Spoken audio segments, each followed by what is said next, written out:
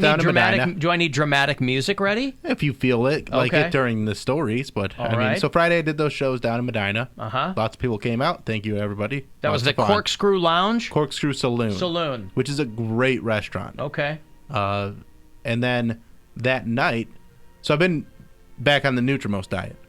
And on that diet, you drink a lot of water. Uh-huh. So around 4 a.m., I have to pee like a racehorse. Just have to Saturday, go 4 pee. a.m. Saturday morning. Friday Friday into morning, Saturday. yeah. And You're home. I'm home. I'm staying, everybody that knows, that listens, knows I've been staying with my friend Cody Cooper's grandma. She's one of my best friends. Uh-huh.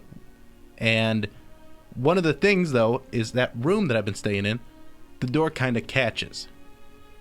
So, like, there's like a little lip on the door handle, like on the little, you turn the handle, what's that little part that pushes in? I don't know. I don't know what's But called. it goes into the door frame. It goes into the door Yes, it would frame. click and shut the door. Yeah. Yeah. So it kind of catches. Hasn't really been a problem. I kind of figured out like a way to wiggle it and finagle it so I know how to open it.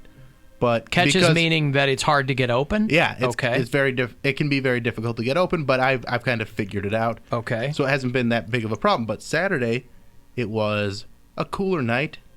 So I turned off the air conditioner, opened the window, enjoying the fresh air. Uh-huh. The room gets really humid.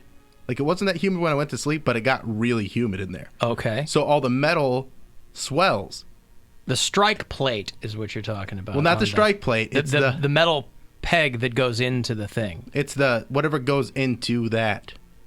Okay. There's catching happening.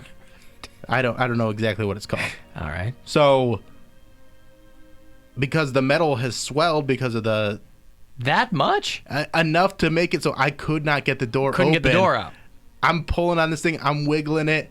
I have to pee so bad. So I'm starting to look for, okay, maybe I'll Usually it's the wood in the door frame that will swell a little bit. Yeah. And that might have been what it is, because the door frame is when it gets wood. humid, it gets so that swelled it so that catch became something that couldn't even get open. Right. So I'm wiggling this thing open. The door handle comes off completely, and now I'm like, oh crap! It's 4 a.m. I don't want to wake Grandma up. You're standing there with the doorknob in your hand. The doorknob is in my hand. I'm like, am I just going to pee in my water bottle, or am I gonna start pounding on the door and try and get Grandma to come and let me out? At least you've got a receptacle. Yeah. So this is going on for a good 15 minutes. And finally, I'm like, I'm not gonna pee in the water bottle. I'll just wake Grandma up. Really? It's not that big of a deal. Why opt for because why? Because also I didn't want to be stuck in the room anymore. Oh, I see. I didn't like the idea of being stuck in the room all night either. Okay. Because what if I have to go to the bathroom again? You have a TV in there or anything? There was no way. way. Got TV and stuff. From when you pulled the doorknob off, you couldn't get a key or something to kind of finagle the lock or anything like that? No, because the door is... Listen, I tried a lot of things. I'm sure I you had did. tools in my room. Like I was trying to use to get it open. I could not get it open. So then I just start banging on the door. Grandma comes. It's easier to open it from the other side. Right. So she gets it open. And it swings out. It swings in, I assume. Yeah, it swings in, and I'm just like, thank you so much. This has been going on for 15 minutes. She's like, oh, I'm sorry. And how long did it take for her to wake up? Not that long. So you're knocking on the door, or you're banging on I'm the knocking wall? on, well, because the walls are cement. Okay. So if I bang on the walls, it doesn't really make that much noise. Okay. So I started banging on the door because that made a lot more noise than banging on the wall. Yeah. So I get out. I'm fine. The next day, I fix the door. Got a, what's it called? Like a file, and shaved it all down. Works perfectly now. Mm-hmm. But then Sunday, I just having a lazy Sunday to myself. Grandma goes to the Roxino with her sister, and around 1 o'clock, I get an email from her sister that says, "Hey, Bill, can you call me? It's important." And I'm like, okay. And I call her, and turns out Grandma had passed out at the Roxino. Really? Yeah, and had to be rushed to the hospital. What? She all right? She's still in observation, and they got to run some tests. Apparently, she was losing blood. Whoa, and, yeah. Losing blood? Yeah, she... like blood volume, or...? She was shrimping some blood. Really? Yeah. Jesus. And, it's still losing it. So she's still there. Is there like something in the condo where your eye didn't work? Well, I don't. My eye's fine now. That's how the Illuminati's gonna get us. Don't make this about something stupid. I'm just saying. Why would they be after me and her? They're after everyone. Everyone? Everyone's gonna get us in like everyone in their own way. They're just gonna. Okay. They're after everyone. But anyway. Every single person is a target for the Illuminati. So I don't want to get into too much detail because I know Grandma's listening right now because she's stuck in the hospital. I understand. And she's getting checked out. She's been a champ through the whole thing. She was just in a hospital with you. Right. Now she's back in on the other side of the fence. Yeah, and she's had to stay last night. She's going to stay again tonight. She's got to get some tests done in an uncomfortable place. Right, sure. She's not excited the about it. The backseat of a Volkswagen? Yeah. Yeah. Well, get well, Grandma. I hope you feel better. Shut up. Mm-hmm. I mean, she's stable and everything. They're just they got to figure out what it is, and they're not going to let her go until they know for sure. Did she win? No, but her sister won like $300. She said she won like $20. Were they playing the slots? Yeah, that's all they got down at the Roxino. Is Grandma one of those people that doesn't like to go to the hospital unless it's absolutely necessary? Like, would she have gone on her own accord, or did someone have to? Well, if she would have known that something was as wrong as it is, like if she had just seen the blood in her bowel, in her stool, she would have gone to the doctor. Uh-huh. But she didn't. She passed out, then went to the bathroom, saw that, and they made they're figuring it all out from there. Yeah, I understand. Wow. Well, I hope she's okay. Mm-hmm. What are you going to do if something happens? She's going to kill me for telling any of this. Well, I was going to say, she can't be happy about this. What are you going to do if something happens to Grandma? I will not be okay. I'll tell you that much. She's one of your best friends. I know. I had a cry yesterday. Are you going to be at her bedside after the show today? I have a show tonight, so I'm going to probably go to that show and then go stop by. I already went there this morning. Uh-huh. I went there yesterday. I'll probably stop by again tomorrow morning. All right. Wow. Yeah. So did you have to rush to the Roxino? Or did you go to the hospital? I went to the hospital, but I went later. She's got a huge support system. It's not like she's relying on me to take care of her. Right, I understand. So I went in the evening yesterday, took her all the stuff that she needed. Did you beat Cody Cooper to the hospital? Yeah, I've been there twice before he even got there. This is my grandmother. Yeah, right. Wow, so she's gambling. Radio's dirty little secret. And it's all legal.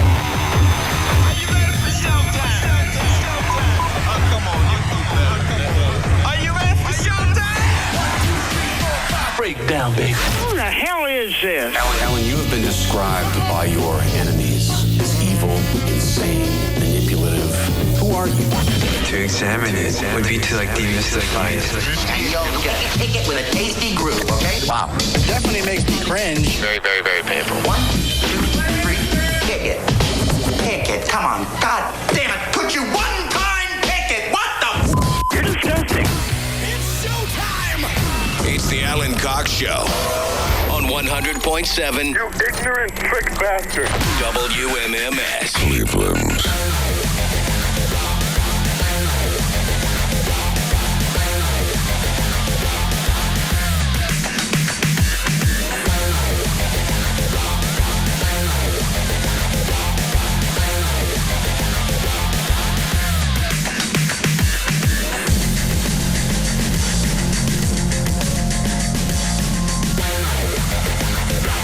Hey, what's going on, everybody? Good afternoon. Hi there. Hello. Welcome. Greetings. All that. Thanks for showing up. My name is Alan Cox. Welcome. Whatever you're doing, let's figure it all out, shall we? All of it? All of it. That's so much. We've got 4 hours. So much to figure out, though. We've got 4 hours. We should be able to figure everything out. Everything. In 4 hours. Good Lord. Bill Squire is here. Say hello to him. Hey, creepy hugs, everyone. Thanks for listening and watching this episode of The Alan Cox Show, titled Alan the Family. Alan the And then Grandma says hi. Hello, and she Grandma. also needs me to tell you that she beat me at Scrabble last night. She kicked my butt. She doesn't want me to spin it any other way. she beat me. And What was her highest scoring word? Squad, triple Back word you. score. Okay. Yeah. And she got a triple word score on that. And that was just a mental fart on my part because I played quad and then she just played squad and got the triple. And I'm like, why did I set you up for that? Now, what did that mental stupid. fart sound like? It sounded a little something. Like Did it was it quick. squeak out very quickly? It was a quick one, but not squeaky. Just kind of. Yeah. I don't know why I like that so much. It's a good fart. I like setting it up. Pretty good. Yeah, somebody dropped 103-point word on me in Words with Friends this morning. Jesus. I know. What word was that? I have a feeling that half the people I play with are cheating because sure. I get think that I'm pretty feeling, good too. with words. Yeah. And they come up with things that I have never heard of Yeah. before. So I'm like, okay, cool. I mean, Yeah. Well, I have friends that I know. They just like my buddy is a comic, and we play Scrabble all the time. And he just has a lot of downtime, so he's trying every single word. So I know he's just being thorough. But then I know other people that I'm playing with that are always pressed for time, but still scoring very high words. And I'm like, that's a little sus, as they say as in the kids Scrabble say. community. It is. How many points do you get for sus? That's a lot It's of not S's. actually a word. Oh, well. Didn't y'all problem. tell me that sus wasn't going to happen and then it became a thing? When did it become a thing? Right now in Scrabble, it's been a thing in Scrabble for years. So that's what I'm talking Has about. it been? Yeah. Oh, you can? I thought you said you couldn't play sus. You can play No, sus. no. I mean, it's Oh, you can. No, I mean, I'm saying like amongst like our vernacular as a Scrabblist. Not a Scrabbler. He's a Scrabblist. Scrabblist. Scrabbler is more amateur. Oh. Anyway, Erica Lauren's here. Hey, pageant wave, everybody. She's right there. I played kerfuffle once for a triple word That's score. a great word. I couldn't believe I got that many Fs. You Yeah. know? 205.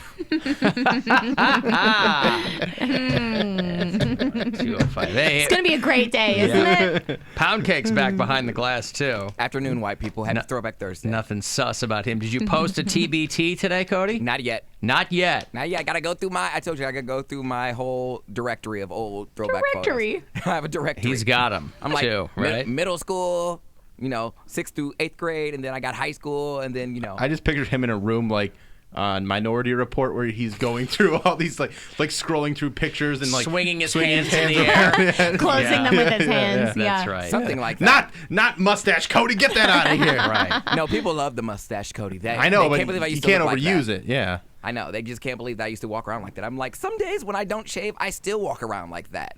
Like, what do you mean? I mean, But- yeah, you're kind of like 5 o'clock shadowing right now. I like my 5 o'clock shadow. But you also have the beard. When it's even, it's different than when it's just a mustache. Right. And I think I'm going to do a Little mustache. flavor saver. That's what he I'm needs. going to do the no shave November. Movember, you mean? Yeah, whatever they call it. Yeah. I'm just going to have a mustache for November. So I think I'm going to That'll be try fun that out. for you. It'll be it'll be something. Are you going to raise money or anything, or just doing it?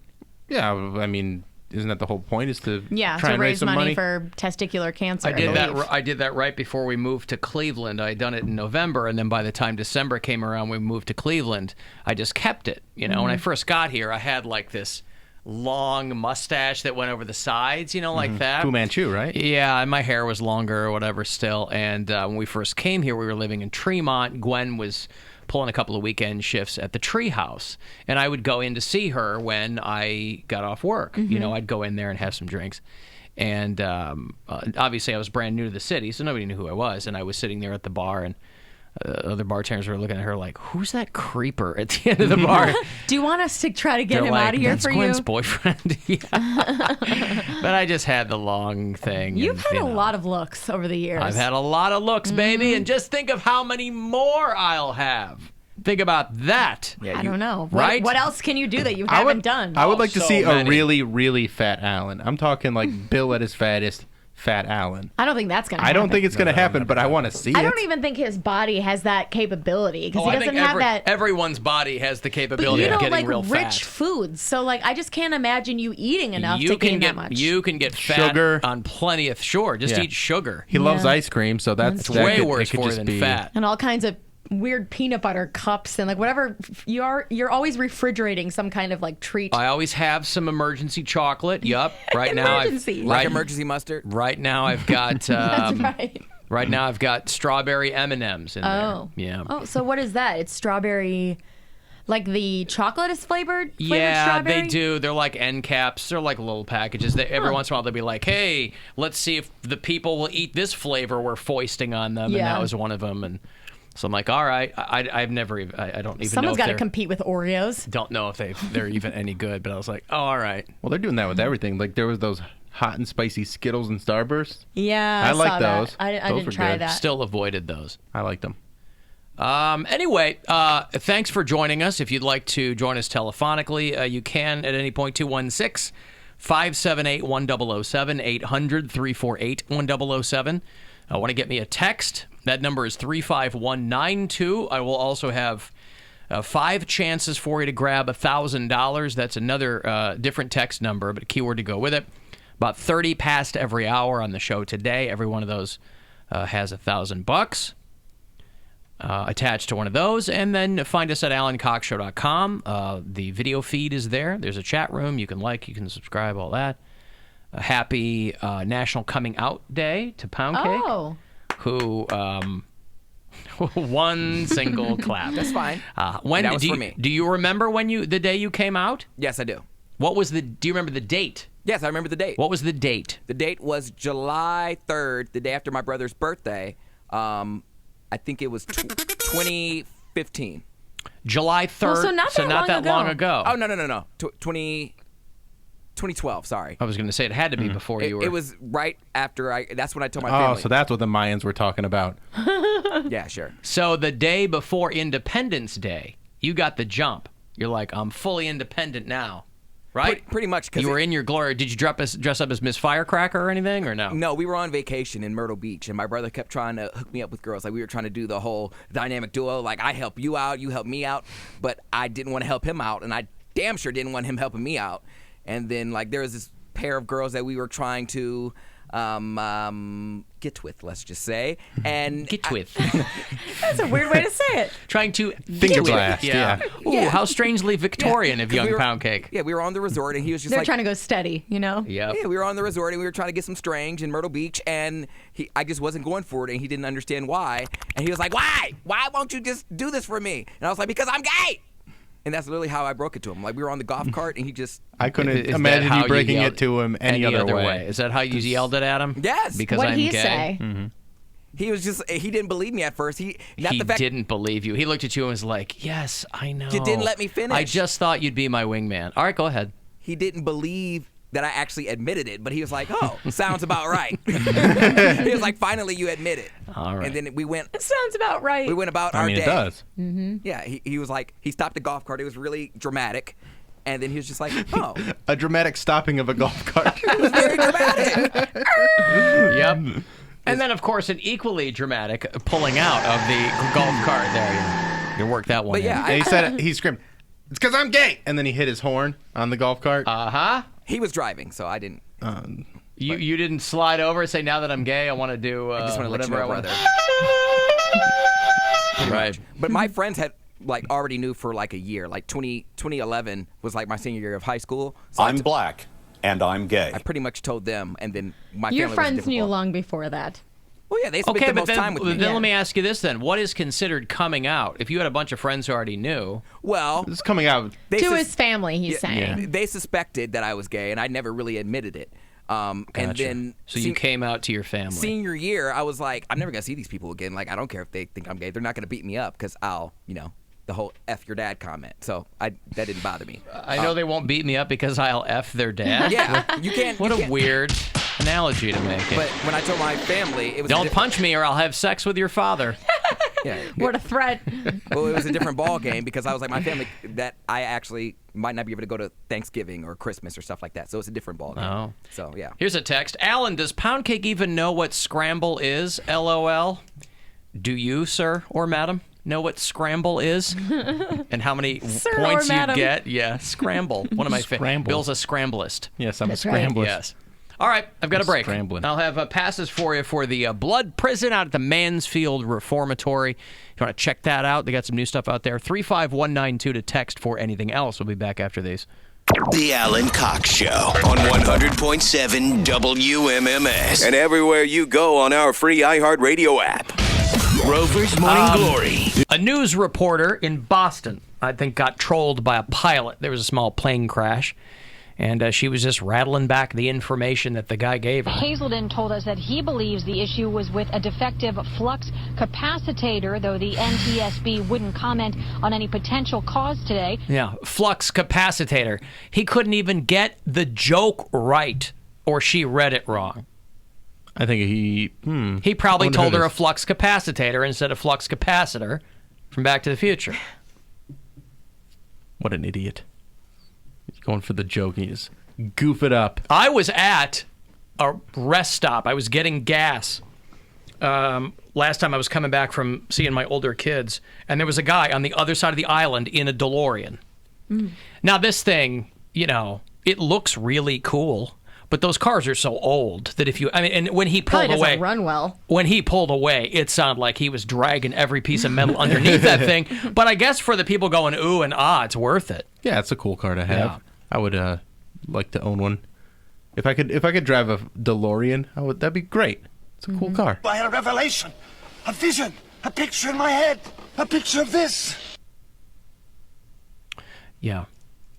I was getting gas today, and I did the classic drive away with the thing still in my gas pump. But it just falls out. Like the pump's still in your gas tank? Yeah. How does that happen? Because I started pumping my gas, went in to buy a water, came out, got in my car, and took off. And then I was like, oh, yeah. And then I heard this clunk, and I'm like, oh, yeah, I didn't get the gas can. Wow. The gas pump out. So I'm a little out of it today. All right. Brain fart there. And then there's something about this that just annoys the hell out of me.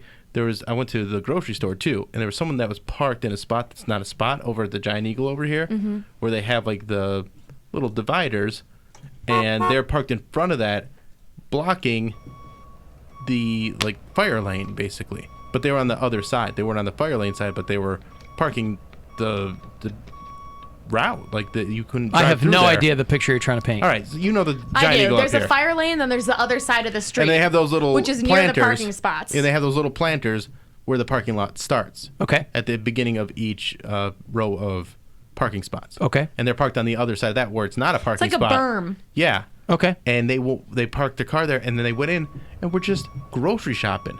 And so they just parked there? They just parked there, and I was half tempted to wait for that person to come out and be like, "What the hell are you doing? This isn't a parking spot. You can't do this." It just. But why do you care? How long would you have waited? I would have if I don't know, 10 minutes, 20 maybe. Because you didn't know who they were. You didn't see them get out of the car. I didn't see them get out of the car. You I would just saw only that car have the to. whole You'd have to time. watch them come back to the car. Yeah. Yeah, how did you know that they were shopping? Or that it wasn't. They were. They're not a parking spot, and that's all that matters. Would you have told a big giant dude? Yeah. Would you? Yeah, I'm not a. But why do you care? Because they're blocking the road. People can't get around there. That's not a parking spot. There was an open parking spot 2 spots away from that. It's just rude, and it's just unnecessary. Just take a picture of the license plate. Was that the only way in and out of the parking lot? I mean, it wasn't like blocking it. But if there had been a fire truck in that fire lane, yeah, you wouldn't have been able to get through. Right, it's not a parking spot. It's not a parking spot, and it doesn't don't create your own parking spot. I That's what understand. I'm saying. I'm curious why you wait for them to come back. So I could tell them what a huge a-hole they are, because no one's telling them that. Someone could be packing. And then they fine. If someone wants to shoot me for telling them that they're an a-hole, People have been shot for less. then bring it on.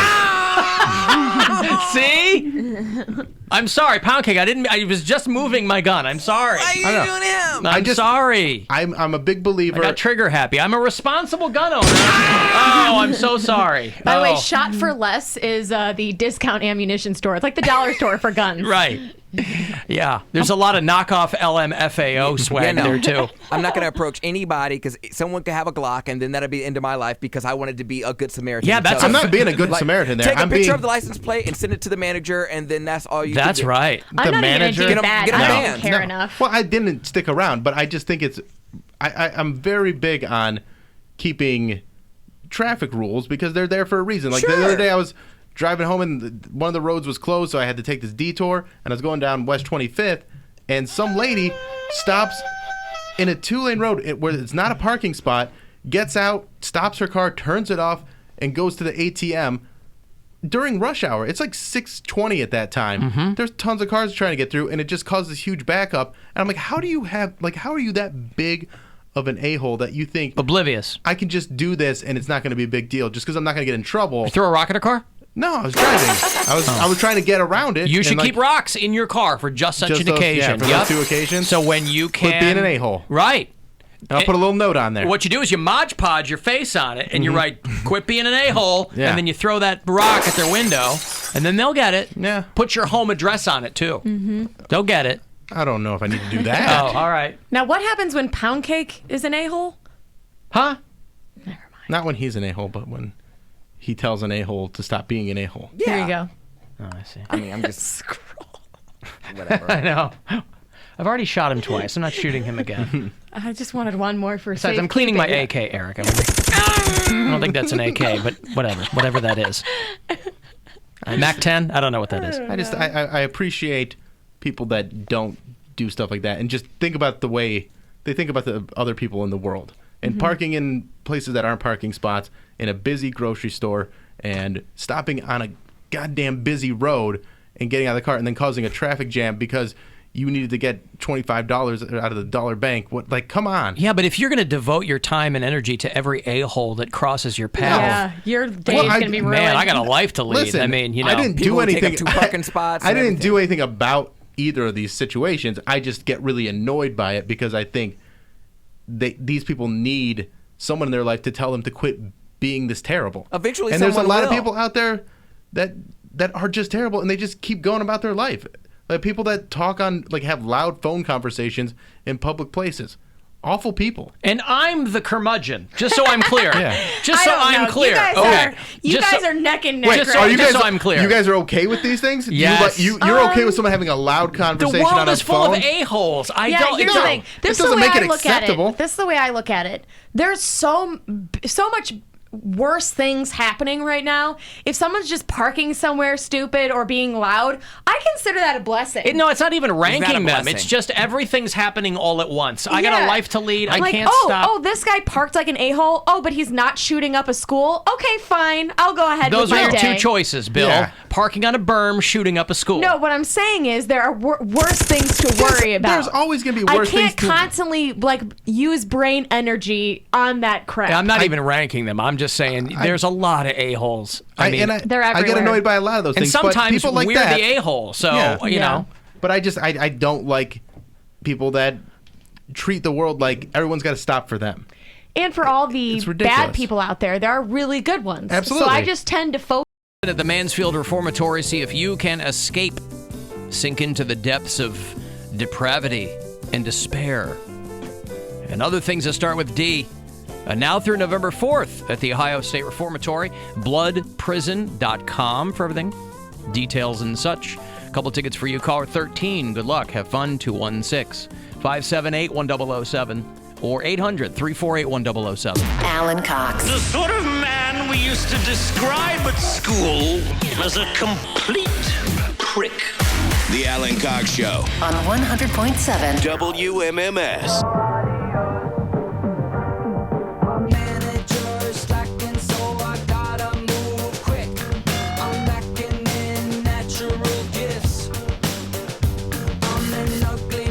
You heard the new Weezer song? This is Weezer? Yeah. Pete Wentz is in the, I guess he's part of it, but he plays a Lyft driver in the video. And the new song is called Can't Knock the Hustle. Boy, you got to hand it to Weezer. Are they doing the alter ego this year? Are they part of that? I feel like they are. I feel like you're right. Okay. I don't remember. Let me check. You got to hand it to Weezer, though, because that is a band that has stuck around way longer than anybody thought they would. And they've gone through so many different changes. They've gotten way poppier, and, you know. But the new album is called The Black Album. You'll recall their very first was The Blue. They did the Green. They've done The Green, yep. Did they call the Red Album the Red Album, or was it just... Don't recall. Don't know. I don't remember. I still like Weezer. But these guys have gotten to the point. I do too. They've gotten to the point, I think, where they walk out on the stage, they cover Toto, and they say goodnight. Yep, Weezer's doing it. Okay.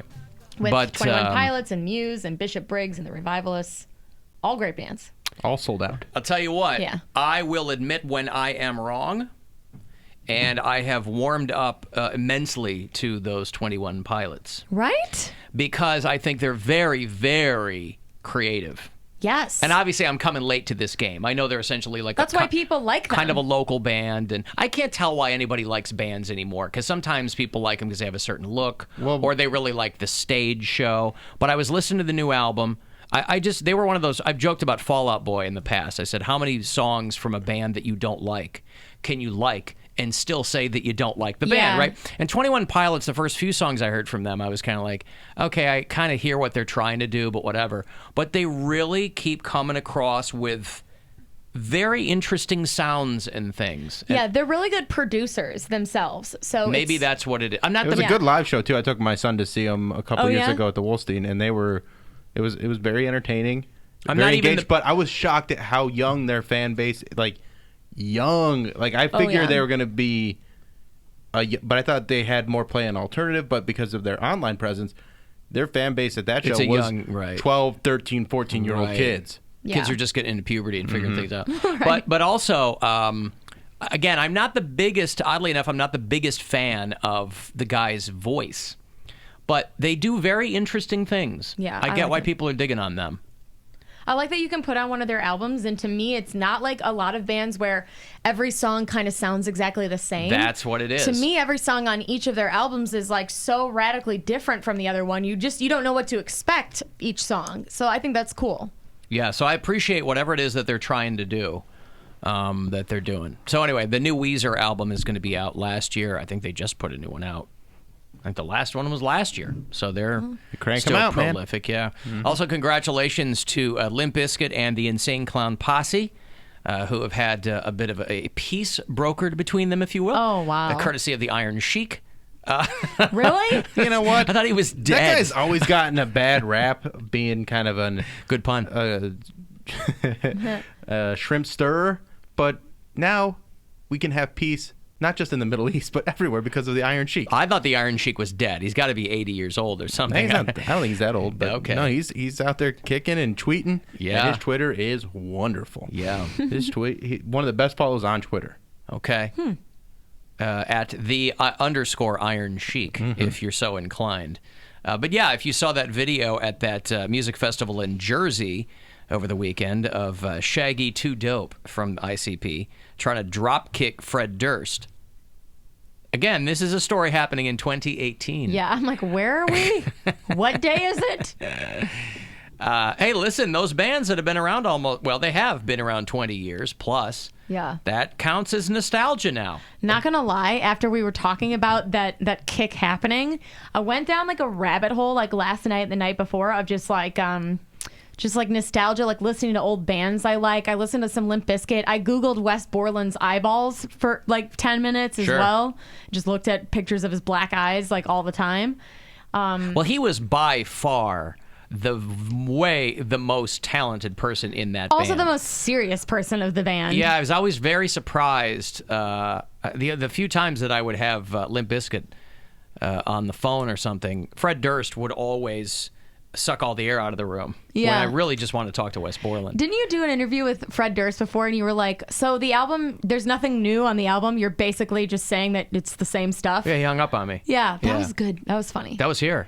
Yeah, right. It was a long time ago. I remember sitting here and being like, that's hilarious. Well, listen, he man. He just wasn't doing anything to like promote himself really. Yeah. He was like, it is what it is. Right. I'm like, how is this press? I think at that point, the backlash against them was so big that he was like, look, I get it now in retrospect. Yeah. This doesn't make for a very good phone interview. If he's like, yeah, man, doesn't matter what I say because people are going to give me a hard time anyway. I was so in love with Fred Durst. I thought he was like. You were? Yes, I thought he was hot. I loved the backwards baseball hat. But he was always such a doughboy. I know, but now looking back, I'm like, why? But then I even loved him. Even at their height, I didn't hear people saying they thought Fred Durst was hot. Oh no, there was a contingency of women who, I say women, girls. All right. Who were, I always looked for that look then. It was like they had to have like the plain white T-shirt with the baggy jeans and the backwards red baseball cap, and if I saw a guy like that, I automatically was like more attracted to him. Oh my God, you've got a real Fred Durst quality that I find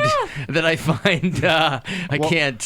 can't avoid it. I do like those eras Turns of me rock on. when it goes through a phase where it's really easy to dress like a rock star. Exactly. Where like grunge was Eminem great because you or- just throw on a flannel shirt and don't wash your hair, and everybody's like, he's in the grunge. He looks good. He looks like the famous lead singer of Nirvana. You know, Yeah. Sure. Whatever that guy's name was.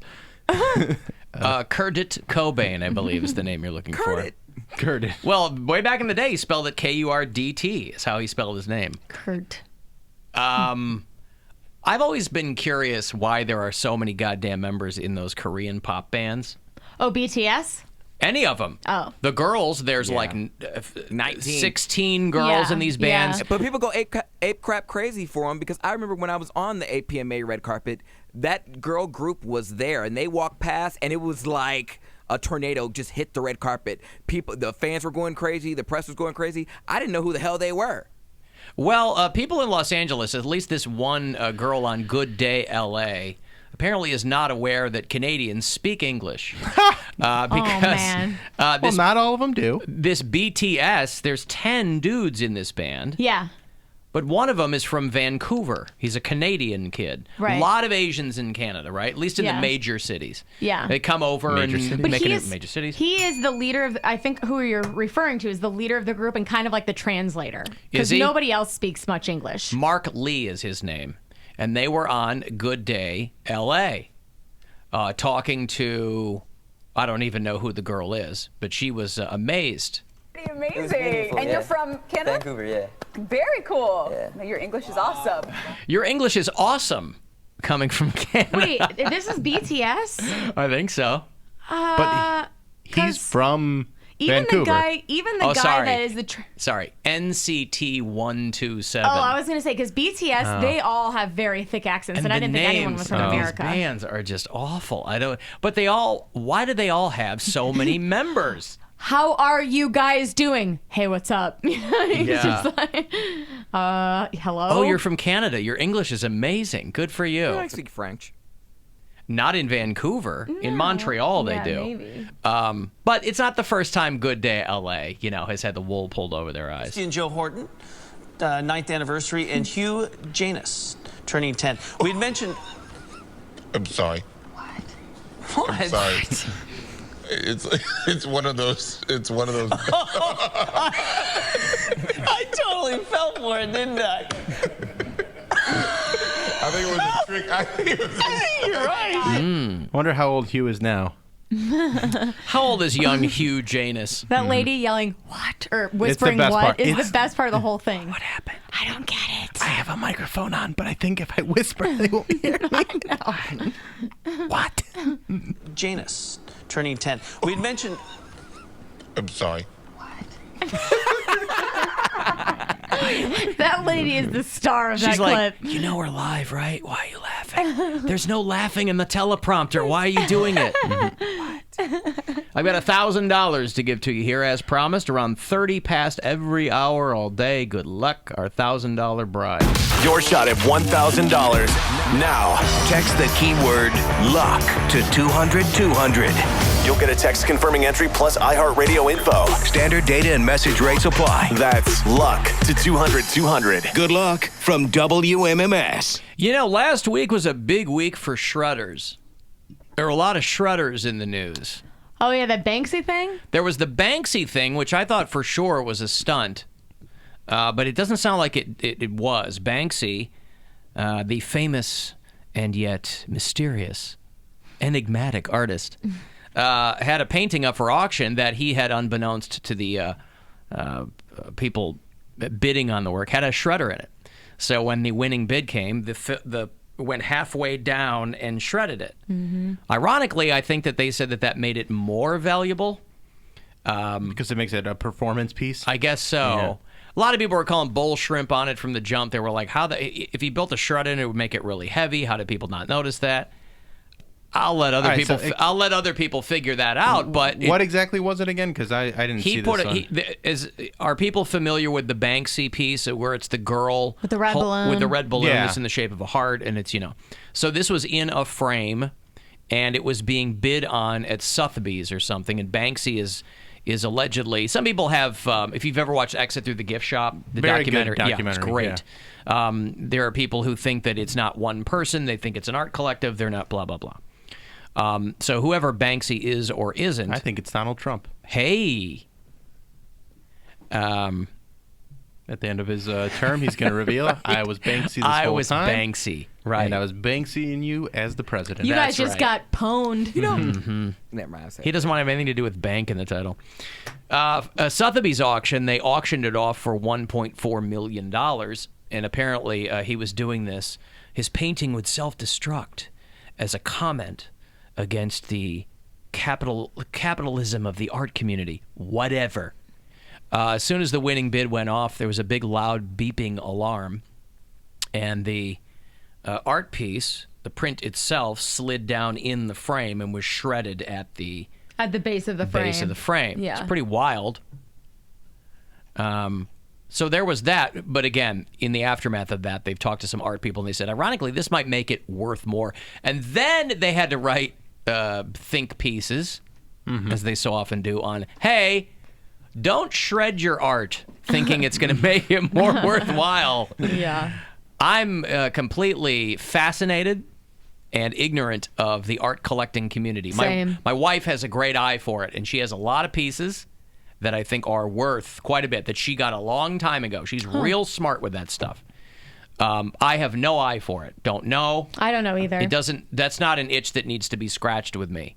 Is collecting art. I like more photography than art for some reason. Well, art just pisses me off at the fact that you can't touch it. Well, that's because of art. Well, we know you want to touch it. But like, if I buy a piece and they're like, okay, well, you can't. You can just look at it. Don't touch it. You're gonna put oils on it. You're gonna ruin it. So well, if you buy it, you can do whatever you want. I know, but I don't want to ruin it. But like, I'm gonna want to touch it. If it's Why a would you painting, want to touch a painting?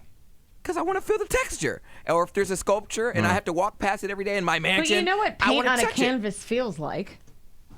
I want to feel that specific painting that I paid $1.5 million for. Couldn't you just sniff it like you sniffed Napoleon's chair or whatever? I want all the senses. If I'm paying $1.5 million, I want all the senses, and I want it to be perfect. You gonna lick it? I think I would probably, for $1.5 million, I would do a lot of things. Lick it. Huh. He would do a lot of things. There's probably anything. I have a hard time understanding what not to lick. There's nothing I wouldn't do for $1.5 million. No, but it's... You gave up $1.5 million. Right. Why would you ruin a piece that you just spent $1.5 million on? So somebody else couldn't get it. Oh, I see. A spite bid. Oh. Gotcha. That makes sense. Also in Shredder news, there was a family who had $1,000 in an envelope. They had been collecting for some time to repay a debt to another member of the family, and their son found that envelope and ran it through the shredder. Why? First of all, kid's dumb. Why that? No, the parents are stupid. Why would you keep $1,000 in an envelope where your toddler can get it? And B, who's teaching their kid how to use the shredder? Oh, I didn't realize it was a toddler. 2-year-old. Yeah, that's two-year-old bad kid. parents right there. Yeah. They're from Salt Lake City, so figure it out. But, you know. Well, because they had 35 other kids to watch. They're all trying to teach them thought not to say Mormon. Yeah. Stop saying Mormon! We're not Mormons anymore! They thought the Lord would provide. Yeah, it's just another one of the, the Lord works in mysterious ways. It's another test, right? That's right. I saw where that new head of the Mormon church has told women to take a 10-day social media fast right before the election. A fast. Ladies, get off social media right before the election. You know, you don't need that. Oh. Why do you want your head getting filled up with all kinds of nonsense that no one who's elected cares about you? I like this guy because he's going to be the end of the church. Because they were under the radar, and now this guy is just lighting fires all over the place. That's the trouble when you get to the point where you kind of hit a plateau with putting asses in the seats. You got to get out in front of people's faces. You got to do something. You got to do something. But it ain't this. Well, there's a scandal coming. They're going to find out. I'm guessing the more, in this day and age, the more attention you get, the more scrutiny there is, and they're going to find something. I don't think they have a Catholic Church kind of scandal, but they own they're like the second or third richest religion in the world. and they have like there's more people subscribe to Netflix. Like, it is a lot. It's a lot of money to have for such a small membership. Yeah. But these parents, they were diehard University of Utah football fans who had been saving up to pay the guy's parents back for the money they gave them for season tickets. And so they were tearing the house apart looking for this money in the envelope. And the wife was digging through the trash and said, I found it. Mm-hmm. It was in the shredder in 1,000 tiny pieces. Oh, he would get that ass whooped. Yeah, what do you do with that kid at that point? He had been helping her shred junk mail and documents, and apparently he thought he was being helpful this time, too. Why do you have a 2-year-old helping you shred documents? It's like doing that stuff. What kind of shady business are you in? Kids have fun with that. I have a shredder in my office because I love shredding things. Love shredding things. I've never shredded anything. It makes me feel secure. It makes me feel tidy. I actually have to leave the room. Love shredders. When he likes it so much that it makes me uncomfortable when he is shredding, because he gets this look on his face and starts panting, and I'm just like, I can't. Oh, I get it. I'm fully aroused when I do it. Sure, that's why I keep my back to him. What are you shredding? What Whatever documents do you have? I want. Well, okay. Let's say I get like a if I have like some kind of a credit card statement or a bank statement or something like that in the mail, and I'm looking through it. I happen to do it here at work. I have a shredder at home too. I'll shred it. Why am I going to throw it away? I mean, you shred it. It's a tiny. I throw everything away. I shred it. Rip it first. Anything like that, I too. Yeah, I rip it, but I don't shred. Right, but okay. Let's say you take your bank statement and you rip it in two. All right. First then of all, why do you have a paper bank statement at this point? Banks still send you stuff on paper, Mike. Yeah, they do. I have opted out 100 times, and they still send you stuff on paper. We keep getting stuff for our mortgage all the time. Yes. That's ridiculous. I've gotten down to the point where, man, I basically just get junk mail. But there's one credit card I've got and my bank, they don't pay attention to my opt-outs. Yeah. I just still get paper. I shred them immediately. I don't even open them. Yeah. I'm like, I know what this is. I've already taken care of it. But they still insist on sending it. But I love shredding stuff. I would never teach my toddler to do it because... Or you keep the shredder away from the toddler. Or find a better hiding spot for your $1,000 envelope. There's so many options here. The way that this happened is ludicrous. I'm guessing this is their way of saying, oh, we're not going to pay you back. No, they're waiting for a GoFundMe. That's what they're waiting for. Ooh, I like that theory. We feel so bad for you. Here's $200,000, and then you could pay them back and then some. Well, no, they said that the Treasury has an entire mutilated currency division, which helps redeem burned, waterlogged, rodent-chewed, or deteriorated they'll money. be able to use that money, I think. They'll just have You have to piece it all back together? No, they'll have to take it to like one of those places. And That's why you get the cross-cut shredder. See, I've got the cross-cut shredder. Uh-oh. My shredder will shred a credit card if you want to. I get the high-power shredder, boy. Grandma's into shredders, too, and she just broke her last one, so she's trying to find a good one. So sure. Any recommendation you may have, I'll give you a recommendation. Yep. Love my shredders. Just call Alan Shreddy Krueger over here. Love my Shreddy Krugering at home and here at work. Anybody wants to piece my documents together, good luck. Get yourself someone very diligent. Just give me warning so I can get out of there first. Yep. Get yourself a microscope and a lot of Scotch tape. All right, I'm going to have those Mushroom Head tickets for you later on. They're doing a Halloween show coming up the 27th at the Agora. And if you want to get your mitts on those Mumford & Sons tickets, those are on sale Friday, but I'm giving them away before that all this week around 5:20. They're going to play the Q in March. The Alan Cox Show on 100.7 WMMS. And everywhere you go on our free iHeartRadio app. And those guys have opportunities to go and celebrate Pound Cake's birthday all weekend. Saturday. At Sprint. Yeah, at Strongsville at Sprint. And at the Funny Stop as well. 330-923-4700 for tickets. And my celebrate. family wedding in Chicago. Yeah. Come on out. Celebrate Pound Cake's birthday. You have another wedding? So two of my cousins got married Are within getting 3 married weeks to of each each other? other. You're going back to Chicago this weekend for another wedding? And he's not driving you? Ian can go, so he's driving me. Wow. Yeah. Your two cousins are marrying each other? No, there's He finally got what he wanted. He'll leave you alone. two separate cousins, one from one uncle, one from the other, that are getting married. I see. Yeah, but it's going to be a big family scandal. and I'm not ready for it. Why? Because the person who's getting married, her parents have sold their house without telling anyone and are moving to Arizona and leaving my dad. Wait. But you're saying this now. What if they listen to the show? They're not listening. You don't know that. Guarantee they're not listening. You can guarantee that they're not listening. 100%. We Yeah, talked about her creepy cousin hitting on her and everything. And there was no blowback from that. No. Let's call them and find out if they're listening. No. Hey, did you guys know that your parents sold their house? Okay, so they have sold their house and they're moving to Arizona, which has been their lifelong dream. But they're leaving my dad with the responsibility of taking care of his. Why haven't they told anyone? Because they don't want it to overshadow their daughter's wedding this weekend. They don't want it to be about the scandal of them leaving everyone. No, but why wouldn't they have told people before? They haven't even told my grandmother yet, and he's like the favorite child of hers. I don't understand that. They kept their lifelong dream under This is why wraps? it's a family. No. They've been saying that they're going to move Why to do you Arizona, know? but they were going to wait until my grandmother passed away. Why do you know? Why do I know? They told my parents, and they said not to say anything to anyone. So but of course my parents told me. They swore your dad to secrecy.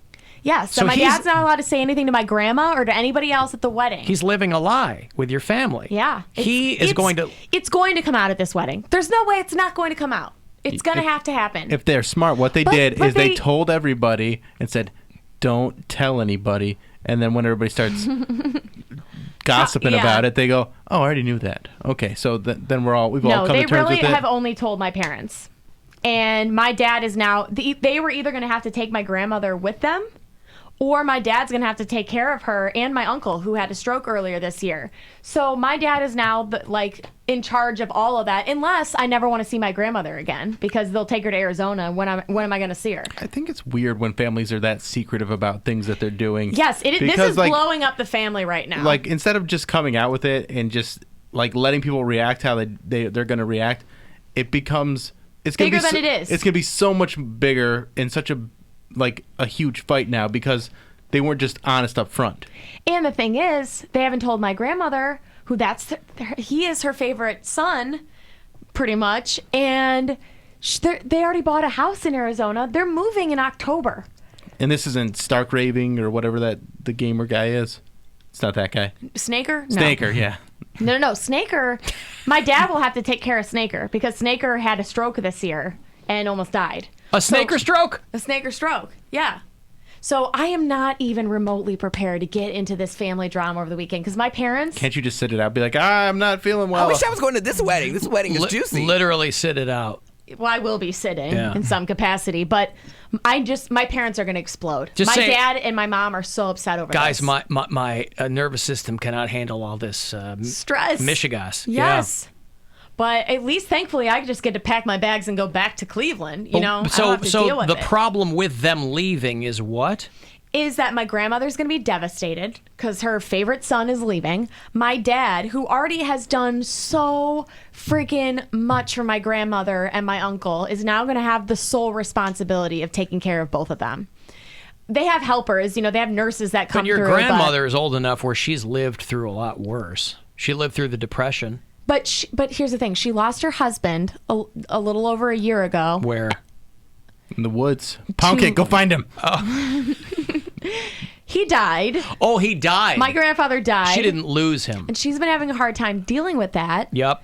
And now her Someone else is leaving. son, her baby, the baby of the family, is moving away. Maybe she shouldn't have played favorites.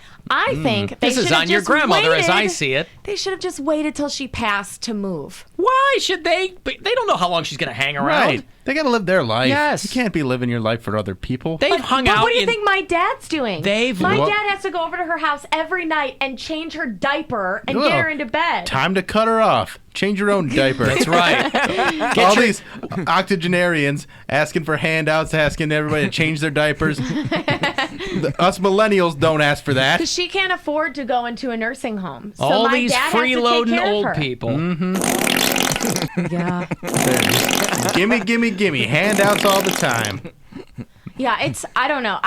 Personally, your relatives have lived through enough Chicago winters. They want to go to Phoenix. I get that, but if they think we're all going to be flying out to visit them, that ain't going to happen. They're basically alienating themselves from the family. Yeah, that's what they want. Arizona's That's why they're not moving one state over. We have a good family, though. We don't have like a bunch of crazies. We have one. We have Snaker, but like everybody else, and the cousin, but everyone else is pretty... Well, then clearly they're cool with that. And that's my godfather, too. Hey. My godparents. Okay. So it's going to be a scandal. Yeah, but now you got family in Arizona, which is dope. But I can't even travel, so when am I going to get there? Someday. By rail? By rail. I take one of those like trains with the sleeping pods. Sure, the Orient Express. No, I need a bullet train. They need a cross United States bullet train. TGV. Mm-hmm. Yeah. Anyway. Alan is a middle-aged straight guy. I can say Pound Cake is one of my top 5 favorite people on your show. You made the cut, buddy. You made the cut. Oh, my God. You made the cut. Who's the 5th? Well, that's the joke. Yeah. There's only 4 of us. Oh, okay. Yeah. Make her the last one. That's Mike's joke. Well, I didn't know if he was miscounting. Well, listen, I hope that whole situation blows up. It's going to. What if it blows up to the point where... During the ceremony? No. What if it blows up to the point where whenever they're going to leave, as it turns out, they will be leaving after your grandmother passed away? Ooh, they kill your grandma. Broken heart. Broken heart. Well, I she hope not. strokes right there. I hope not. Oh, my gosh. You're terrible. One last voiding of the bowels, and it's off to Shady Pines. Don't even say that. I gotta knock on. There's the Formica. It's not gonna do anything. Knock on your purse. It's not wood. It looks like Straw. Wicker. I'm gonna let Why this. are you so farting? Your grandma's very farty, very flatulent lady. I'm gonna let this talk for me. I don't know if I've noticed her farting once. My dad could probably tell you otherwise. Family drama is like to be expected, though. So, like, I'm surprised that you haven't had drama to this But this is like one of the before. bigger scandals my family's had in a little while. Like, I got cousins. That sounds like the All right. Why doesn't Erica's dad buy a nursing home with all that bank money? That's a good question. Yeah. He's stingy. That's a good question. It's just because he's stingy. Yeah. He'd rather change her diapers than buy her a nursing or pay a home. nurse. Yeah. Have there been any conversations about putting your grandmother down? What? Listen, this is the No. All right. I was at a point in my life where my mom was relying on me to change her diapers to survive. This is the 50th anniversary of WMMS Buzzard Radio, an iHeart radio station. Ask Alexa to play WMMS on iHeart Radio. Now back to the Alan Cox Show.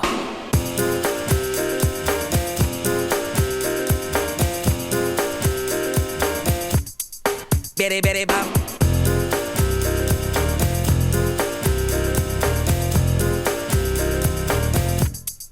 Bitty bitty bop. 216-578-1007. Want to join us? Or 800-348-1007. 35192. To text me and AlanCoxShow.com if you want to watch.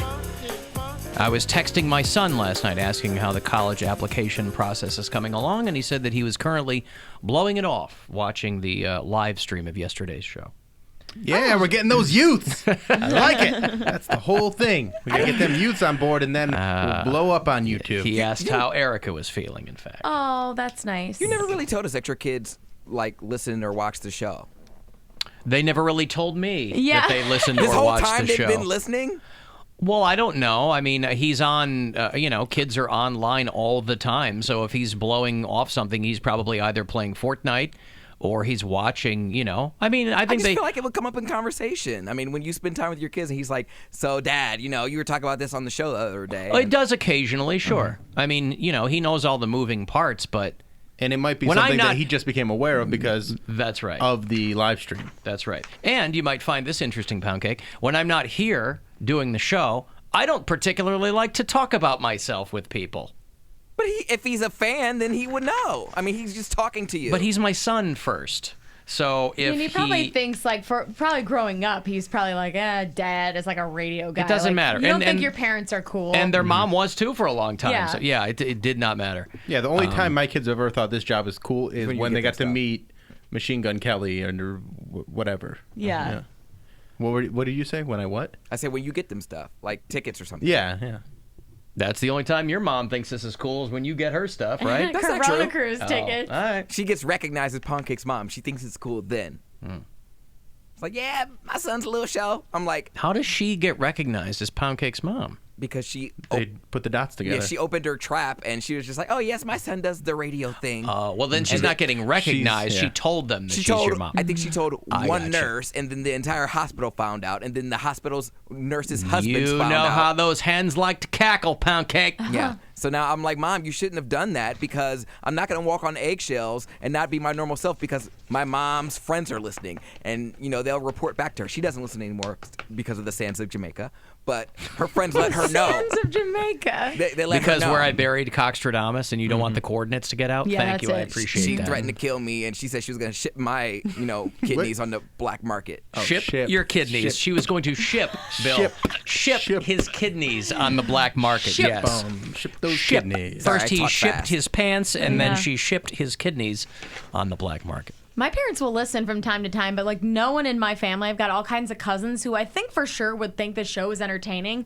None of them care. Nobody's like, oh, how's your cool job? No one. No one cares. My I'm the family's the same old exact Erica opposite. to everybody. My mom listens every once in a while. Well, it's and also- then she remembers why she doesn't listen. Yeah, exactly. It's also different, too, because your cousin can have a show online in his basement. So, you can do Periscope. Yeah. And everybody can do But they something. know this is more than that. You know what I mean? Do maybe they? maybe they don't. Like I don't even know. half my cousins, even when I was on TV, were just like, whatever. No. Maybe that's why that one cousin is humping you all the time. He's trying to No. get some of that stank on him. I don't He's think trying so. to get a reality show out of it. He's If kissing anyone, cousins, yeah. If anyone would listen, it should be him because he lives in Ohio now. He's on a contract for a job. He's been here for like a year and a half. He's moving ever closer to you. Just creeping his way in. Well, he hasn't visited or asked to visit or anything. Well, And no, we're he's not only gonna- like 2 hours away. He's if not that. going to do And that. would you? Hour and a half, maybe. Would you let him visit if he asked? He is my cousin. I wouldn't say no. Yeah, how's she going to say no? But what if he was just like, all right, you get the guest room. Like, you get the guest room, and then all of a sudden he just, like, is creeping in the night. Like, Well, that'd be creepy if Between anyone me and did that. Ian? but I need yeah. extra pillows. Are you up? Those aren't pillows. Hey, cuz, you up? Yeah, you I up. don't know. He's older than me, so I just New don't cuz, think. who dis? Yeah, I don't know. No. My But family's he the- hasn't asked to visit, and I have not asked him to visit, and we only live like an hour from each other right now. But an hour 15 or whatever. He Well, lives I outside think of Toledo. I think that I think my son and my daughter probably find it interesting to see what I do professionally because when I'm with them, I'm their dad. You know what I mean? And this is Yeah. whatever. If you're a new listener to the show from out of state on iHeartRadio, thanks. Let us know where you are. Dan listens in Emily, Montana, which is in the middle of nowhere. It's on Lake Emily. One of the 10,000 lakes. Not Montana, I'm sorry. Minnesota. Not Montana. How do you find us? I think he's an RMG listener. Okay. He lives in Emily, Minnesota, which is about halfway between Minneapolis and the Canadian border. Nick is a new listener in Louisville, Texas, which is a suburb of Dallas, right there in the Metroplex. So thank you. So thank. Have you. luck. Take luck. Take luck. Thank. You didn't let me finish, Bill. Thank you. Delvan is in Livingston, Texas. People are all over. But Nick said you guys were talking about the lady who was stealing people's mail and replacing it with llama photos. Yeah. And you said you didn't know about any famous llamas. He said, what about Lorenzo Llamas? Ha. Right? Ha. Well, he tried. He tried something. I can offer him a ha. Right. And I wrote him back. I said, and the Dalai Lama. Send. Right. Oh, someone else wrote me, too, on the subject of Hocus Pocus. Oh, no. And he said, I'm really torn with what you should do here. He said, half of me wants to tell you to run, in all caps, from the thought of going to see Hocus Pocus with Erica and Pound Cake, because we all know how it will play out. They'll be reciting lines and singing. No, we'll be quiet. He said pound cake with his hot, buttery popcorn breath in your ear hole will be saying, Alan, watch this. Alan, check out this part. Alan, wasn't that funny? I will say that I have, as of this morning, I have it set to record this afternoon on Freeform. Okay. So as of tonight, after the show, Hocus Pocus, well, no, not after the show, 6:40 is the time. Uh-huh. So this evening, Hocus Pocus will be on my DVR. Okay, that's one step closer to watching. I don't think that I will watch it tonight. But got all weekend. Oh God. I have the weekend. Mm-hmm. That's right. Yeah, if you went to see it with Pound Cake and I in the theater, I'm not a theater talker or a talker during a movie or a reciter of lines. Yeah, I'd be worried about this one. That's right. Yeah, I fall goes asleep. right to sleep. Right. They've all watched movies with me in theaters. Yeah, he's never been a problem in a theater. Okay. No. If I'm into a movie, I'm into it, and especially I hate it when people recite lines from movies, so I do not do that. Okay. I'm like, we get it. You've seen this movie before. Be quiet. I haven't. Yeah, no. If anything, I'm just a crier, and I cry within myself. Like certain movies, I'll see, like Beauty and the Beast. I cried. Cry within yourself. Yeah, I love Simon. Internal tears. Love Alan. Simon. I cried. So there's it's a me thing in the theater. I'm not worried about anybody else. I'm like being taken out of the world for 90 minutes. So. You give yourself over to the film. Yeah. Understood. Plus, I also wouldn't want to say anything to sway you one way or the another. other. Yeah, I want you want the to experience to be pure for him. Yes. And not. He's like, I like the movie, but I was annoyed by Pound Cake and Erica. Right. Trying to make me enjoy if anything, I'll sit in a different row. Like I don't have to sit with anybody. I can prop Pound my Cake legs and I up. will breathe on each other somewhere else. Throw my popcorn in there. With our buttery popcorn breath. Hot buttery popcorn breath. And my sizzling plate. Sizzling fajita platter. That's right. Because I am that guy. Excuse me, I'm in that seat. All right. I can't see the movie through the steam that's coming off your hot peppers. Leave my hibachi alone. Yeah. Guys, what in there. if they did hibachi? It's coming. I'm sure it's going to be. Listen, they flip a shrimp into your mouth while you're watching. They are pulling out all the stops to get the people to go to the movie theater. It's going to be a mall at this point. Like you'll go to the theater and there will be Panda Express. There will be, yeah, they'll just include Chick-fil-A. the food court with the theater. And that will be a part of it. It used to be when you would travel overseas, you'd come back and you go, it's amazing, get a beer at the movies. Now it's weird if they're not selling you a beer at the movie. They're trying to sell you everything at the movie. Yeah, that was a newer thing. When I go to a movie theater and they only have beer and wine and don't have liquor, I'm like, peasants. What is this place? And when also are you when guys they're like, gonna get they have a bar but it doesn't open until 5 o'clock. It's that come pissed us off. on. I'm leaving What a is nasty going on? Yelp review. Yeah, we went to a matinee and we were just planning on getting wasted. I forget what we were we had going a to see. day off. I don't even remember, but we were And ready we walked to. there, and it was a sign said opens at 5. I'm like, excuse me? Well, they should know then that people are going to be sneaking booze in for those matinees. And that's what I think we did. We did do that. Of course. Yeah. What did we see super drunk after the We barbecue saw We saw Baby Driver. Yeah. After day drinking all day, Yeah, we're like, Bill's let's house, go yeah. see a movie where one is required to be quiet and sit still. Let's go Hey, see we did a Baby good Driver. job. That's a good movie. Yeah. I'm the king smuggler, especially with my big marshmallow coat. They're like, hey, get some snacks. I'm like, say no more. Finally, something that I can actually contribute. So We definitely committed some crimes that day. I brought in. I had like White Claws in my sleeve and like. I was like, you want Thanksgiving dinner? Let me unzip my coat. Just got all types of stuff. That was the in day there. that I carried you to the movie theater because it was raining and you didn't want to walk, or you're wearing flip flops or something and you couldn't run in the rain. So I just picked you up like a fireman and was your hero and got you inside. He's like, let me zip my coat. Yeah, somehow I thought I couldn't walk in the rain because I was drunk. I was like, I'm not able to walk. I have sandals on. Bill just carried me to the theater. Yeah. Such a diva. I was drunk. I don't know. Perhaps that's my personality when I'm drunk. Sergeant T says Hocus Pocus will be on my DVR at 6:40 and off my DVR at 8:40. Oh, I'm deleting it as soon as I watch it. But I what heard if it's you an don't? economical 90 minutes, right? Or Yeah. maybe not actually. It shows you the time. It's like 2 hours actually. Well, it's because it's got all the commercials It's on commercials. it. Oh, right. Yeah, So okay. you'll- on your DVR, I you'll can be able to zip fast through. forward. All right.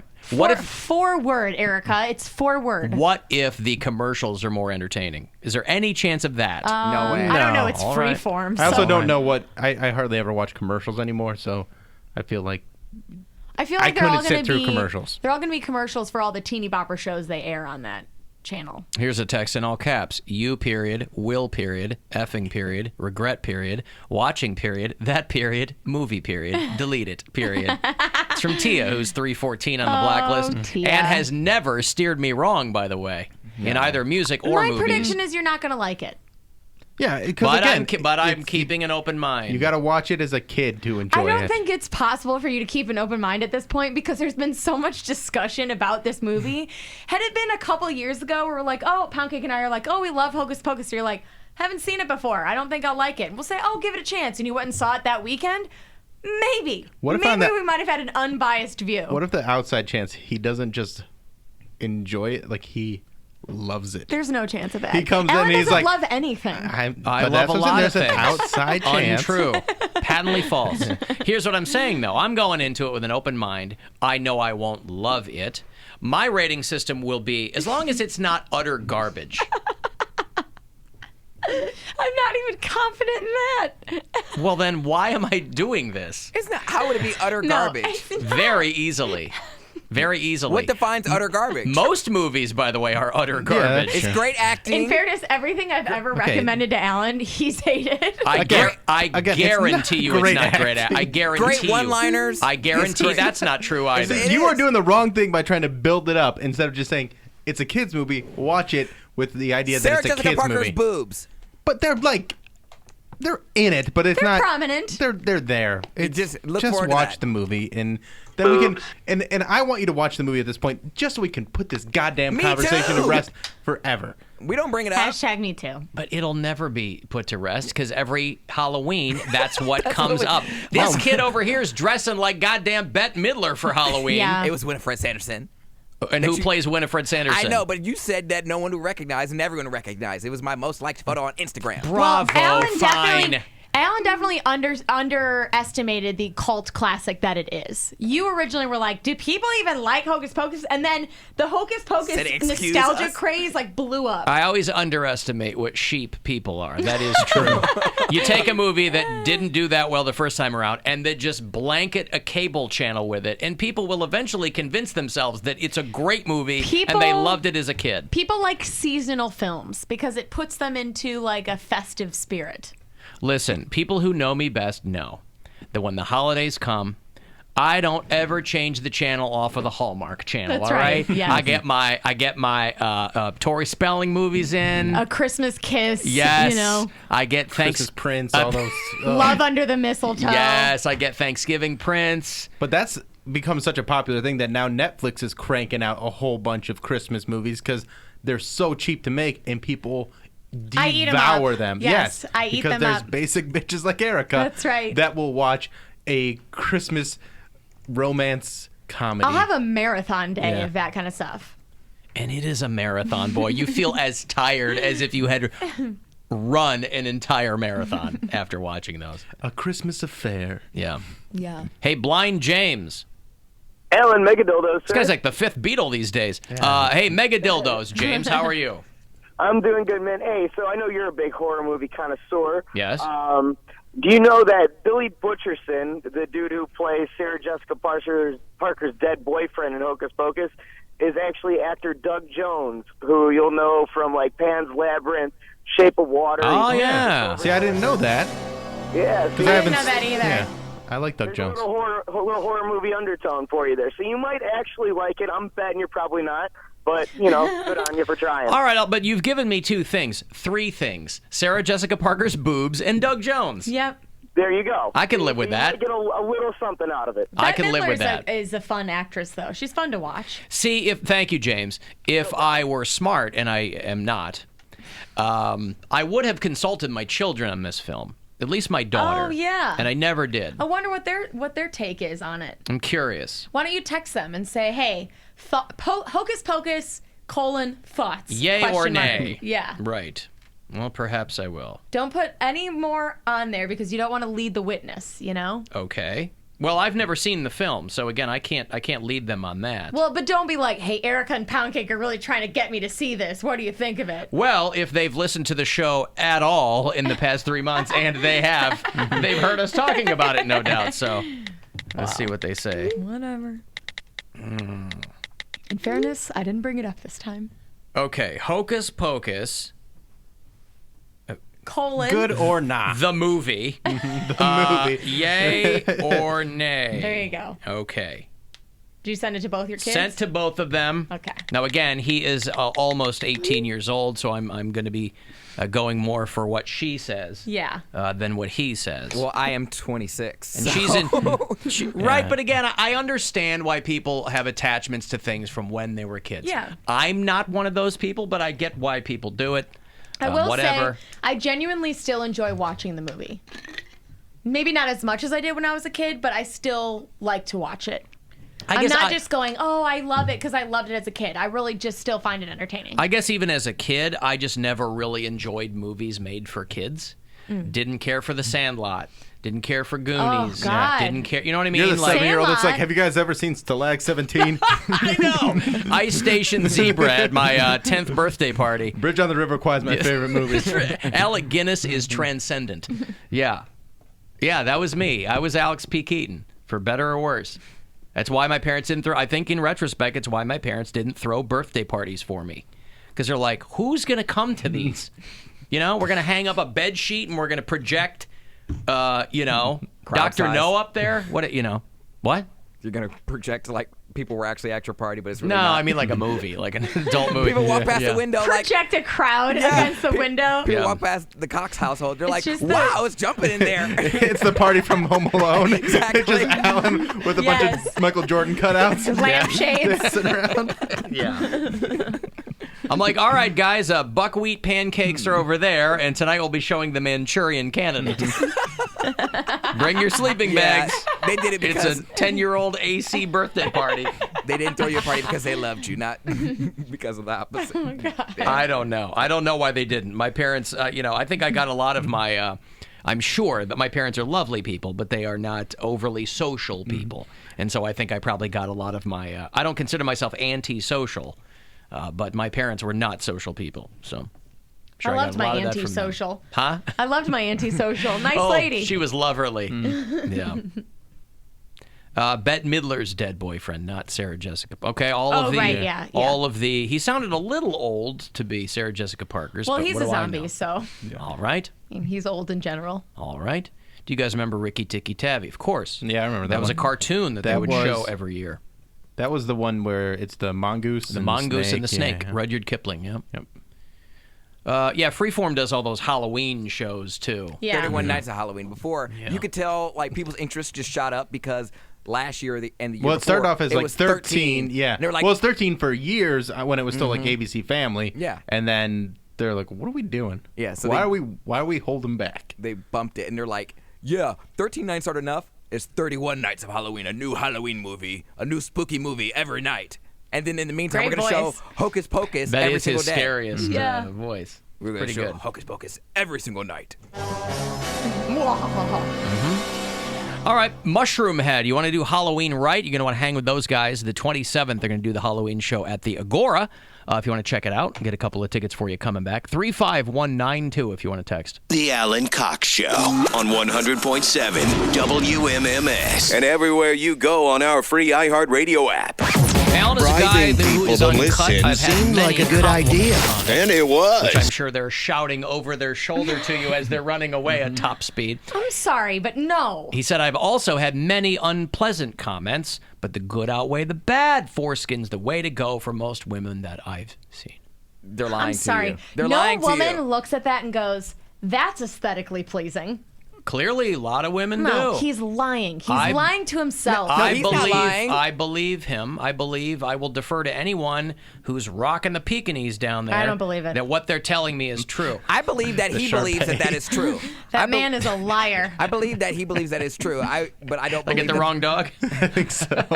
I don't think the women are telling him the truth, though. No, and women, I will say this. But why would they? Oh, yeah, women in that clearly picked the wrong situation, we are overly polite to men about their anatomy. Oh, We don't yeah, wanna you hurt ladies them. are so polite to I'm guys. telling you, we are. Overly polite. Because if we were really telling the truth, a lot of the times it'd be like, that was not good at all. And I've never said that to a dude, Yes, but I've we're thought all- it a million times. We're all very overly polite to you ladies, too, when it gets right down to it. Well, no, you guys Be just like, want some. whoa, what is that? We'll go right in. No questions asked. I like when it all hangs out like that. Oh, God. Oh, man. Ugh. It's like somebody renovating a fireplace. Yeah, I get that. But I'm just saying, like, women are not ones to speak up about what it looks like. We're like, we'll just deal with whatever this is and get it over with. Ma'am, have you been a victim of a recent wolf attack? Because men's pride get hurt. Like, That's the thing. You can't tell a guy the truth. like you could tell a girl like, "Oh, you your boobs, can. He just might not believe you. your boobs aren't that he big," and they'd be like, he "Whatever." either won't believe you or he will dump you. What do you Because mean? guys can't take that kind of criticism. But what's the problem with that? At least you know either way. Well, yeah, for Do you sure. think we don't know what we have? I could take. It's not that about what it looks like. It's also about how it performs. Guys do Well, not yeah, I take have no well. confidence in that. Yeah. If a woman goes, "No, that wasn't very good," I'd be like, "Finally, someone just told me the truth." Yeah, I don't. She's a keeper. But girls are not. At least the girls that I know, we are not likely to say something. We'll tell each other. You'll tell every one of your friends, and most people operate in such small circles that it will get back to you. Oh, so and it's it like, does, of for course. sure. And then we'll lie and say, "That's not true. Jenny's such a bitch. Why would she even say something like No, that?" because we'll talk amongst ourselves, and then the chick will tell her boyfriend or husband, and then the husband will tell the guy and be like, "Yeah, that chick didn't like that at all." Yeah, just tell the person. But First of yeah. all, I don't know who's doing like post-game notes with somebody that they're hooking up with. I mean, Anyone pound cakes with, they're writing it on his pillow. That's a piece of paper. I'm sure many people have talked about me. All great reviews, I might add, but still. he might add. You know, there's at least one guy that said something about like bad breath or something on you. Perhaps, but I've had a lot of drunken sex, so I'm sure bad breath was tied in with that, and morning breath too. Yeah. But whatever, take your. It has to be real bad breath that I'm going to actively shut it down because someone's smoking or for drinking me, or stuff like that. It's a deal breaker. Yeah. Well, everything's a deal breaker for you. No, not everything. Women are nice to men about their anatomy because they don't want to hear the truth about themselves. That's not true. I know what I got. I'm good with what I got, and I don't have anything weird, so I think I'm Foreskin fine. is what I got. All right. Well, Dr. Berglund's going to be in here next Friday. Yeah, and he makes the case for circumcision because it reduces the risk of penile cancer. That's right. And other conditions. He doesn't take a stance. He just And for places hygiene facts. purposes. Well, no, that is his stance as a medical professional. It reduces the instance of penile cancer. He's coming from an informed place. It's not just a religious thing. A lot of people will just account for it on that end, but it's also there is scientific value to it. Like I said before, I would like to think that if a man checked all of my boxes, like he was a perfect guy, great provider, faithful, like all of my boxes, and the one thing that he had that I didn't like was the foreskin, I would like to think that I wouldn't be shallow enough to dump him because of that. That's not true. You would be. Alan and I like to think dated a that. girl who looked like she sat down and chewed up bubble gum. Yeah. I'm sorry for that. Because but a girl will tell a guy if it's dynamite. She'll give you a good review. Oh, yeah. Yeah. If there are positive notes, yes, we will definitely encourage it. I need a cigarette. But Melanie, you don't even smoke. I need a cigarette. Afterwards. Yeah, but when you're first afterwards, okay. When you're first starting out, in the game, you kind of do want some. You know, trouble is everybody's kind of the same Feedback, you age. mean? Yeah, so they don't know what they're doing, and you don't know what you're. Everybody's Well, yeah, I thought you just. scrambling in the dark. Right. You know it feels good. Yeah. It's the You only like time that strong wind? it's the only time I'm a paperwork guy. I blow very gingerly. Give you a nice critique afterwards, like this is what you could do better, this is what you were good at, and this is what we're going to try out next time. She puts on glasses, puts her hair up, and sits down across the desk for Bill's performance review. Well, she puts her hair up, but for a very different reason. She pushes a manila envelope next to him and goes, "Today's going to be your last day with us. Here's your severance package right here." And that is a good sign. If you go out with a girl, she's got long hair, her hair's not up, but she has the ponytail on her wrist. That is that's a good sign. go-to move. Yeah, the go-to move. Let me just pull this hair back. Yeah. You know she's DTF if she's got the wristband. Stolia. Alan, after listening to your show, I've realized that Erica is a total square. Yeah, but you'll say that. 100%. Yeah, if she's anyone the thinks first one I'm to say cool, that. I'm sorry, because that's not true. She's the first one to tell you that, too. Yeah, I'm like a... I think because of all the dudes she was fingering in high school, people had this notion that, like, you were... But you know what I mean? Like, she did have quite the reputation for fingering dudes. You were getting around in high school, and I think people have extrapolated that into your I've never adult life. hand-blasted anyone. Well, you missed out on No, a lot. I think, I mean, certainly... Oh, there goes Stinkfinger. Oh, God. Erica's nickname in high school. Fingering doesn't just mean one thing. But I said I was pretty much like a goody two-shoes in high school, and college I got drunk all the time, but then I kind of grew out of it, for a while. And then now, I'm real lame. I like crafts and cats and food. You've come full circle. Yeah, You have to be who you are. Yeah. You were always this person. I've never been more myself than right now. Good for you. But I'm fine with that. I'm okay if I'm a square. But I do find it funny when people occasionally think I'm cool, and I'm like, oh, how misguided you are. Because if you actually spent any time with me, you would know I'm the lamest person ever. And who are you trying to impress, frankly? Nobody. Right. And actually, that's what makes you cool, according to librarians and lunch ladies. It's not caring what people think. Wait, what? Yeah, that's what they always say in like back to school specials and stuff like that. It's like, oh, the cool kids aren't really cool. They're insecure. You're cool because you don't care what people think. That kind of crap. Well, I do care what people think. Well, we know that. Yeah, that's for sure. I, of course, care what people think. But I actually find that's a good quality than a bad quality. Huh. Because I want people to care what people think about them, because it makes them more likely to be accountable for who they are and how they treat people. It can. That's one way. If you truly don't care what anybody That's one way thinks, it can go. then you're probably an a-hole. If you genuinely do not care what anybody thinks about you, you're probably a jerk. I care what I think about myself. So far, not good. That's what the lunch lady told me. All right, I got $1,000 here for you, about 30 past every hour. Our $1,000 bribe. It's aptly named. And I hope you win. Good luck. Your shot at $1,000. Now, text the keyword cash to 200-200. You'll get a text confirming entry plus iHeartRadio info. Standard data and message rates apply. That's cash to 200-200. Good luck from WMMS. Someone in West Virginia has been stealing people's mail and replacing their mail with assorted laminated photos of llamas. They were... I like very specific pranks. We got llama drama coming yeah. on. They were flummoxed until one woman caught the perpetrator on security camera.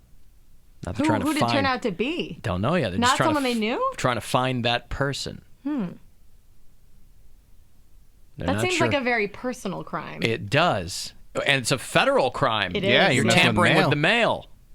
And it's probably a double whammy because there's probably some federal crime against distributing photos of llamas without their knowledge, without their consent, knowledge. Yeah. Emu. Hashtag emu. So, the llamas with sunglasses on, and it's a whole thing. Wow. Trying to find out who this person is. Llamas have very sensitive eyes, so that's just nice for them. I thought it was because llamas all spit. So they wear sunglasses? So that the spit doesn't get in their eyes. That makes sense. Can't imagine that they only spit at Well, they're humans. sensitive to more than just light. You can be sensitive to spit as well. I see. I would check and see about a guy named Alpaca and see what he's been doing lately.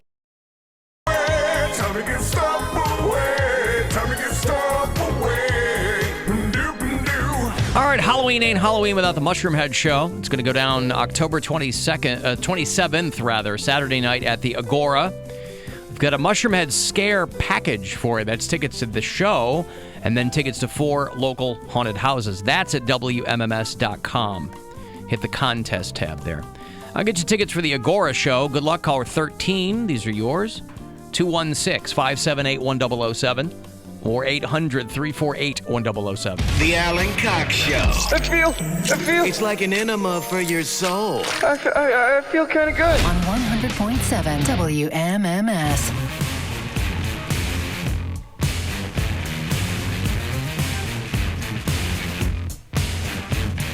Jim Florentine rejoining us tomorrow afternoon. We're going to play Mr. Metal King. He's at the Funny Stop in Cuyahoga Falls all weekend.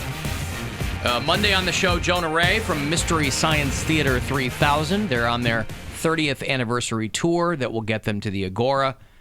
I think Joel Hodgson is with them, actually, on this tour, if you are an MST3K fan. So we'll talk to Jonah on Monday. And what else? My children texted me back about Hocus Pocus. Oh, yeah? Both of them? My daughter said that's such a coincidence. I was just talking about that to my friends, and I want to see that. And my son said, "What is Hocus Pocus?" As I suspected, the responses. Yeah, well, no, he's a boy. He's a 17-year-old boy. That's hilarious. Not made for him. What is Hocus Pocus? Right. Shook. So has she not seen it, or she just wants to see it again? She said, "I want to see that," which I take to mean she hasn't seen it. Well, maybe you should wait to see it and see watch it with your her, yeah. daughter. Little daddy-daughter movie night. Mm-hmm. I'm just trying to stack the cards in our favor, because I know if you watch it with your daughter, you'll be in better spirits, you know? Now, I'll be in fine spirits. I'll be just fine. He's going to walk in and be like, "What the hell did you guys make me watch?" Well, nobody's making me do anything. I'm doing it of my own volition. That's right. So that I can have an opinion on it. Yes. So when it invariably comes up again, I could look you both in the eye and tell you what I thought of it. Well, can you? Rather than just assuming it I'm sucks. scared. You know? Once you sit down and watch it, can you? By the sit way, through the whole movie? it's not like your guys' opinion's going to change based on what I think. Oh, I mean, hell no. right. So who cares? It's a win-win, right? We're probably going to watch it that same night and be like, "Screw him, this is awesome." We're all winners in this. Right. Alan, I am one of your bureau chiefs in Fort Lauderdale. That's Kimberly. I hope she's doing all right. Oh, man. I saw some of those aerial photos or aerial video of the destruction over there. Michael, I don't know why I couldn't think of it, but Yeah. man, houses are just like obliterated. I'll it looks tell like you a what. tornado went through there. I have never seen a hoax do so much damage as the climate change hoax that slammed into Florida and is blowing through the Carolinas, who are still cleaning up from the last hoax. Alan, it's the gays, not a hoax. Oh, it's a sin, and it's a combination of things. Oh, okay. When it hurts something that someone cares about, then it's the gays. Oh, okay. I thought they already solved that with like the burn and burn and burn and burn and the burn it in the beehole. I thought they already solved the whole homosexual problem. No, you can never solve it. You can only tamp it down. Are you sitting on a special chair? Yeah, man, for a while. The third most powerful hurricane to hit the mainland in recorded history. Not just, I think, the worst ever to hit Florida. I was watching a thing where they were talking to people who didn't evacuate. Oh. And they were like, this was awful. I have giant trees in my front yard that were snapped like toothpicks. Why did people not evacuate? Well, listen. Because there's a lot of hype a lot of times, and then nothing happens. But wouldn't you rather be safe than sorry? Why take a risk with your life? Stuff can be replaced. But a lot of people say it's expensive, and a lot of people don't. You got people living Florida's in double expensive. Florida doesn't have to be expensive. There are plenty of white people living in Florida. I would sleep in my car, at a rest stop or state something. away or something. Yeah, I would go to a rest stop if I didn't have money to stay in a hotel somewhere or whatever. But even if I'm not going to risk my life. That's But you. there's But also say you everything- got 4 kids and you got a dog and you got an Astro van. Yeah, and that's everything true. it takes to get out of the state, the gas gets all used up. The food I'm sure they have supplies some are all taken up. organizations that will bust people out of there, Not right? FEMA. Not Not really. anymore. You're kind of on your own. Damn. I think maybe early on, people who might be infirmed or something, they've got things to do with them. But if you're somebody who's like, we're just going to ride it out, slammed into Panama City and... What happens with people with their jobs? So say if you work at a firm or something like that, and you're like, hey, my family's evacuating, so I'm not going to be at work tomorrow, and you're just trying to It's get a out big before- issue. There are people who have filed lawsuits because that they got vacation fired. time? They got fired. They were like, there's big articles on what do you do when you evacuate and you come back and your job's not there, That's crazy. Yeah, it's pretty wild. Well, you know who the real victims of this hurricane are?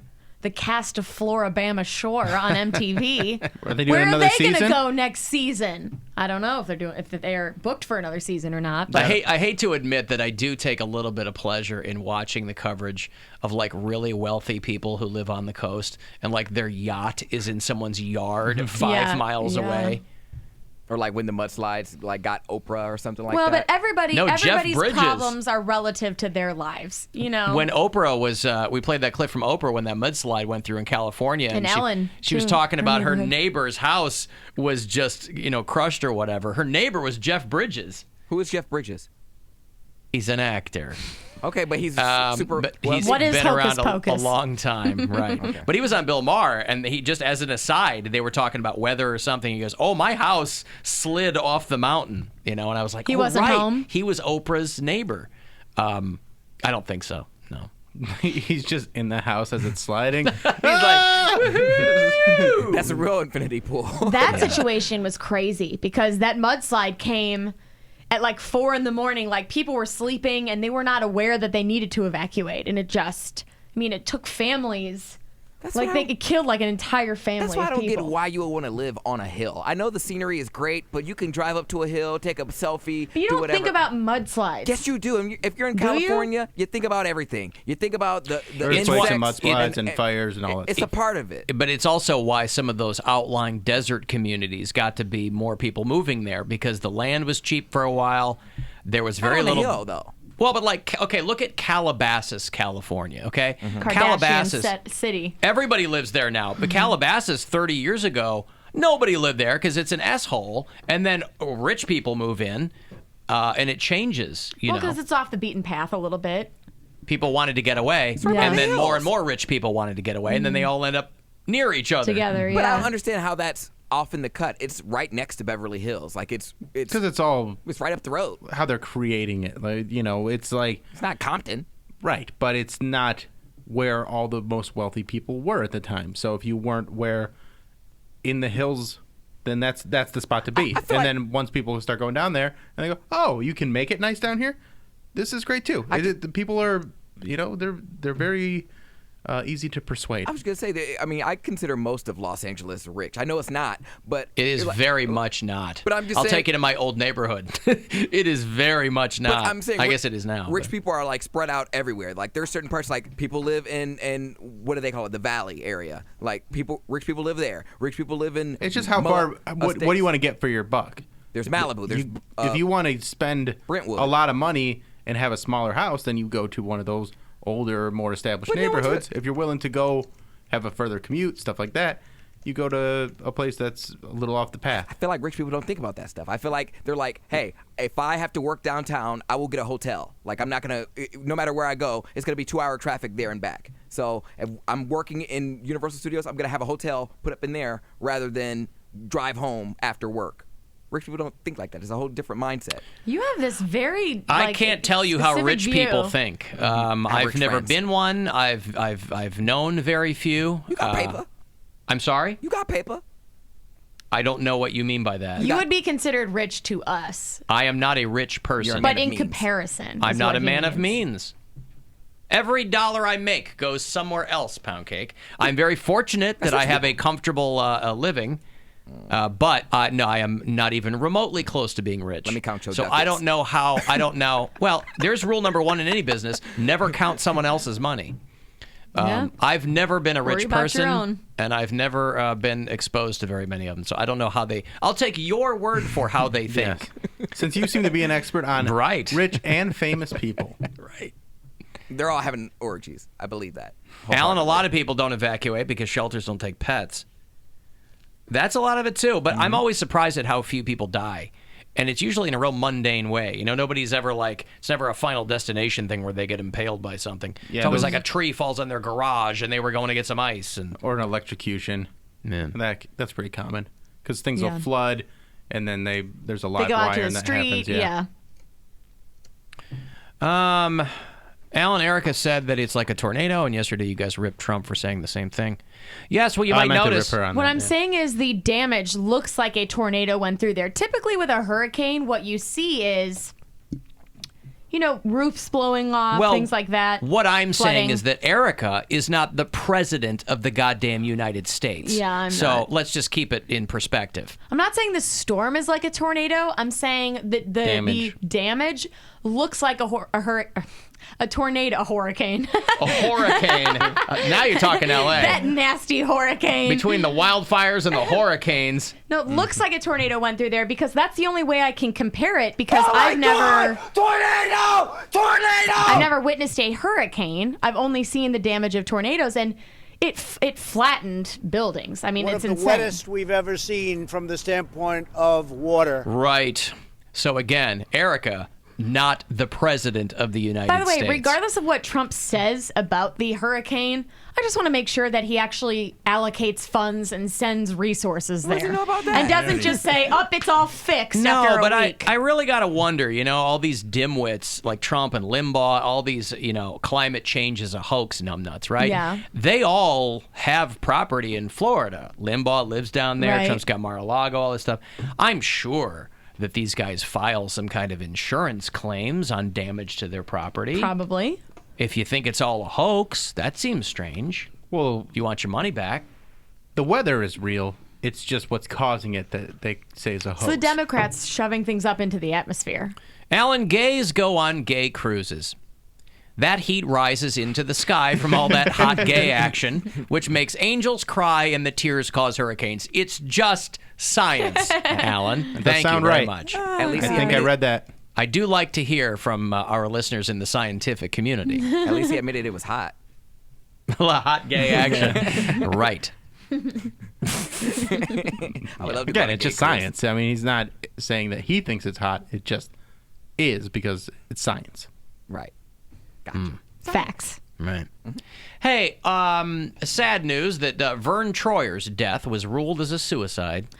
Really? Mini-Me took the maxi way out. Yeah. What did he do? He was 49. Well, he died back in April. He overdosed on 2 Tylenol. That was not this April, was it? Yes, it was. I thought he Yeah. died years ago. I thought He been did dead. not. No, he was. He had alcohol intoxication, and he had been in the hospital for that. And they determined that he had purposely drank so much in order to kill himself. Wow. Yeah. That's sad. He was 2 feet 8 inches. Of course, best known for playing Mini-Me. Also, in the film Pauly Shore is Dead, which is a great movie. He was real short. That is real, even for a little person that's short. He was, and he would tell these stories about how he got laid all the time, and because I guess the girls want the story. Mm-hmm. But how would you even feel it? I don't know. And is your dong proportionate to the size of your body? That's or what is I'm it saying. not? I can only assume that it is. Or is it normal sized? I think it depends on each person. These things are going to go unanswered, and I'm upset. I mean, you look at somebody like Wee Man or Brad Williams, right? They tower over Vern Troyer. Yeah, that's why I'm curious to know what he was working with. Yeah, I bet it's out there. I bet someone's talked about it. Do I bother to Google Vern Troyer's put that in your search penis? history. Well, he had girlfriends who would say "Oh, I was just fine," but what are they going to say? They're not going to go, "Oh, I couldn't feel it." He was a Hollywood guy. They wanted to, be nice about him, and now, if I ever commit a crime and they have to subpoena my phone search, my Google search records, I'm in big trouble. Well, there's also these. You're doing it right now while we're on the air. There's a record of why you're doing this. Now, if you go back to it later tonight, that's on you. Just go incognito. Yeah. They're saying his body is proportionate all over. So he's got a little one. He was small. Yeah. This is from his ex-wife, Genevieve he was married. Gallon. Oh. Yes. All right. Yeah, because imagine if he did have a whopper. But there's no physical way that a guy who was 2'8" was going to have a whopping penis. Yeah, but if he has, even if it was big. He was married to a Playboy centerfold. Good for him. At 3 inches on a body that big, that's a pretty big one. And that's what I'm saying. It would absorb all the blood that he would. Yeah, he was married to a Playboy centerfold because when you put him in the centerfold, he was life size against her photo. I got to give you some money here. It's a cutout. Yeah, staples across his. Our $1,000 bribe every hour. Good luck. Your shot at $1,000. Now, text the keyword money to 200-200. You'll get a text confirming entry plus iHeartRadio info. Standard data and message rates apply. That's money to 200-200. Good luck from WMMS. Hey, Justin. Hey. What's going on? Not much. I just got off the phone with my aunt who lives right where it went over in Blountstown, which is right between Mexico City Beach and Panama City, basically. And she works at a hospital. So she had to work all night, overnight, while her daughter is stuck home alone. Right. While this whole thing is going on. So she's right where it hit landfall, right? Oh, yeah. I'm watching it on the radar all night long, going right over their house, and I'm trying to call, can't get a hold of nobody. That's tough. Like I'm, borderline freaking out, and they actually evacuated the hospital this morning because they didn't have power. The backup generators can only do so much. Right now they're just keeping it open for critical life-threatening injuries, but they've evacuated everybody out of it. And she lives about a half hour at home from the hospital, and she left at 9 o'clock. I talked to her at about 1:45. She still hadn't got home, and she probably wasn't going to be able to make it there because there were so many power lines, trees. That's scary. You name it. Wow. She just couldn't get there. I mean, I would be like, I quit. Like, you can't make me stay there. What's she gonna do? You're gonna arrest me? No, but there are people though, like people in the medical field and things like that want to stay. I will stay And there they till care I for their can. patients. By the way, it's not easy to just quit your job. Yeah. Like, it's your job, and you got a house there. You can't just go hurricane later. Technically, you don't have a house They're there. not rich, like you were saying. They're definitely not rich. Right. They lost, 2 barns. It's basically a farmhouse that they live on. If I've already stayed over, if I've stayed over, you mandated me. In the morning, I'm going home. You're not going to call me back later tonight to work.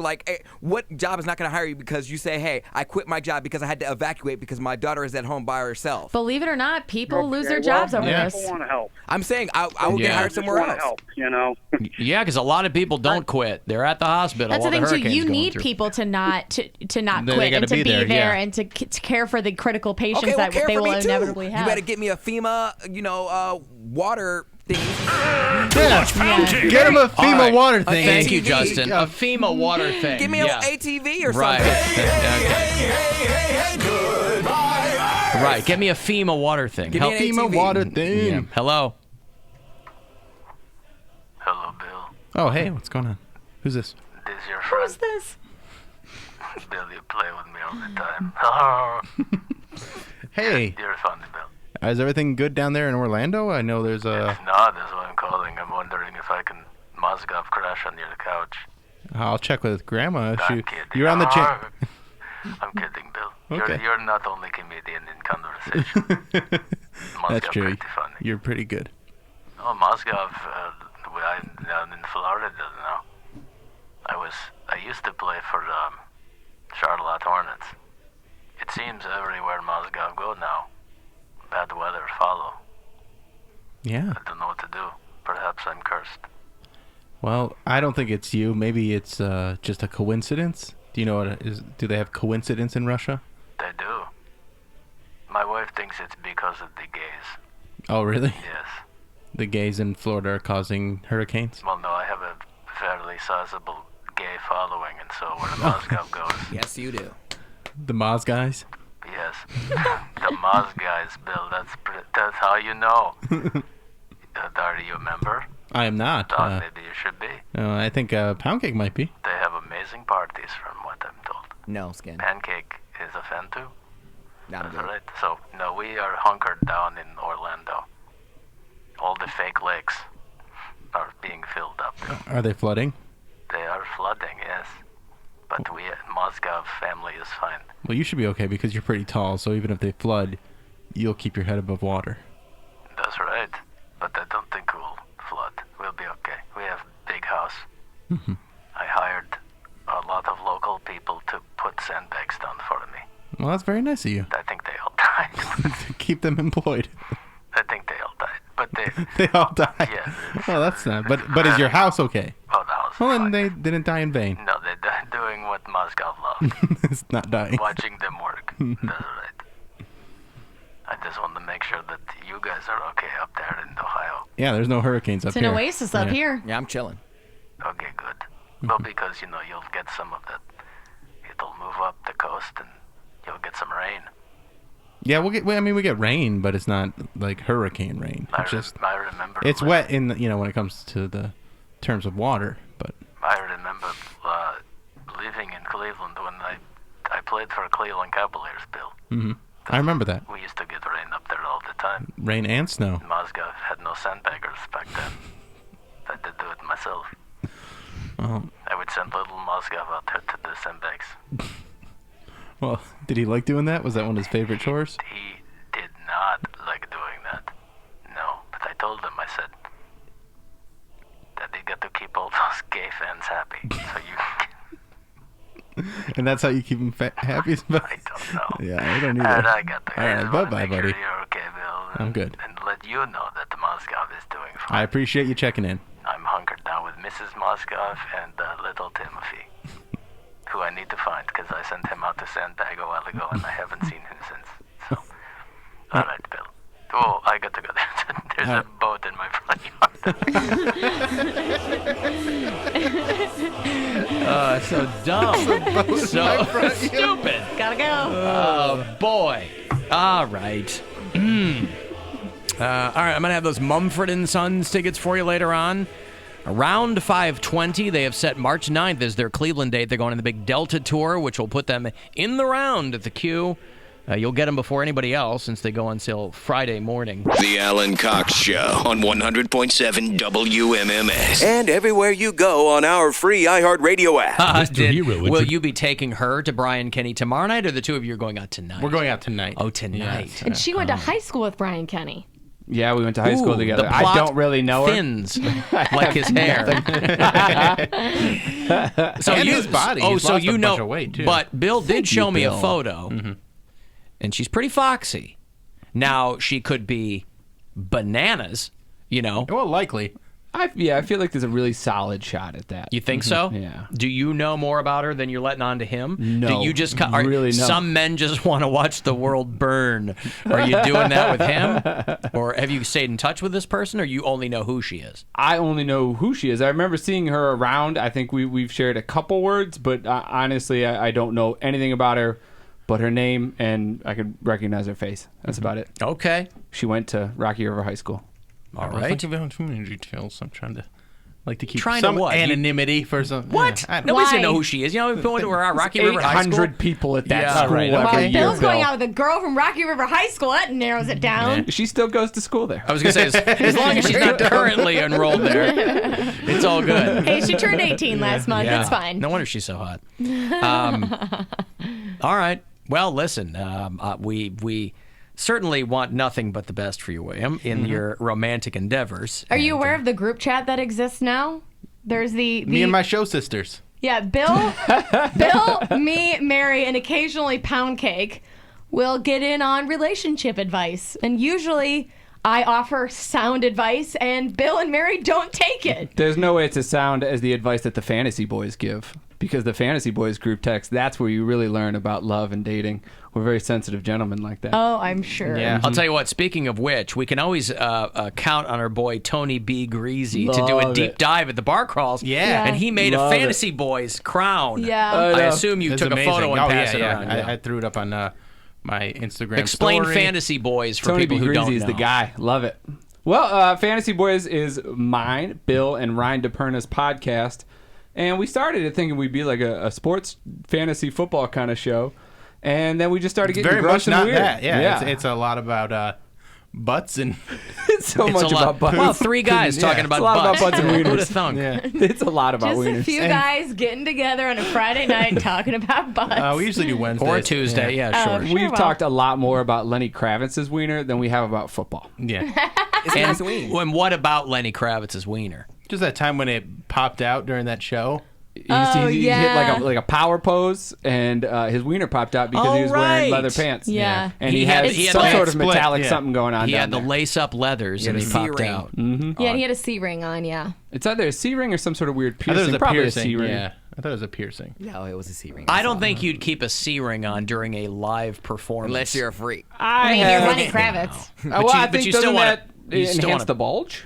I think it gives you a little high if you leave it on too long. I was going to say, you don't want to leave it on for a 90-minute performance. While you're wearing leather pants. He wants to be like excited from the waist up. If you're so jaded that you can't get a boner just by being a rock star and performing for people anymore, might be time to hang it up. If you slept with 13,000 people, then I'm sure he hasn't slept with 13,000. Nothing arouses you much anymore. That's very time-consuming to sleep with 13,000 people. When did he have time to write those songs? You don't sleep with, if you're a rock star, you don't sleep with like people one by one. You sleep with like a group of women, and then Tell us more, Pound Cake, about life on the road as a rock star. Right. From your inside info. I have an inside source. Maybe he does. Hey, if Gene Simmons only at like 5,000, there's no way Lenny Kravitz is at 13,000. Especially since he was married to Lisa Bonet for 10 years. She's probably in on it. She probably found bitches for him. In on it. Come on. I love the lengths he goes to make his theories make sense. Yeah. It drives Pound Cake crazy to think that celebrities might have perfectly normal lives. They don't. Nothing about them is normal. He's allergic to it. Nothing about them is normal. Hates the very thought of that. They don't live a normal life. That's not a normal life. Walking down the street and having a million people whip out their camera phones and take pictures of you, and you go on a shopping spree. Right, but then they might want their home actual life to be quite normal. A lot of celebrities don't even live in LA because they don't want that paparazzi thing. No, they want to be the biggest star amongst where they live. No, they just want to be left alone. So that's why they moved to Montana. Yeah, exactly. Yeah, I know. He knows inside sources. That's what he wants to. Inside sources. Brian Kenny, your thoughts on Lenny Kravitz's penis? Go. It's nice. All right. Thank you. Yeah, we never talk bad about it. Oh, we talk very positively about it. It's our favorite. Why did Pound? I don't know if his is our favorite or what's Charles Haley.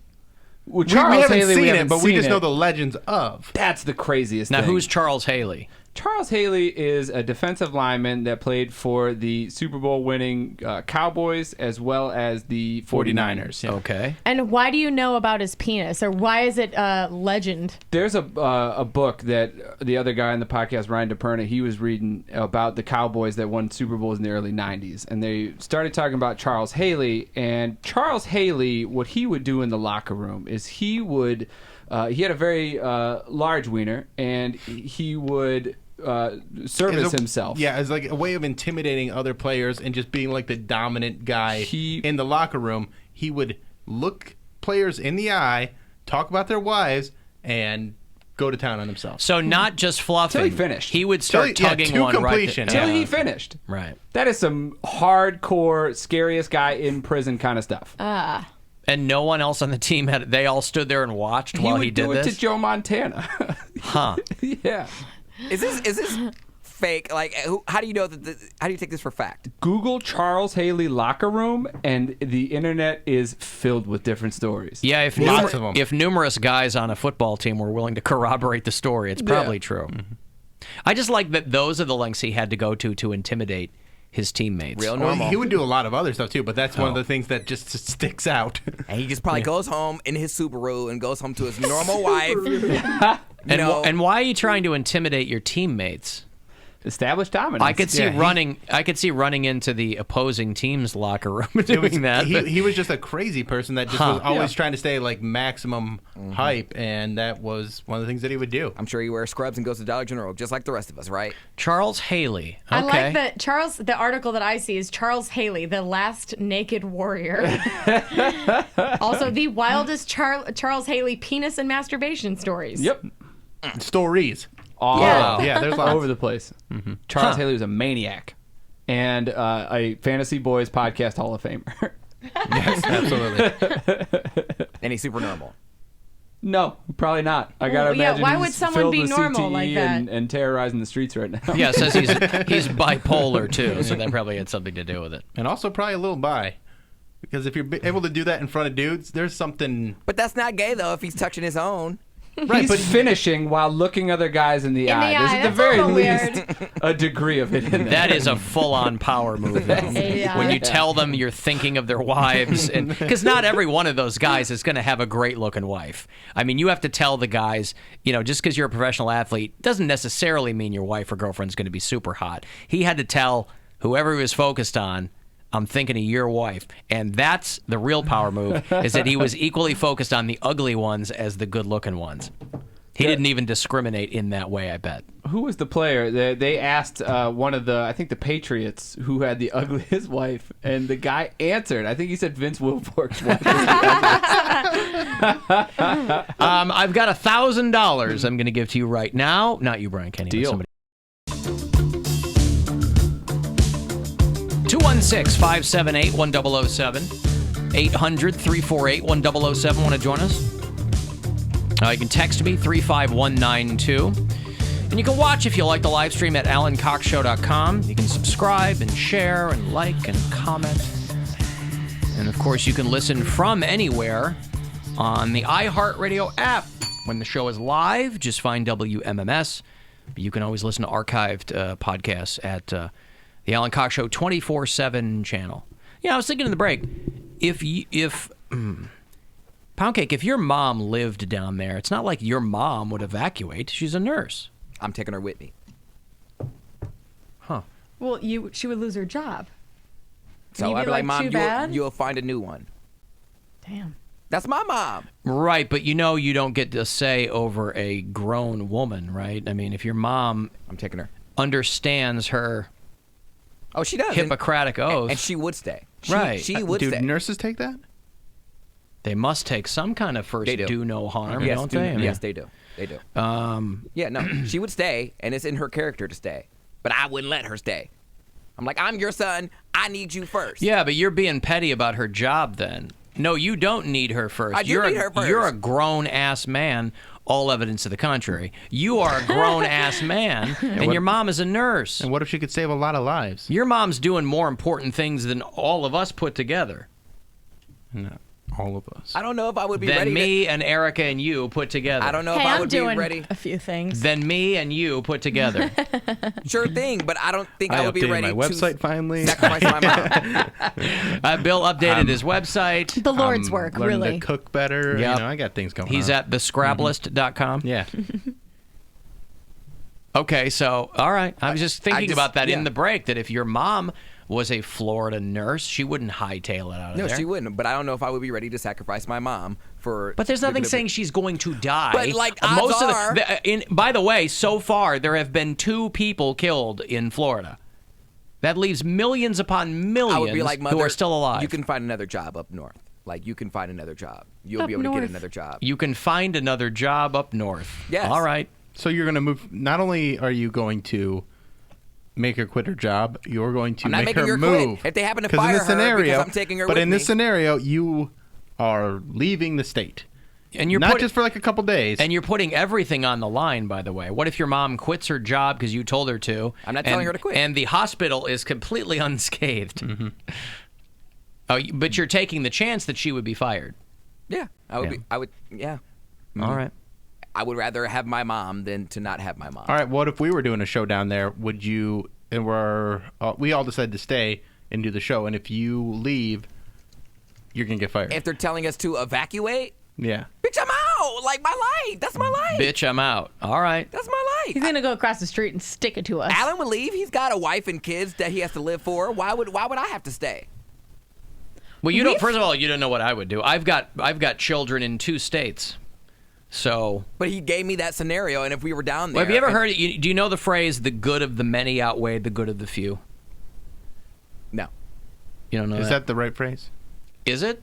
I've never heard that. The good of the many. There's got to be. Wait. It could be the wrong phrase. Right. What I'm saying is, if your mom is a nurse, a lot of people rely on her, whereas you are a guy who relies on your mom more than you should. Yeah, I understand loving your mom. Is that the phrase? Yeah, it's the phrase. The good of the many outweighs the good of the few. Yeah. I don't know if it's Rousseau or Spock. I don't know the what, needs of the few. There you go. Yeah. That's right. The needs of the few. Needs of the many outweigh the needs. Yeah. Oh, it's Spock. Okay. I'm confusing my Star Trek and my Russo. Okay. I don't know why I'm doing this deep dive with him. Yeah, I mean, he will do the selfish thing. No I matter understand what you're saying, but we've been on this show before where there's been alarms going off in the building, fire alarms and whatnot, and we've stayed. That's not the same thing. We were going down with the ship. It's not the same thing. How's it not? We could have burned alive. And by the way, I think you severely underestimate the cost of uprooting your life and moving to another state. That's why those people. It's not like those people are stupid when they stay behind. They're like, where am I going to go? It's a cost-benefit analysis. I got nowhere to go. Richard Gere, officer and a gentleman. He knew it. I'm saying, Mother, I'm taking you. They mandated what? You can't work. Mother, do you think they'll drop the bomb? You can't work more than 16 hours anyway. So like they're gonna rely on What the her. hell does that have to do with anything? So I'm saying if they mandate her and there's only a handful of nurses there, she can only do so much. One nurse can only do so much on very little sleep, hasn't eaten, hadn't done right, anything. but she wouldn't be the only nurse working. I'm saying if it was down to a couple and they would rely on that, like you can't leave now. Like what do you mean? But you ever see those they're first disaster responder movies? type situations where they need people to take care of the people that are in need of care. Are you still on your mom's cell phone plan? Of course he is. Are you? Yeah. So you need her alive. Not necessarily. I mean, I wouldn't want her alive. I would prefer her. And she owns his car. So, I mean, that's simple. All I got to do is trade the title. That's not a big deal. Change over the title. But like he wants her alive because he's a mama's boy. Yeah, I am he's an not worried about the absolute needs. mama's boy. Yeah. And she loves me just probably more than I love her. Like she told me that I said, Mom, eventually like I'm gonna have to move out of state and I want to go to one of the coasts. And she's like, you're not gonna go to the coast. I'm like, why? She's like, 'cause I'll fall out. I'm like, what do you mean you're gonna fall out? She's like, I will cry on the floor and bang on the floor and scream till you decide not to leave. I said, well, that's not gonna happen. Well, listen, I'm glad that you guys have a healthy relationship at least. Seems everything's in order. There's over nothing there. codependent about it. Exactly. Everything seems 5 by 5. I realized like it had been a week since I called my mom. I was like, I need a car. Like, oh my God, I can't. She could go with you. The last 2 or 3 times I've talked to my mom on the phone has been because she accidentally butt dialed you? Like pocket dials me, and she hears me going, Mom, and she's like, oh, hey, I called you by accident. I'm like, everything good? She's like, yeah, good. Bye. No. Mm-hmm. Yeah, she said she would fall out and scream and bang on the floor if I decided to move out of state. Damn. I think she's trying to make you feel good as her son. Yeah. Oh, no. I think she's... You think that a grown woman, yes, who is a nurse, correct, would fall on the floor, hypothetically, yes, and kick and scream because her son moved out of town? Absolutely. All right. She would. Well, do that. you'd know your mom better than I would, do. obviously. So, like when I go out of state, I don't know if maybe I should be like mad that my parents didn't have that reaction when I left. Well, then how the hell are you going to have a big old radio career? Well, I'm obviously it's a very nomadic business. I'm obviously going to disobey her. I mean, that she it just so happened that. But the mom you want to steal from a storm, you're willing to just go when there's no storm to another so state. you want to take she's gonna be safe. You want to take your mom from a storm and force her to move. But when it comes time for you to stick around, you say, "See what I see ya." That's life or death, though. What's life or death? If removing her from a hurricane is life or death. Me moving to it's advance probably my life career. or life. Huh. Interesting. Like Alan said, only 2 people have died. Yeah. Okay. Well, none of them are nurses. And if you're playing the odds, which is what people do down there, they go, "I'm going to play the odds. Odds are I won't die," You'll have and fun. they're right. Oh, that's the lottery. Odds are 98% of those people live. Great. Those are good odds. Well, I'm glad my mom doesn't live in Florida, so I don't have to Way have more that than dilemma. 98%. Yeah. But there have been a few times where she had to be. But when you get when you get a gig that requires you to move, there'll be no conversation with you and your mom. You go, "I gotta go." I would tell her, "Mother, like you're gonna have to, Why do you keep calling her mother? That's really weird. Well, Mother, do you think they'll break my balls? Serious situations, I call her mother. That's weird. Or and like any other time, Like I'm when you Mom. dress like her and talking to yourself in the mirror. He's got her in a wearing rocking wig, chair in the corner. Pound cake Norman Bates. No, but I would. He's Norman Masturbates. Like I'm a grown man and I have to do this for my career, and I know you're not gonna like it. But she's a grown woman who is doing her career and would not leave. She knows the risks. Yes, but again, this is a hypothetical situation where his mom's living in Florida. But her career, I know. I like that she we're can arguing over but this. because she can get a job situation. anywhere. Because climate change is most decidedly not a hoax. Some weirdo weather's going to be hitting the Midwest soon, and she can Well, be it's a nurse already anywhere. happening. I mean, it's 80-something degrees outside in the middle of October. But I mean, not hurricanes and stuff. Well, yeah. But something weird's going to happen. Well, A kraken is going to come out of Lake Erie at some point. We'll it's have already just our water. record snow. That's what will happen No, here. it's going to be water. I'm telling you. What's going to get us? What do you mean water? I got news for you, Pound Cake. What? Yes? Snow. It's just a different form of water. I understand that, but what I'm saying is what's going to happen. What if it was frozen water that fell from the sky? How about that then? That's insane, Alan. What? What's happening in Flint is going to be all of the Midwest. That's what's going to get us. There's going to be undrinkable water everywhere. But, and no, What Alan said yesterday? I didn't hear him say that yesterday. He doesn't listen to me. yeah. He only waits for his next turn to talk. I appreciate that. I admire it. But you can't save your mom from that. Unless you buy her yourself. bottled water. It's not the same type of crisis. All right. It's not the same type of crisis. I'll Things tell you aren't what. falling and breaking. I'll tell you what. For a 26-year-old guy, he has got the answers to everything. Everything. There's no question unsolved When here. the shrimp goes down, I'm hitching my wagon to his star. Yeah. Boy. Yeah, No doubt about it. No, but he's all talk is the problem. Maybe not. Maybe he transforms into Paul Bunyan when the ish hits the You've fan. never seen me in a What do I crisis. know? Did you see they're making a Paul Bunyan movie? Mm-hmm. I mean, Or no, not Paul Bunyan. Something like that. John Henry. Oh, with The Rock. With The Rock, yeah. Paul Bunyan was from that show Big Mouth on Netflix. Yeah. And that was also starring The Rock, but that was a cartoon and a joke. And hilarious. But Pound Cake, for you have a very different definition of a crisis. No, I don't. Running out of crackers is a crisis for No, you. it's not. I'm out of Doritos or... You just said you had emergency mustard earlier. Yeah. Like, That my mom told me to have, by the way. Your mom is also your mustard plug. Yeah. She's a nurse. She leg knows. cramp was worth an emergency pack of mustard to you. Emergency mustard. I always take everything. What is a mustard emergency? When he had a leg cramp. When he gets cramps, he eats mustard. He thought that mustard 'Cause would that solve it. I helps told him he was the cramps, dehydrated. yeah. Wait. Yeah. Okay, You were what here for this. Mustard or pickle I juice remember, have salt, I remember that. electrolytes. But helps there you. are 1,000 other ways you could stay prepared for an No, I inevitable told him. I said cramp. just go drink Well, water I was- or Gatorade or I something. was drinking water. But and how I did you land on mustard? Because my mom used to get trolley horses all the time. Like that, she used to get them when she would come home Did you from just say work. trolley horses? That's what they're called. Charlie horses.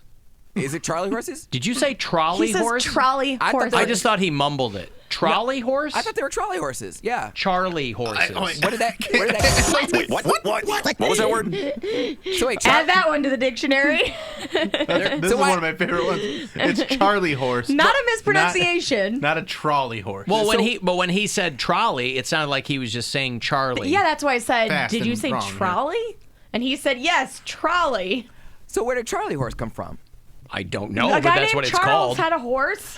And his Okay. horse kept cramping up. Yeah. Okay. He's like, I specifically bought an Arabian because I heard they were cramp free. I thought it was called trolley horses because the muscles turned. That's what I thought it was, like the wheels of a trolley. That's what I thought it was. Oh, Lord. Well, let's find out. Now that we know it's not a trolley horse. That's what I thought. And once again, I've been saying it for years and no one's ever corrected me. So And we've actually had an argument before about a cramp being a Charlie horse or not, which I thought a Charlie horse was just when you get hit in the leg and it cramps up. No, you can get them but it's from anything. Yeah, any Like cramp is- dehydration, yes. yeah. And we've already talked about that. So we've talked in depth about Charlie horses before. And it didn't occur to And you? it didn't- you didn't You thought we were listen. saying trolley? You It thought we were doesn't, saying doesn't Charlie say the whole time. what the etymology of it is. Although it says the main factor is being physically unfit. So maybe run or something every so often. Get off the couch. So you won't need emergency mustard. I just like mustard. So your mom just whipped out some frontier medicine, and that's where. No, she just told me to grab some. Baby, get some mustard.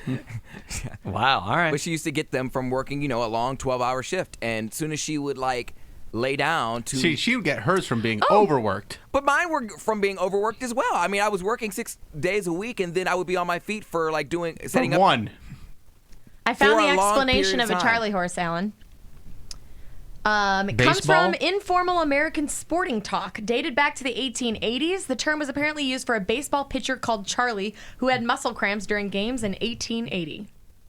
There you go. So before the 19th century, there was nothing to describe a cramp? Yeah, it's just Well, they get would some just leeches and put it on there. Yeah. You're probably going to die from it anyway. Wow. You get one and you're done. All right. And they would just probably call it a cramp. But then someone was So like, eh. would you be proud or would you be insulted if a cramp was named after you?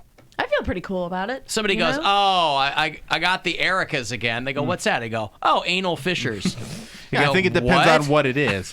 Like Clearly, yeah.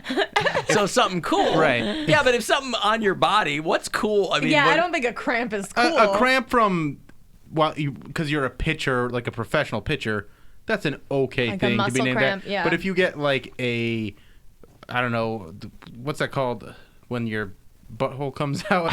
Prolapse. Yeah, like if you're like, I got a pound cakeism. It's a he was a prolapse. He yeah. was a prolapse pitcher. We got a pound lapse going on. Pound lapse. Well, this is You a got a very prolapse circuitous. urethra. Very, So basically, it just shot right out. Oh, what is that? What does he have a pipe cleaner hanging out? No, it's his urethra. We've taken a very circuitous route to nowhere. yeah. But we did But- learn that but we Pound did it Cake would remove his mom inefficiently. from a storm from her job. Right. The end. But so when you tell her, because your job is not a matter of life and death, when you tell her, Mama, I'm leaving. And she throws herself on the floor, and the rending of garments and the gnashing of teeth and everything that goes along with it, the wailing and the gnashing of teeth. What are you gonna do? I'm like, how you gonna explain that to her? I'm like, be mature. Be mature. You know, like demanding that your mom quit her job and move because a hurricane's coming. I don't think that's that immature. All right, I know you don't. I'm That's not. all right. I'm not falling on the ground and beating and wailing because my son's moving to try to advance his career that you paid to go to school for. I mean, I'm just saying. She can be a nurse anywhere. Alan, before 1880, they probably were called trolley horses. I literally Yeah, that's thought a good point. I thought it was like a trolley wheel, and you could, because when I did have that trolley horse, I looked at my leg and I could see like the muscles like move. I was like, Yeah, it's the spasms. Yeah. yeah. So that's why I thought it was called trolley horse. So damn, okay. Yeah. Learn something new every day that you should have learned Trolley. years ago. Yeah, it's a nice postscript to that you should have learned a long time ago. Right. All right. Well, now you know, right? Yeah. Now I know. For the thousands of people. It better be more than thousands of people, or we're all out of work. At least 3 people are listening. Yeah, right. Okay. Well, yeah, good. Good for you. So next time you get a trolley horse, make sure you take a spoonful of. So how much mustard They said is the proper antidote to a cramp? I had a packet, so she said just take. So a packet. like a packet of mustard should do from McDonald's or something, That's not a real thing. It is a thing for someone. and who it used to stopped get- your cramp. No, I didn't. I never had to use it because I didn't. I kept drinking water before I got one. But when you have it, take the mustard out. You put it on your tongue, and then you, I guess, wish it around it. I'm just taking my mom's wait, advice. what? You like swish it around. Okay. He said wish around it or like something. swish it around, and then it goes away in a matter of minutes. In your mouth. So you almost like you're gargling with mustard. I guess. Ew. Listen. I've never had to do it, but my mom has done it, and she swears by it. She also. She is a nurse. Yeah, but these are like old school remedies. Like I never would have thought mustard would do it. She also says sleep with soap in your pocket. I kid you not. Like I'm not playing. Is your mom from the 1800s? Is that what you're trying to say? These are all remedies. Is she that a modern day nurse? Is She's a modern day doing nurse. like bloodletting and stuff like She's that? a modern day nurse, but She just comes home, got leeches on her head. but she said these are like old. She's school drilling remedies that into work. Pound Cake's head when he sleeps to let out the bad humors. She's got a tincture for him. Sleep with soap in your pocket, And what does that do? I don't know. Who sleeps with pockets? Well, no. Your mom said to do something ridiculous, and you didn't ask her why. Who has pockets on it, But like I when they don't- go to bed? You said I don't know why she said that. Wouldn't your first question be But why would I I did do ask that? why, and she said what? She couldn't explain it either. She just said, "I know what But doesn't what work." was and the she- desired effect Yes. supposed What is it to supposed be? to do? She didn't just randomly go sleep with soap in your pocket. No, somebody told her to do it, and she asked them why, So and they she didn't did know. it? Yes, she did it. She swears by it. That's what I'm trying to tell you. For what? It does what? For which? She swears by it. So this ridiculous thing is being passed down to generation, And no one and knows no why. one knows why. And no one knows what it does? What is it supposed to do? I guess it's just supposed to diffuse the trolley horse. I don't know. Oh, this is also in the cramp thing. Yes. Oh. No, not for just any old thing, but just when you. Well, I was like, it makes your hair look nice. No, when you're feeling crampy, you sleep with soap in your pocket, and it won't wake you up out of your sleep. But your mom is a woman of science. Why is she telling you put soap in your pocket and eat packets of mustard? She also gets mad when he talks to the devil on the show. So she heard it from another nurse. Like, she heard these things from other nurses. Remind me never to go to your mother's hospital if something terrible is going on with me. You can take painkillers too, but she's saying, you could take painkillers, like a muscle relaxer, or you could sleep with soap in your pocket. But she's also, it's the natural remedy. I think it's very front pocket or back pocket. Bro, I don't know. I'm just saying, I don't. You're the one that brought it up. So. I don't like to take She knows I don't like to take any type of pill or like medication, any type of painkiller, unless I have to. So any old school remedy that doesn't hurt me. Unless it's a tiki drink. That's a good drink. Great drink. These are all remedies. I'm sure people are saying on the text that they've heard of these before. No, they're all saying that you're a moron. What are you talking about? Whatever. They're saying your mom's a witch doctor, for Christ's anyone sake. Old enough to text in and say, "Oh, I've heard of these," is too old to text. Okay. Well, all right. One person said mustard works. And pickle juice. It's not. These are just remedies. Well, I've heard of pickle there's juice. a reason why, because they're salty. And they have electrolytes, but you need to drink water with them because just adding salt to your system isn't enough. You need to drink it in. You need to have it in combination Doesn't with salt water. dehydrate you further? No. Because you just swell up. Bloating. So, Maybe bloating, that's what I'm thinking of. It technically dehydrates you, but it causes you to absorb a more lot more, water. So you drink more water, therefore you're more hydrated. Does that make sense? Alan, is it possible that Pound Cake's mom is just a massive troll? And she laughs herself to sleep every day because she convinced her son to sleep with soap in his pocket and eat mustard packs for a trolley horse. Hey, son, sleep with a frog in your ear. Although she does like a good Staves troll. off the gay. Because she did tell me that fig Newtons were grasshopper legs and tapioca pudding was fish eyes. Well, so that's just like a cute little kid thing. Yeah. All right, listen. Again, I don't know what the hell just happened, but all right. If you know, maybe you can text me.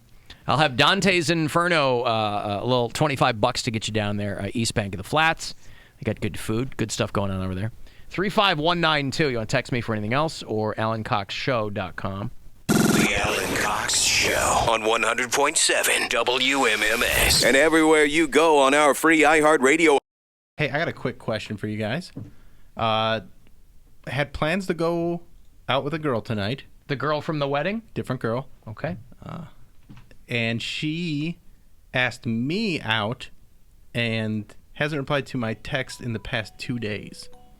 Last text I sent was Sunday. She didn't reply to it. If I have a date with someone, I think you're out. And it's the day of. But she asked me.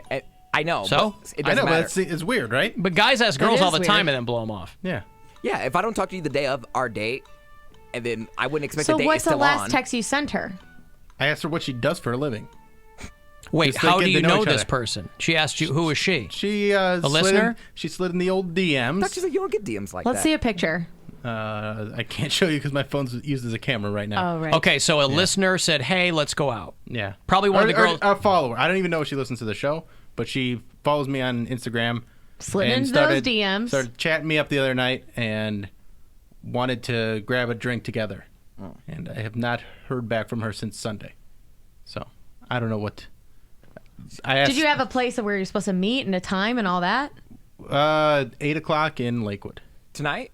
Yeah. Yeah, if you don't talk the day of a date, there's no It's date. over. There's no date. There's no date. Oh, I didn't realize you had gotten to the point of making a plan. Yeah, there was a plan. We never nailed down the bar. The bar? See, I'm nervous about the day.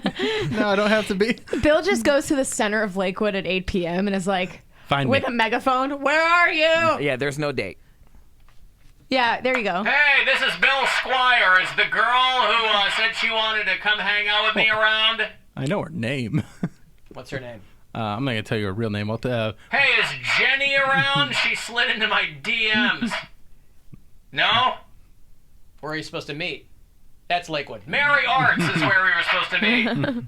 What was the context of the messages? What context? It's slide It in the was DMs. her. Let's go have a Yeah, drink. she was hitting on me. Context? She wanted to get to know me. If people cared Yeah. about context, they wouldn't be on dating apps. I'm Maybe just she saying. died. I wasn't on a dating app. Maybe she died. I Well, don't did care. you Confirm Doesn't she's it? still of the living? I can't really.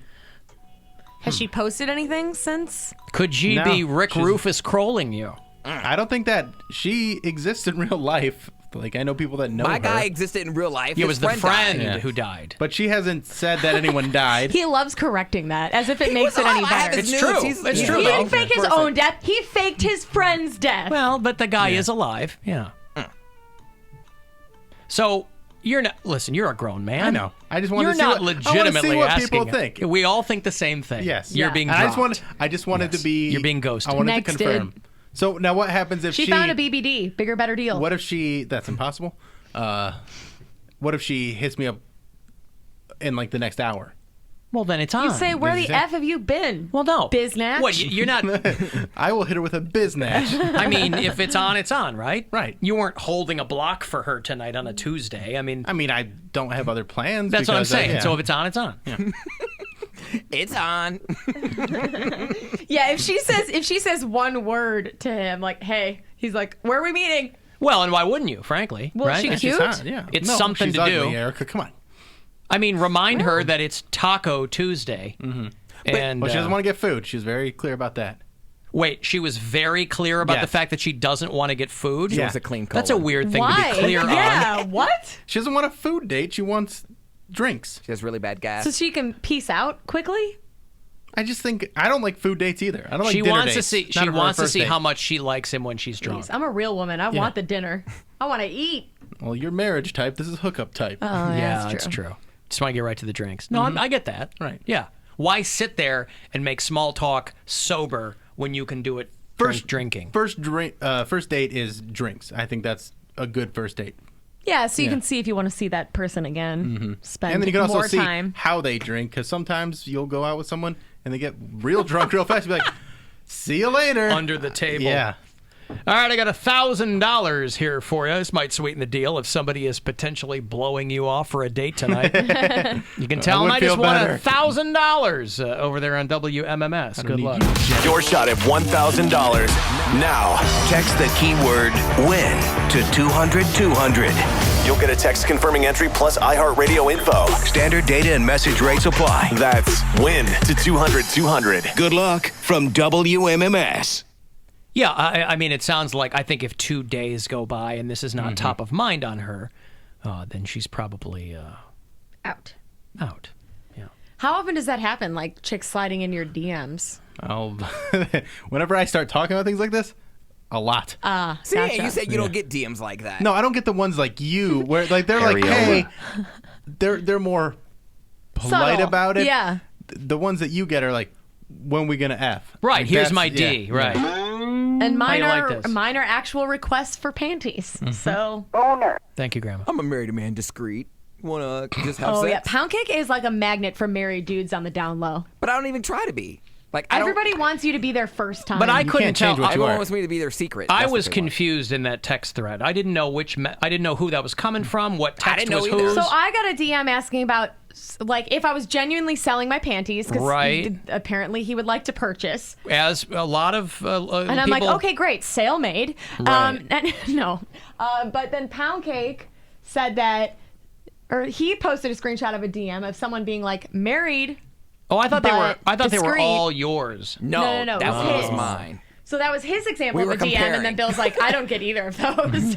No. We were just Yeah, I don't get comparing- that kind of stuff. We were comparing creepy messages. Yeah. So I was like, I guess I won that round. But Erica definitely has way more than I That's do. the problem See, with you. mine are Us just talking more- about me selling my panties is every time that happens, I get a ton of DMs like making offers. So you were joking? But yours is a money-making opportunity. His is a guy going, "Hey, I'm on the low, and I want to." I mean, if I were ever to do that, I would not sell it to someone that knows who I am. those are the only people you could Yeah, sell it that's to. where What are you you get talking top about? dollar. Sites, and then it's Yeah, random. but then you're not who gonna you get are. top dollar. You gotta if you want top dollar for your panties, you gotta sell it to someone that's a fan. Well, then I'd rather not get top dollar. All right, well, Anonymity is not your friend in this. Yeah, it's your enemy. You're competing against the only currency you have is people knowing who you are. I do get DMs from married ladies that make me very uncomfortable because they are I get married dudes too. borderline flirty, and I'm just like, your husband's gonna calm come it down, after you. Yeah. calm it down. Right, but they hear that you're living with a friend's grandmother, and they figure the barn doors are wide open. So that's why they're coming at you.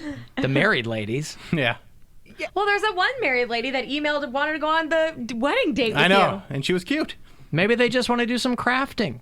They just want to come play DTF. Scrabble with Grandma. Maybe they love Poldark. Down to fudge. They love margaritas. Poldark just started the new season on Sunday. Grandma was very excited. Yeah, in one of my entertainment feeds or something, there was a thing on Poldark new review. I was like, okay. It shows up in all my news alerts because I always have to search to see when it's on, or like Grandma's always asking me info about it, so it's always in my search engine. So I'm always getting stories and reviews about it. Disappointed we have not been invited to the penthouse yet. Are you? Oh, we can do Pancake that. and I are great house guests. We can make that happen. I'll bring food. Maybe this Saturday. You guys got plans on Saturday? I have a prom. Or no, homecoming, sorry. I have a homecoming. Who did you ask? Do you need a date? I'm MC Weddings. He is MC Homecoming Weddings. now. Yeah. And actually, I'm doing it with Matitude, so. We need to do it on a Sunday because he keeps having wedding gigs. Or maybe we could do it Friday during the day and we could watch the Indians game. Oh, yeah. We have the afternoon off. We're getting preempted Friday by the playoffs, Game 1. We can go on Tribe's going to Facebook be Live in and stuff. Houston. If I'm not here. Yeah. Day drinking. Oh, wait. Bar crawl. I got to remember, pace myself. Yeah.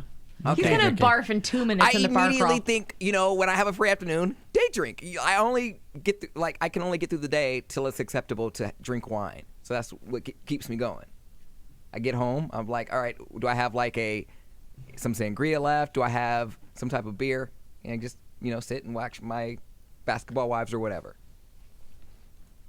Cool story, bro. Whatever. Don't invite me. Whatever is his greatest comeback. Tell me more about how you go home after work and have a glass of wine or beer. You just got a DM that said, sell me your panties. Yours? Yeah, mine. Your manties. Jump on that, Bill. Alan, I will pay Erica $2,500 cash for her panties. Slide in those DMs. Yeah. PayPal and Venmo. I don't trust any offers of money anymore. Venmo. Send the money. By the way, I assume that when Erica Listen, you said... send me that money, I'll get you some panties. You'll steal them from her. I'll make that happen. I assume when Erica said that Bill's potential date was looking for BBD, that she meant the bigger, better deal. That's what I said. I know. I clarified. Yeah. Okay. Yeah, I didn't. I said he's looking for the BBD, the bigger, better deal. Or she was looking for the bigger, better deal. And Beerhead are both solid places to hang out. They both open at 10. Food's good. Beer's good. I'll get you $25 to Dante's Inferno right now, powered by Peroni. Get you down there, have some fun. Good luck. Caller 15, that is yours. 216-578-1007 or 800-348-1007. I met Alan. Did you? I gave him marijuana. Oh, great. The Alan Cox Show on 100.7 WMMS.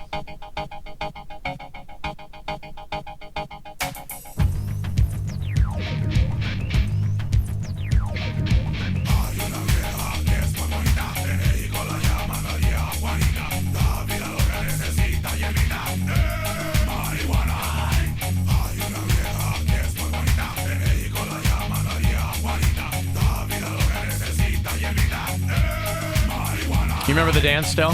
Yep. Yeah. Did you guys band this at your wedding? I don't remember.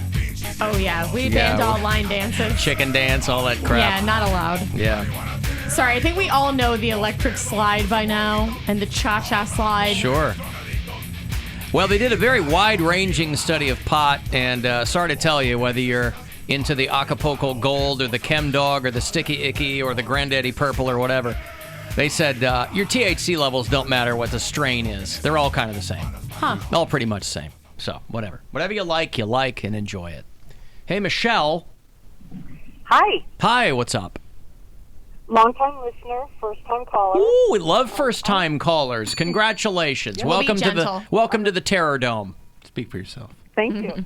But I was just calling to say that my son plays high school football, and on the sidelines you'll find numerous containers of mustard and pickle juice. So when a player goes down with cramps, the trainer runs out and squirts either pickle juice or mustard in the athlete's mouth, and then their cramps go away. The mustard thing I've heard of, at least. I've heard of that That too, one's but... not the one that is the soap in the pocket while you're sleeping is the one that's got me weirded Why out. wouldn't a football coach have Gatorade?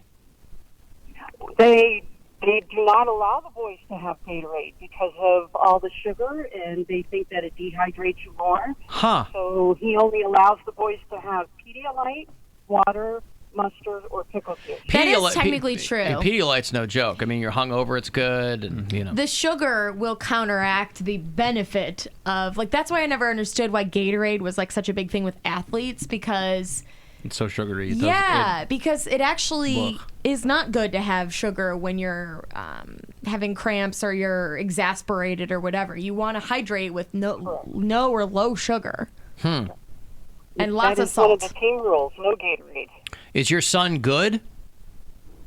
He is. He plays both offense and defense. He is the team kicker, and he's the long snapper. Wow. Bet he could make that 53-yard he's the kicker and the long snapper? He's really fast. He's This is a really small school.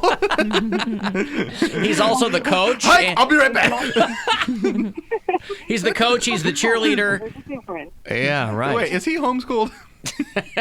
He's playing out in the backyard right now. All right, thank you, Michelle. Thank you. Have a good day. You too. Kicker and the long snapper. That seems impossible. I was going to let it go, but you know. Oh, I can't let that go. That's incredible. Yeah.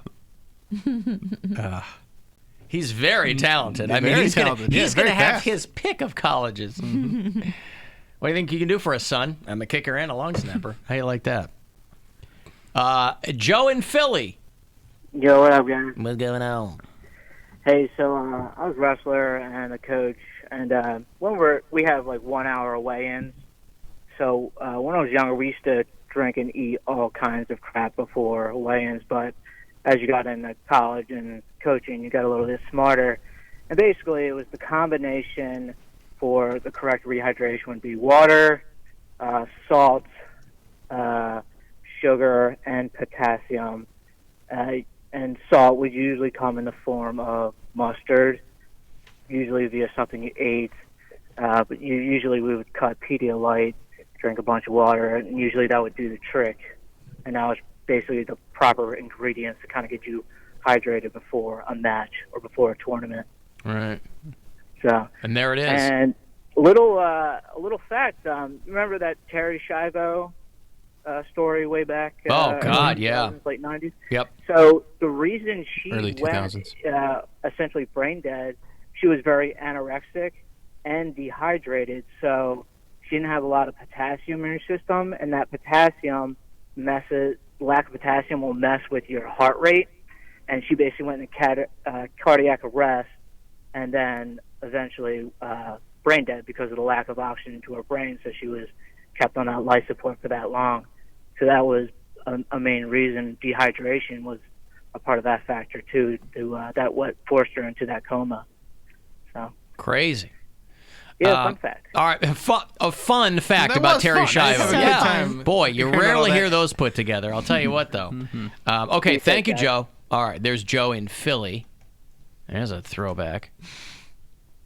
Yeah, remember that? How big a deal the Terry Schiavo thing was? Oh my God! That balloon rubbing it on her face. Yes. Look, she can see the bullet. It was real creepy. Real creepy. It was creepy, and it was also embarrassing that a modern country was treating somebody like that too.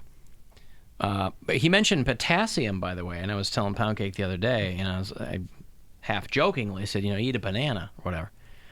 Did anybody know the bananas are like going extinct? What? Like bananas are going away?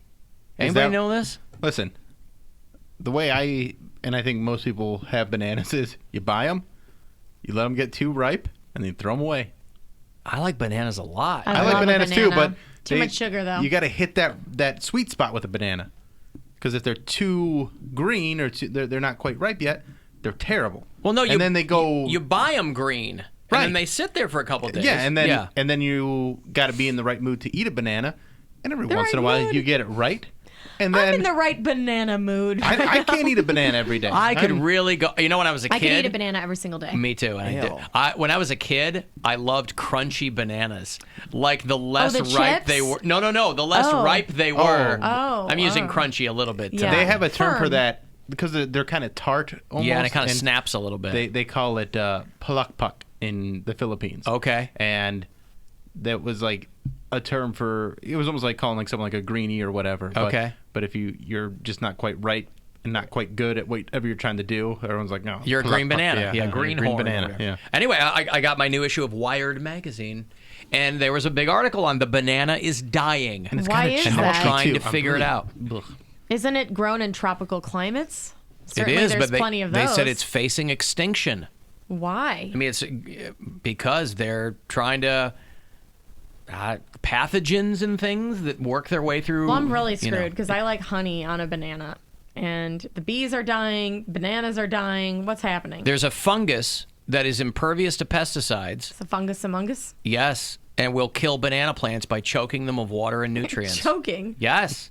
Bananas. Quit strangling those bananas. So you got to get your potassium elsewhere, my friends. You're going to have to eat more salmon. That's where I get most of my potassium. You know what's going to Well, happen. what will that do, Bill? Will it drive the price of bananas up, do you think? And these bananas will be too expensive. Wow, life is imitating art.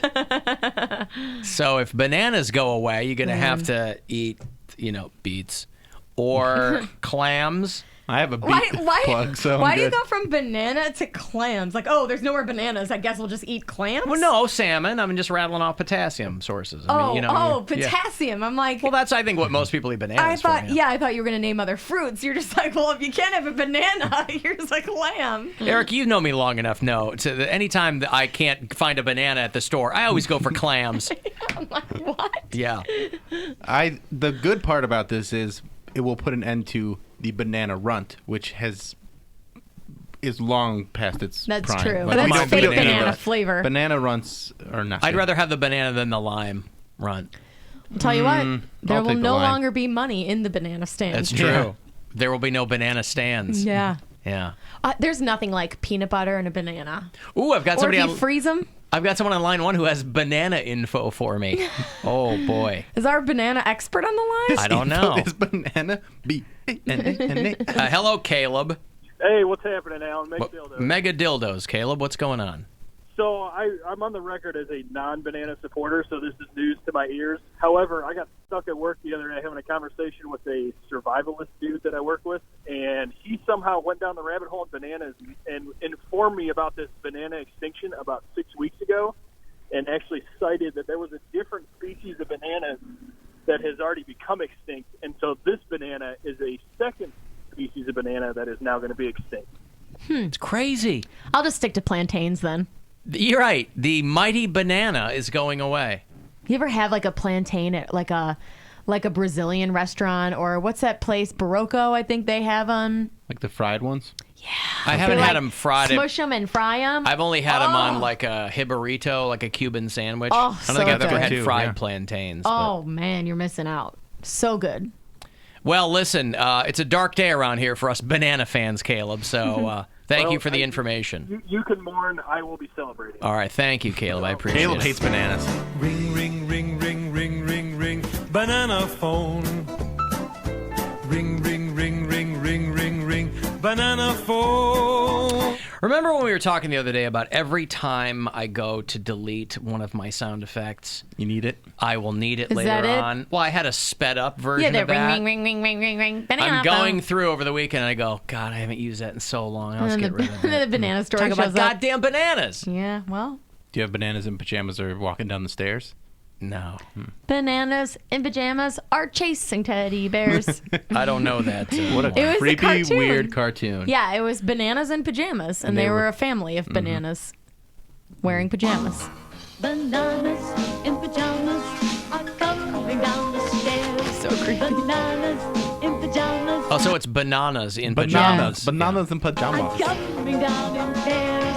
Bananas in pajamas are chasing teddy bears. 'Cause on Tuesdays they all try to catch them unawares. Is already Alan's on face acid was on this? amazing. Well, there's bananas that look like they've escaped from prison because Yeah. they're in and then they're chasing what I can only imagine are the Berenstain Bears children through a house. Okay. It was a weird cartoon. Bananas in pajamas. Bananas? Are coming down the stairs.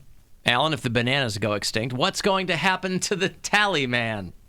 Oh, that's a good, I don't know. He'll be out of a job. Poor Harry Belafonte. Who knows? Well, he's He's not long for this world as it is. I love that song. Alan, the Cavendish banana is a hybrid of two species. One is tasty but can't be shipped. The other one not as flavorful but ships well. The fungus is attacking one of these species, so they can't ship them. Oh. You can't ship your pants? You can't ship your bananas? Huh. What about the banana hammock? Those will, unfortunately, Those are intact. Those are intact. Here's $1,000. Load up on bananas before they go away for good with your grand. Your shot at $1,000. Now, text the keyword WIN to 200-200. You'll get a text confirming entry plus iHeartRadio info. Standard data and message rates apply. That's WIN to 200-200. Good luck from WMMS. I remember when I first moved to Pittsburgh many years ago. I was still getting to know some people, and I was being introduced, and we were having dinners and things, and I was having dinner at one of the record reps' houses. Guy worked for Atlantic Records or something, and Pittsburgh was part of his. He was based out of Pittsburgh, and he was making dinner for everyone. It was him and his new girlfriend or whatever, and it was me and some of my bosses and some coworkers or whatever, and he made this great dinner, and he made bananas Foster, right? Yeah. Where you like cook the bananas. You brulee the bananas, don't you? Right, and then there's rum. Yeah. Well, I don't know that he had ever made this before, and he way overestimated how much of the rum would cook off. Oh, okay. Because you figure the rum cooks off, so it's kind of tinged with rum. We got hammered off this guy's bananas Foster. Oh, damn. I was like, and I'm trying to make a good impression because I'm like the new guy. I'm like, this is the best goddamn dessert I've ever had. We were all that way. Gotta love getting drunk off dessert. He's like, I think I put too much in. I'm like, do you think? Or not enough? I don't think any of it cooked off. I've gotten a little buzzed after having some tiramisu before. That's some heavy-duty tiramisu if you're getting hammered off tiramisu. Yeah. Or buzzed, at least. I think that was all I had to eat, too, so that's probably part of it. By the way, speaking of, people and their ideas of how to do things, he's got his soap in the pocket. Yeah. He's got his mustard. A guy in Texas was critically injured during an explosion in his home. I'll let the lady in the local news explain it for you. Investigators say the man was covered with second and third degree burns when they found him and was in critical condition. Deputies say the man was trying to decontaminate himself of bugs by spraying brake cleaner fluid on his body and then trying to vacuum himself. It's unclear, though, if the man was under the influence. I think we can be pretty clear he was under the influence. He thought he was covered with bugs, and so he sprayed himself with brake cleaner fluid, then tried to vacuum it off his body. What that did was it ignited the fumes, that's and the real vacuum flammable, right? exploded. Yeah. Uh-oh. And so the guy, he took a wall out of his trailer, and the whole, he blew up. So, listen, when Dr. But did he Berglund's... get the bugs off? They didn't say. If they didn't find any bugs, maybe there really were bugs, and he blew them all off. He's still alive. And they all got incinerated when the fireball in the vacuum happened. Yeah, hopefully they will get some information from him as to whether or not those bugs were real. But as of now, when Dr. Berglund's in next Friday, by the way, he tells people all the time, hey, if you've got warts, don't use turpentine. Yeah, don't try and burn them off yourself. Don't try use to any burn kind them of off. salve. Right. Salve. Well, don't use the wart removal that you get from the pharmacy. Compound like W. Yeah. They're like foot warts and genital warts. I think salves would be fine. He's like, don't use caustic chemicals on your junk. Right. This guy trying to get the bugs off himself with brake cleaner fluid. I bet he wasn't under the influence. You don't think so? Nah, stone cold sober. All right. Don't cats eat bugs, by the way? That's not a meth situation. Thought cats eat like... I mean, cats will catch flies and eat them. They eat like cockroaches or whatever. Yeah. Don't cats eat just about My anything? cats are kind of useless. I have 2 cats that have never been outside, and then now we have the new one, and she's, she'll be the trapper. Are you going to the International Cat Show at the IX Center? I was ruminating over it, but I don't know. I have an International Cat Show in my house, so I I need less cats. What would that entail? Like, It's like a dog show, like Best in Show. They'll have like you best have breed. cats on a leash and stuff? 1,000 cats from every corner of the globe, which does not have corners. Take that, flat earthers. More than 1,000 cats in 16 categories will come to compete. The largest cat show of its kind. Hosted by the Cat Fanciers Association. I would be interested to see like who wins Best in Show. Smells like, oh, no, thank you. It's not gonna smell. It's the IX Center. It is gonna smell. Like, I mean, that smell would have to be pretty pungent. I would think I think any show with 1,000 cats is going to smell like cat. It's going to smell like an old lady's house. I don't think so. I stopped myself from saying what I was going to say.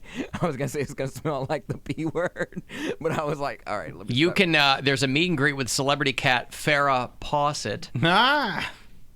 A stroll down the Meow Mall shopping market.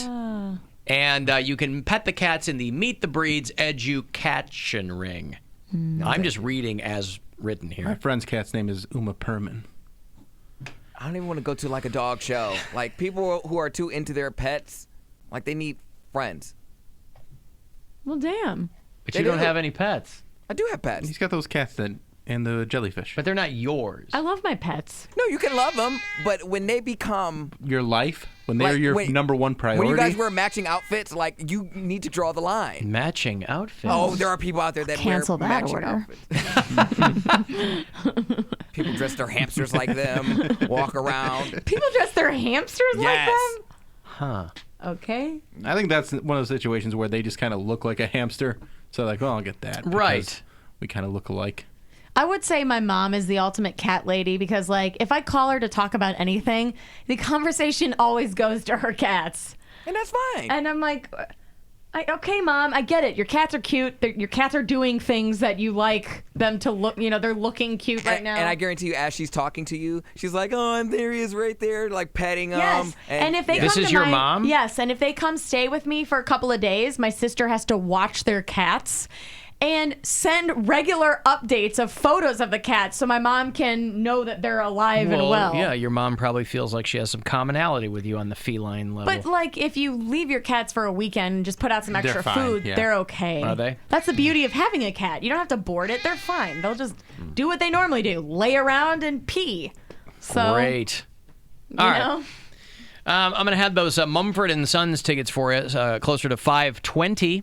They have set March 9th as their Cleveland date on the Delta Tour. You'll get them before they go on sale Friday morning. It's the Alan Cox Show on 100.7 WMMS. And everywhere you go on our free iHeartRadio app. It's an entire haunted scream park. 7 floors of hell. Privy to, yeah. Privy They to, do it thank and you. They don't let us know. That's right. I saw this when it got tweeted out. It's still pretty funny. Our friend OK Pants is getting some play in the local news because he and his brother got matching Marks tattoos. Now, I have to cop to the fact that I didn't know what that was. I didn't know that there was like a Marks figurine. Oh, yeah. Oh, yeah. If you shop at Marks, it's all over the store. Well, I used to. I mean, when I lived in Ohio City for almost 5 years, we shopped at Marks, but I don't ever remember a cartoon with a guy with a parrot on his everywhere. shoulder. Is it? It was my husband's first job working at Mark's. Might be his next one. Yeah. Can he go back? I don't know. All right. OK Pants and his brother. Lee, that's right. They both got Lee Pants? Lee Pants, yeah. He did my my crown photo for the If You Don't Know Now You Know fellow. Oh, so his brother's a photographer? Yeah. Okay. Well, Pants is a criminally underrated artist. So, yeah, they both got matching Marks tattoos. Mark Glassman, of course, founded Marks, and they got these tattoos on their legs, and it's getting all kinds of... Channel 19 did a thing on it. And it's the most Ohio thing you can get. Mm-hmm. I'd say most Northeast Ohio. Cleveland thing you could get, maybe? Sure. I wouldn't even say that. I think there's more Cleveland things you could do than Marks.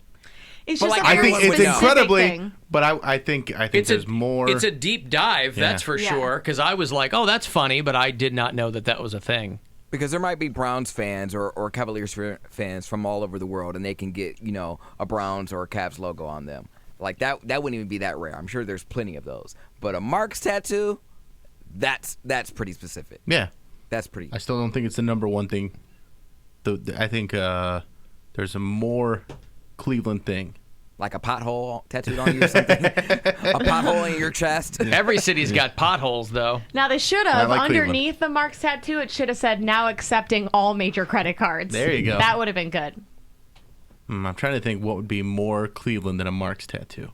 An abandoned parking lot, that would cover too much room. Like, I don't. A $1,200 house from the east side. Yeah. See, I don't know river what you could on do. fire. Mm-hmm. Why so expensive? $1,200 house on the east side? What, we got a mansion over there, Bill? Yeah, what's more It Cleveland? still has one copper pipe. Maybe I can't think of anything more Cleveland than Marks. It's Maybe definitely a Slyman's tattoo somewhere. Slyman's, Slyman's. Sokolowski's, something like that. Slyman's? I dated a girl The one deli? time who looked like she had a Slyman's tattoo. It was not that. It wasn't though. a tattoo. It was just her anatomy. It was not that at all. Just that corned beef colored. And I didn't even. Sure. At the time, the joke would have been Al's beef, but I moved, and so I update the reference. But it was before I even knew what Slyman's was. Nevertheless, Maybe there it Terminal is. Tower tattoo? Yeah, see, I think it's got to be more. Niche. It's got to be something that only people from Cleveland will get. Gee, I don't know. Maybe a buzzard tattoo. Yeah, Maybe. that's People a good have one. that. I've seen that before. Well, yeah, plenty of people have them. I think you need to get a tattoo of an airbrush T-shirt, and on the airbrush T-shirt, it needs to say Parma on it or something. There you go. No, you need to get the airbrush T-shirt from Tower City and then have Parma Yeah, on it. it's a tattoo of you standing inside Tower City, having them custom make you a Parma With the- airbrush T-shirt. Wow, With the that's a fountain. really meta tattoo. With the fountain rusting and not running at all. Do they not run the fountain anymore? Hell They no. do. Yeah, they do. I think there's two. The one behind the staircase in Tower City, I don't think they run that I one. mean, I haven't been there in a little while. No, There's I haven't weeds been there growing in in a it. long time. There's weeds in there. Get a Mr. Hero tattoo. Yeah. Mr. Hero's Get a big one. Roman burger back piece. Yeah. Right? That's a thing. The taste you crave. That's right. I still like prepared fresh for you. Prepared fresh for you. I'm a little disappointed it's the taste you crave. Well, because that old jingle, it sounded like they said French. Whoever sang that, it sounded like they said prepared French. for you. And I'm like, well, that doesn't Oui, make oui. sense. I know that's not what they're saying, but that's kind of what it sounded like. I don't know what the new slogan should be, but I think it is what it is. The hard land of America. No. Is that being used? The hard roll of America. Hard America. Alan, I lost my virginity in a Marks. Ew. All right, hopefully not near the deli.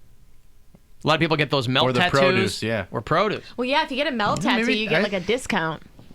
Yeah, I think. People have But gotten again, that. Melt's been on like all those different shows and stuff like that. Like people are aware of Melt outside of Cleveland. When you Yeah. come to Cleveland, I think Marks might have topped it. They might have done the most Cleveland thing you can do. Okay. Get a Marks tattoo. The All right. Gundarina. Well, I will defer to you guys and what would be the most The Cleveland Gundarina thing again, ever. like that's mentioned on TV. It's got to be something that. No, the Q is mentioned, not the Gundarina. Yeah, but people remember that it was And one it thing. used to be the Gundarina on TV. Okay.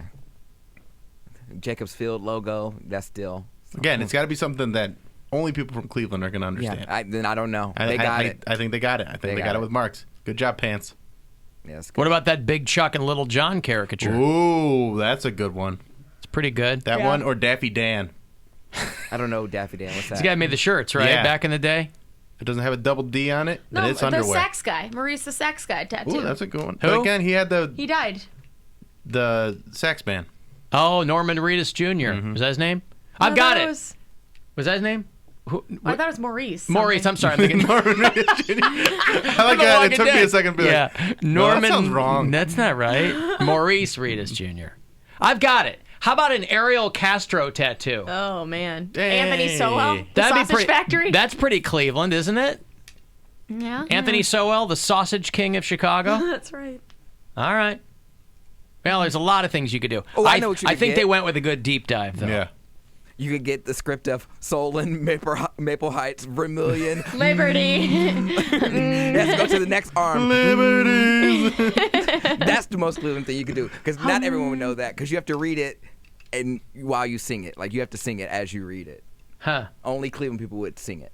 All right. They would know. They're like liberty and soul and That's actually a really good one. And you gotta turn your wrist over. We should make that. You gotta get that. If we both lose the Polar Blast battle, Absolutely not. I will get that tattoo. Done. I'm, Mark it. Yeah. What time Was is it Liberty Ford? Is that what it is? Yeah. Yeah. Maple Heights. You guys better come at me with the Maple sponsorship. Heights, Brunswick, Parma Heights, Vermilion. That's what I hear. Is that girl crying every time? So where would they you should get put it? that on the end. Would you get it on the wrist? Get on your. You get the little map. Is that what you'd get? My on your wrist is already taken by my ex-wife's name. So. You could get it on your chest, and then you have to turn around to get the like right there on the back shoulder blade. I would probably get the music notes to go with it too. Like I don't know. the I'd have to bouncing figure, yeah. karaoke ball. No, just let Clevelanders would sing it. Yeah, Everybody else you're would right. just You're read right. it. It's better if it's just the words. Solon, Maple Heights, Brunswick, Vermilion. Parma Heights. Oh, I miss Parma Heights. Vermilion. And I miss you. And every time they add a store, every time they add a location, you got to get that added. Yeah. Because they'll put it in a little chime. That's a good one.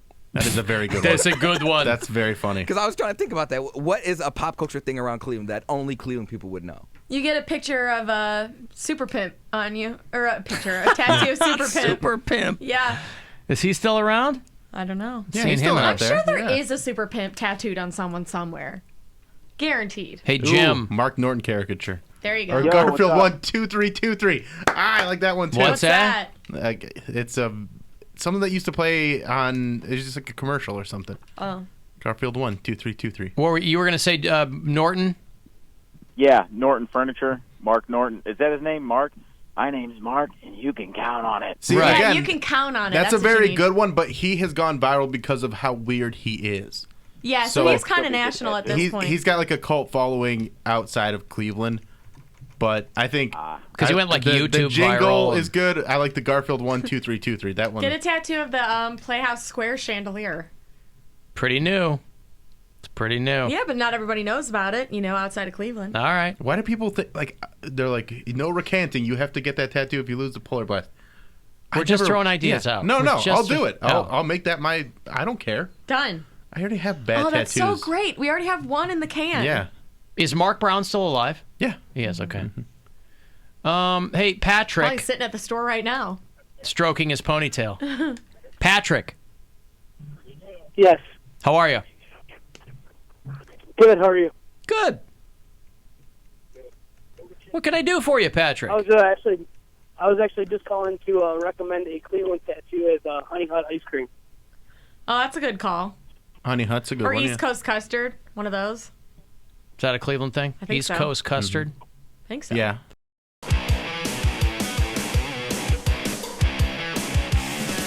Two 216-578-1007 or 800-348-1007. 35192. You want to give me a text and AlanCoxShow.com for all the other stuff. AKA Becky. Well, hi there, Alan. What's going on? Not much. And then again, a whole lot. Okay. I wanna How's say- the finger? Still missing. It's still hurting. I should say, how's the hand? I can't stand. I have my index finger. I know. I have to relearn. Oh, when I opened my laptop and I tried to type, that's when the tears fell. Becky chopped hammered her finger off for new listeners. That's the Cliff's Notes on that. So what's going on? Well, you guys were talking about cats, and I do have a talent concerning cats. Yeah. My talent is, I had to prove to my husband, I said, well, when we were kids, we were really bored. You know, I live in San Diego, California, and we live in a cul-de-sac. And we listened to the cats that were calling to each other to mate. And so we started mimicking their calls. And so to prove this to my husband that I still had the talent, we were coming out of this diner, and we were right next to a trailer park. And I said, watch this. I see this big Tom walking down this driveway, and I started doing my cat call. And sure enough... Like a literal cat call. Uh-huh. You want an example? Sure. No, it's fine. Yeah, I'd like to hear this, yes. Yeah, I want to hear. Okay, here it goes.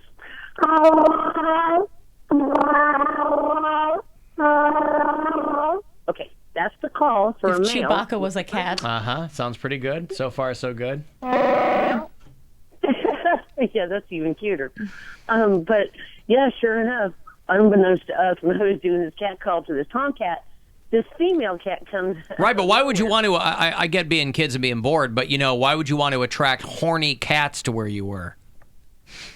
Because we had nothing else to do. Okay, gotcha. No, but I had to prove it to my husband what we used to do as kids. So I'm a grown adult. Otherwise, he would have been really disappointed. And when was he appropriately impressed? He was, because a female showed up. Oh, And the I see. tomcat- Yeah, all right. Yeah, the tomcat's coming along, and this female shows up, and all of a sudden this tomcat locks eyes on this female and goes running up to it, as if, oh, you're the one making all that pretty sound. And she just land-blasted him right across the face. I think that's what Ian's been secretly doing, is doing cat calls, and then you get strays coming up to your door to get milk or whatever. I don't know. And he's been working on his calls. These are not random cats coming up to your The house. cat was pretty horny for a while before we got her spayed, and I've never witnessed a cat in heat before, but once you do, it's recognizable. Oh yeah. I mean, that They cat. hump everything. Well, just they're all over you, and they're constantly making like all these crazy sounds too. Like she's like yelling in the middle of the night, like. Rah! It honestly sounded human-like, but yeah, super horny. And puts her butt in the air. Oh, Rubs it all over you. We have a cat in our neighborhood that's I have awakened in the middle of the night and been terrified for a second because it sounds like a child is yelling on the lawn, Yeah. It's and like I'm like, oh, what's going on? Probably That video, the lynx screaming. The lynx screaming at each other. Yeah. Oh yeah. Yeah. Well, see, I only gave you one tone of a cat call. Oh, give us the second tone. Oh, well, it's not. And say we did. Okay. All right. Fair enough. All right. Well, thank you, Becky. Thank you. All right.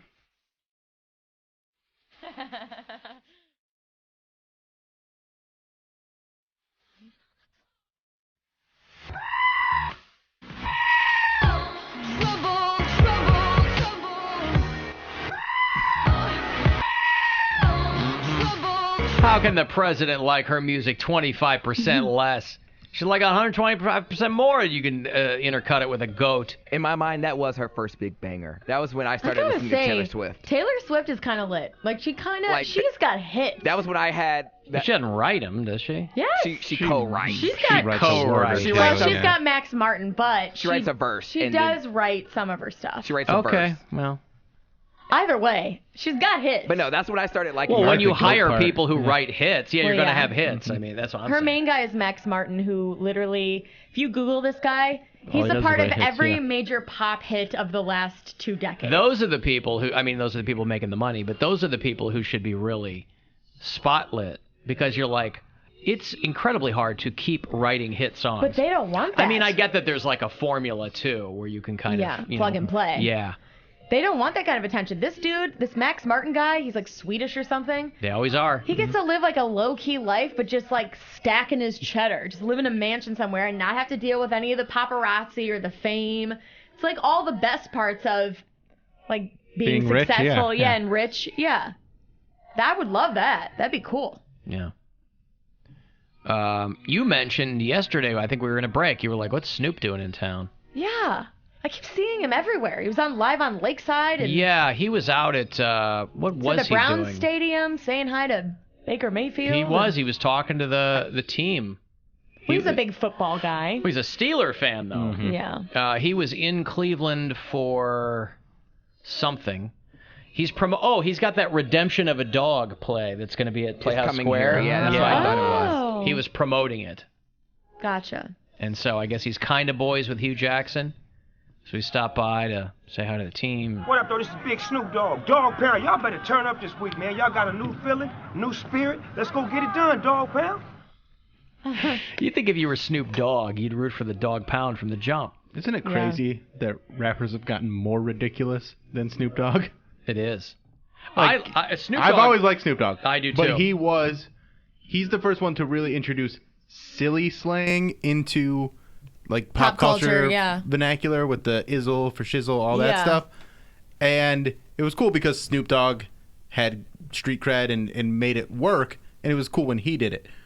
You take him, and now he's like an elder statesman in the world of hip hop, and you're like, yeah, he's a nice guy. Yeah, he's doing Martha Stewart stuff, and It is funny. What an amazing transition for that guy to make. Right. Like it was a funny image to see. Like I think Channel 3 might have like tweeted out like a photo with him and all the like white news anchors. Like, we're here with Snoop Dizzle for Rizzle in the Hizzle, and I'm like, do you ever think this guy thought this is where I'm gonna be in 20 years? Did Robin Svoboda rap for him?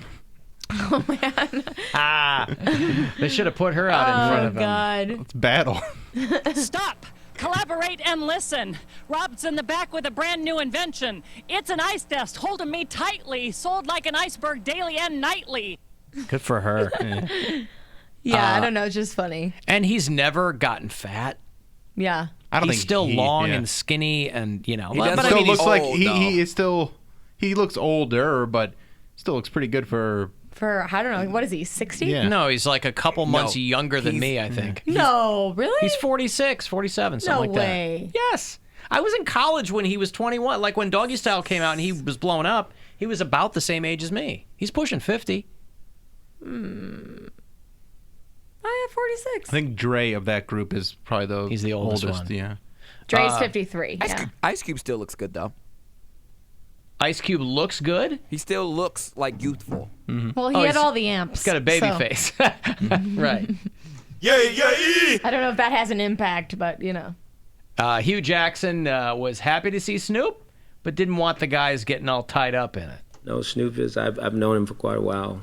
He's been around some other places I've been. I won't say what teams they were. But, Illuminati. It was good to have him out for a moment. A lot of guys seen him on the sideline, and his message was, man, you guys are doing some good things.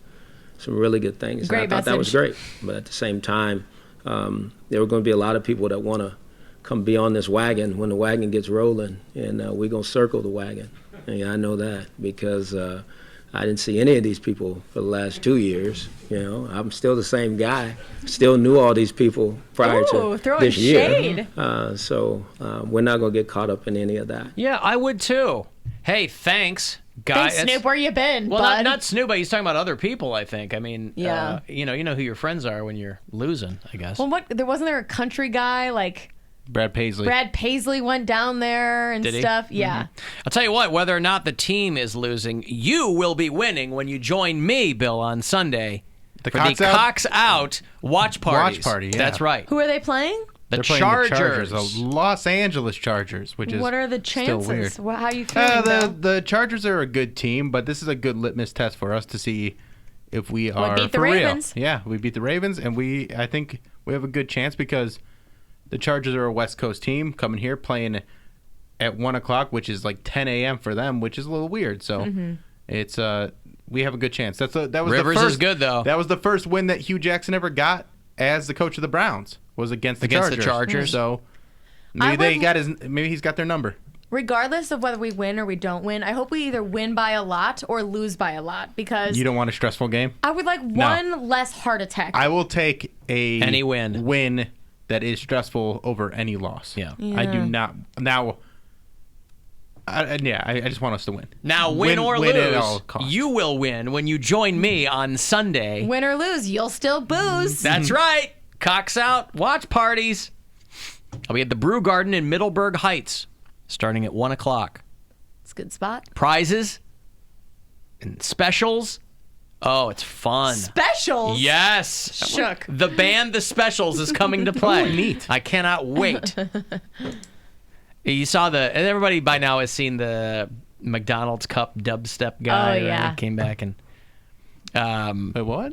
A few years ago, this guy was playing dubstep on a McDonald's cup. Yeah. He's a fat guy in a restaurant, and he's just a kid. He's going wow, wow. You're right. With it, yeah.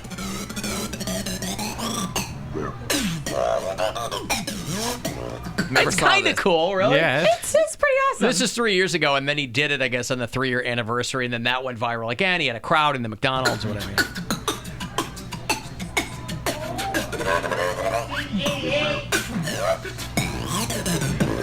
Very pretty impressive. cool. Yeah, he's just got a thing. But this guy, I was waiting for the diabetes to drop. Right. I was waiting for I went to the supermarket late last week. That's what it sounds like to me. I'm sorry. It's all white people. It's all white people I'm to sorry. me. Uh-huh.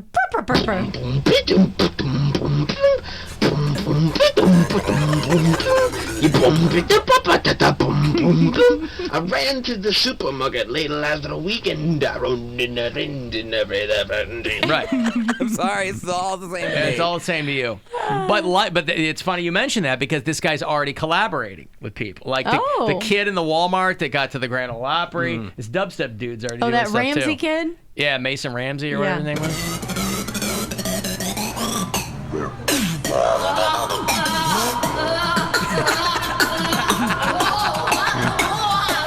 It actually makes Yoko better.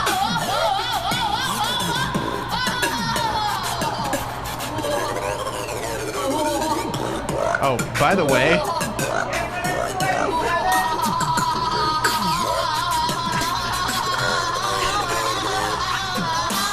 yeah, they're touring together. Wow. Very exciting. when we play that, yeah, it gets flagged by YouTube as copyrighted. The Yoko? The Yoko.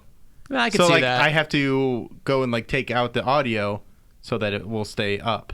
Yeah, and her in the art gallery gets. She's got some strong filter on when there. we play Sabbath or something like that, they're like, hey, we want that revenue, but Yoko is got her copyright locked down. It's because that's the only thing on YouTube that people search for her or watch of her is that goofy ass art gallery thing. Will the McDonald's Cup collab get we'll struck? See. I'll see. It takes about an hour for everything to process, and then because it's kind of I underneath, go and check and see what's flagged. All right. Did you see those guys? Did we talk about it on the show? Those guys that took a picture of themselves and put it blew it up and put it up in a McDonald's without them realizing. We didn't talk about it. It was a great story. They ended up were getting on paid. Ellen. Yeah, they got paid. Now they're going to be in a commercial and everything. I'm like, why don't I think of just doing dumb crap like that? Because you're not Asian. They were saying there are no Asian there people wasn't represented. Diversity Therefore, or something. you're dumb. You're not as smart I as guess an it's Asian. just that'd be pretty sweet to just do something stupid like a prank and then have it turn out to get pay you $20,000. Yeah. Some Ting Wong, Wee Tu Lo, Ho Li Fook, and Bang Ding Ow. Those are the guys who did it. Yeah, for the store not only to not get angry, but to go, and then the company goes, we'll give you money to get your photo. And that was smart on McDonald's part to roll with it rather than be upset about it. Well, I think they also realized too, these weren't just losers. These were college educated guys that were regular customers that wanted to see that spent a lot of money at their store. It wasn't like they were trying to deface McDonald's or something. Except I take them at their word, but every ad campaign now looks like an old friggin' Benetton ad. There's a black guy, there's an Asian guy. I'm like, there's no Asian people in McDonald's ads? Not the ones that they had in the restaurant. Usually they go to central casting for all that stuff. Well, and McDonald's has kind of been a little bit smart. They started targeting their advertising, so they'll play the "I'm loving it." I'm loving it. On the urban it's for formats. the urban market. Yeah. Wait, that wasn't for me? down to McDonald's. Yeah, exactly. Listen, if they played that one, if they said, bring your broke ass down to McDonald's, I would be so happy. That'd be amazing. Bring your broke ass down to McDonald's. I'm loving it. Yeah. You know you loving it. And use the dubstep dude underneath. There was an old McDonald's commercial where it was about a guy that worked his way up through the company. I always thought that was a weird one. He was a black kid, and he's like, oh, you started as a fry cook, and now you're the manager. We're so proud of you. And that one seemed a little off tune, but also, why are you advertising your jobs and not your food? Right. You want people to come to your restaurant to eat, not to be like, hey, can I get a job and then eventually become a manager? Yeah. You know what? I'm going to have the double cheeseburger meal and an application, my friend. That's how it goes down. There's probably a lot of turnover. They get that commercial where they gather around the kid to see if he you got gotta flip the accepted to burgers. college. And, Yeah.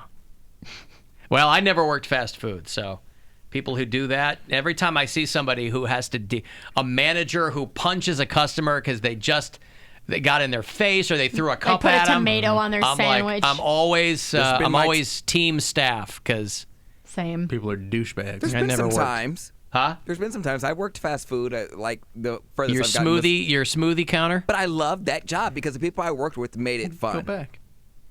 Right, but you were also in the quad or something, weren't you? Right. So you're dealing with college students, right? It wasn't. I mean, could the population at large walk up and get During a smoothie? rush hour, people get real testy. They're like, when is smoothie rush hour? At noon was like our lunch. our lunch hour. All the classes would like let out at that time, and we would have a line like out into the hallway.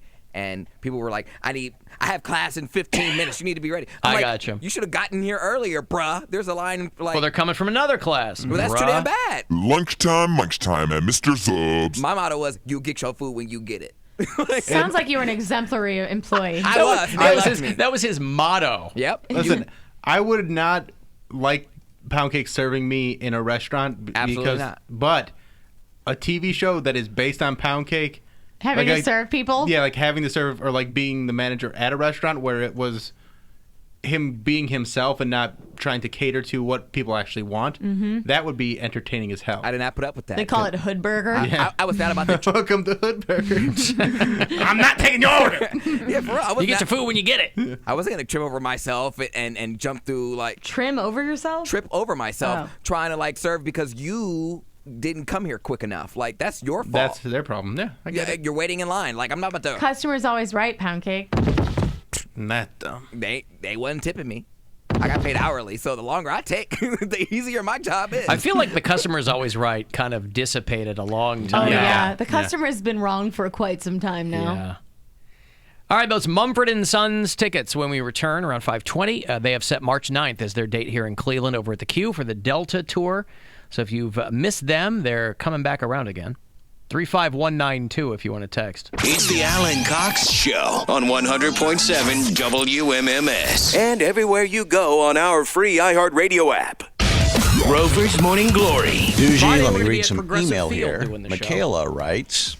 I mentioned this That yesterday. is a great name. That's a hot-ass name. So many people I've ask never me met about an it. They ugly said, chick named "Please, Michaela. Alan, Parents, you if you mentioned want to it, have but I a didn't hot have a daughter, pen." name her What is your Michaela Friday schedule or again? Mackenzie.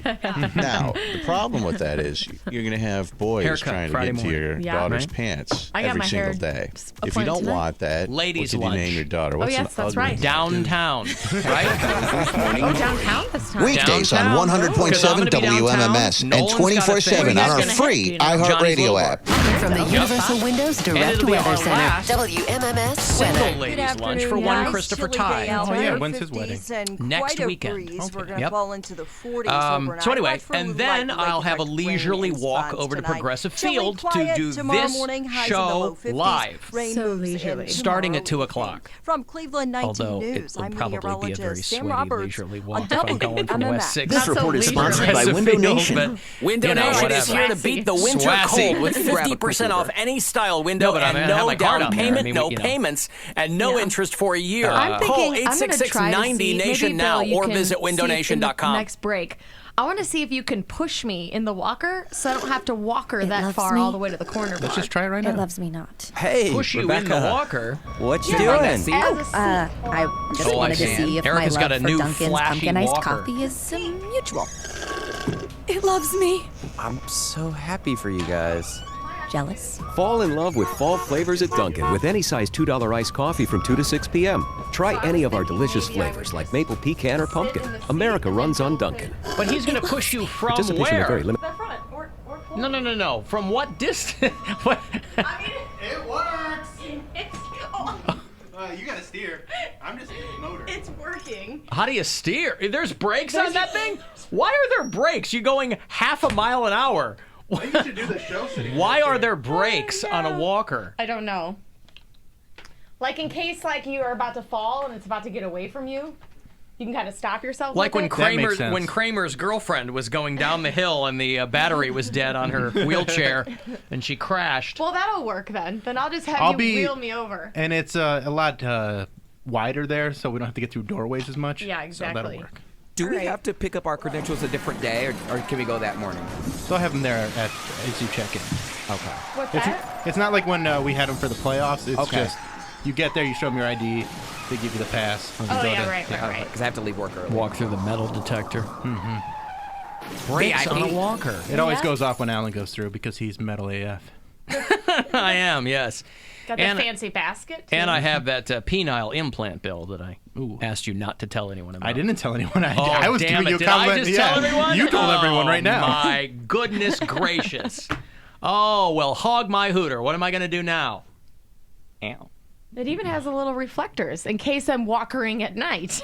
Boy, they're putting a lot of extraneous crap on there. I assume to charge you more for it. What did that cost you? My mom bought it for me, but I think it was roughly $100. Oh, that's it? Yeah. Oh. Yeah. Is it titanium? Is it American steel? What is it? Definitely metal. It's not Titanium, super heavy, but it's bulletproof. Fire away, fire away. Yeah.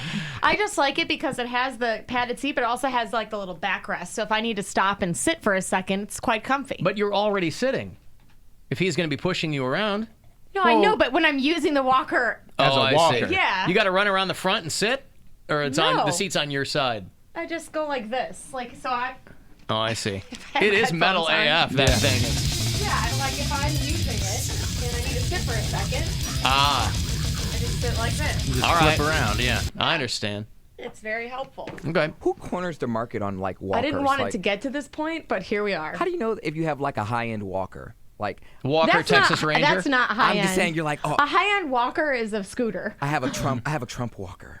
Catch up, bitch. Well, that's probably What's not a going to be Trump walker? I'm just saying, like, someone just corners the market on all walkers, so you know you got the legit thing, like the real McCoy. Only thing I got I'm the real missing is a whatever. cup holder, but Yeah, how does it not have a cup holder?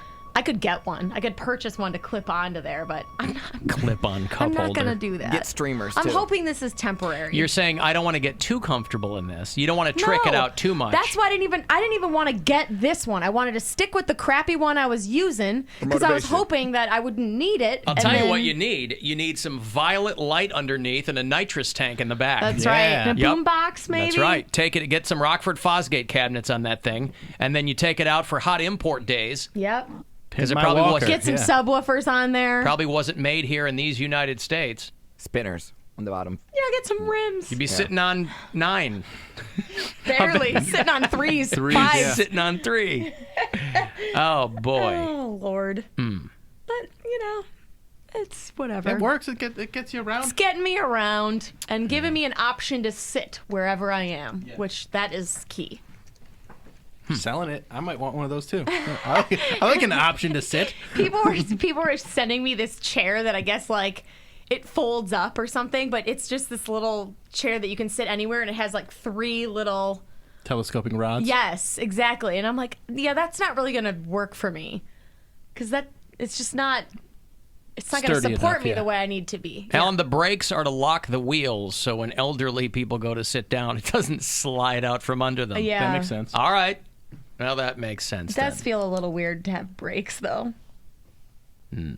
Well, if you start using the brakes too much while you're walking, maybe it's a good sign that you're walking too fast and you don't need the walker anymore. You're just going way too fast. Are you going to name it? Like Pull Walker or Walker Texas Ranger? Oh, it looks like a Leslie. Chris Walker. Christopher Walker? Okay. That's Christopher Walker. I understand. Even though it's pink, but Mm-hmm.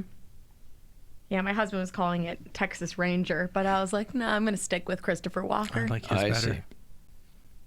See. Hey, Mike. Yes, sir. How's it going? What's up, Mike?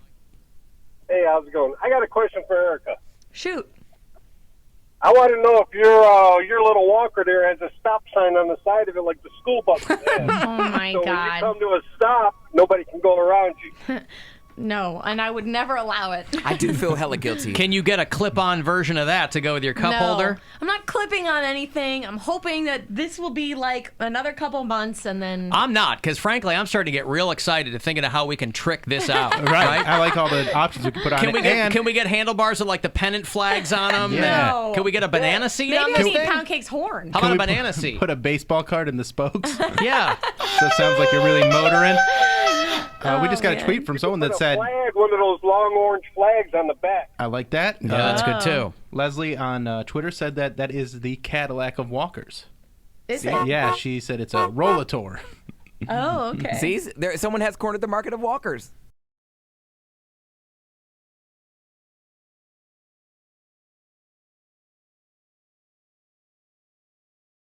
Traffic Center. Elk and Elk has 1 over 1 being for their injured clients. Call 1-800-ELK-OHIO. Slow traffic 271 south between Richmond Road and Rockside, and the East Shore Way inbound is stop and go between Aviation High School and Dead Man's Curve. I'm John Crawford in the Traffic Center.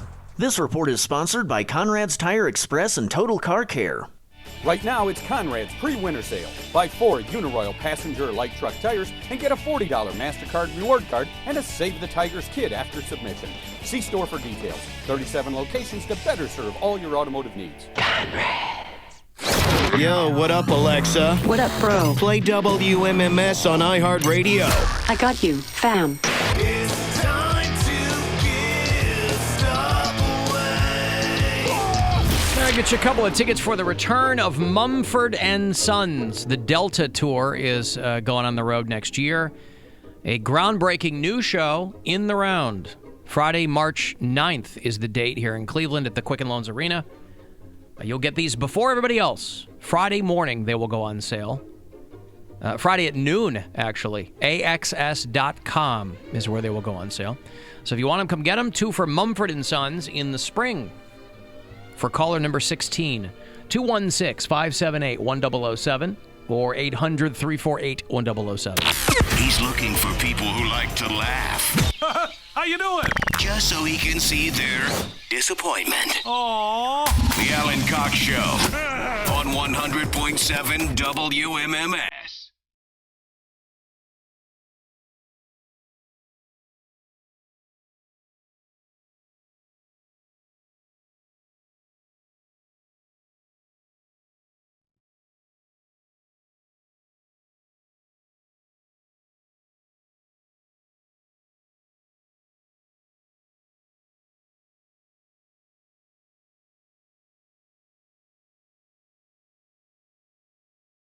There's some bands that I'll look for in our system here, and I'm surprised we don't have anything from them, or we'll have like 1 or 2. Yeah. We have the entire Mumford & Sons catalog in this goddamn thing. Really? There's like 100 songs. Like they have this song, and that's it. I do It's the only love song them. everybody knows. Yeah. I like Little Lion Man. But he Yeah, sounds... that song You too. like Mumford & Sons? I do. He sounds just like Dave Matthews. No, he His doesn't. singing voice is just like Dave Matthews. And Dave Matthews is Those are not even distinguishable to the human ear. very. He sounds just like Dave Matthews. No, he doesn't. It's Dave Matthews Band with banjo. No, he does not. Play a Dave Matthews Band song. We've all heard the Dave Matthews Band. I'm just saying. This. I think That's what that guy just sounded No, like. he doesn't. No, He's I disagree. I don't think they sounded like it all. I much prefer the Mumford & Sons His voice is more like clarinetish versus like Dave Matthews Band is more It's of like a recorder. Yeah. All right. We're Yeah, his is very cross like buns. Hot cross buns. This is a Dave Matthews Band song. Him singing. That was him beatboxing.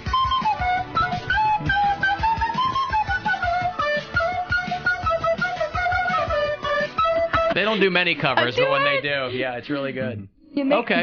That makes me laugh every time because I remember trying to learn how to play the recorder and thinking I was killing it, but totally not. Well, I am I'll admit I'm no Mumford & Sons aficionado, but I'm like, that guy sounds like Dave Matthews. No, I don't All get right. that at all. All right. His voice is much more pleasant.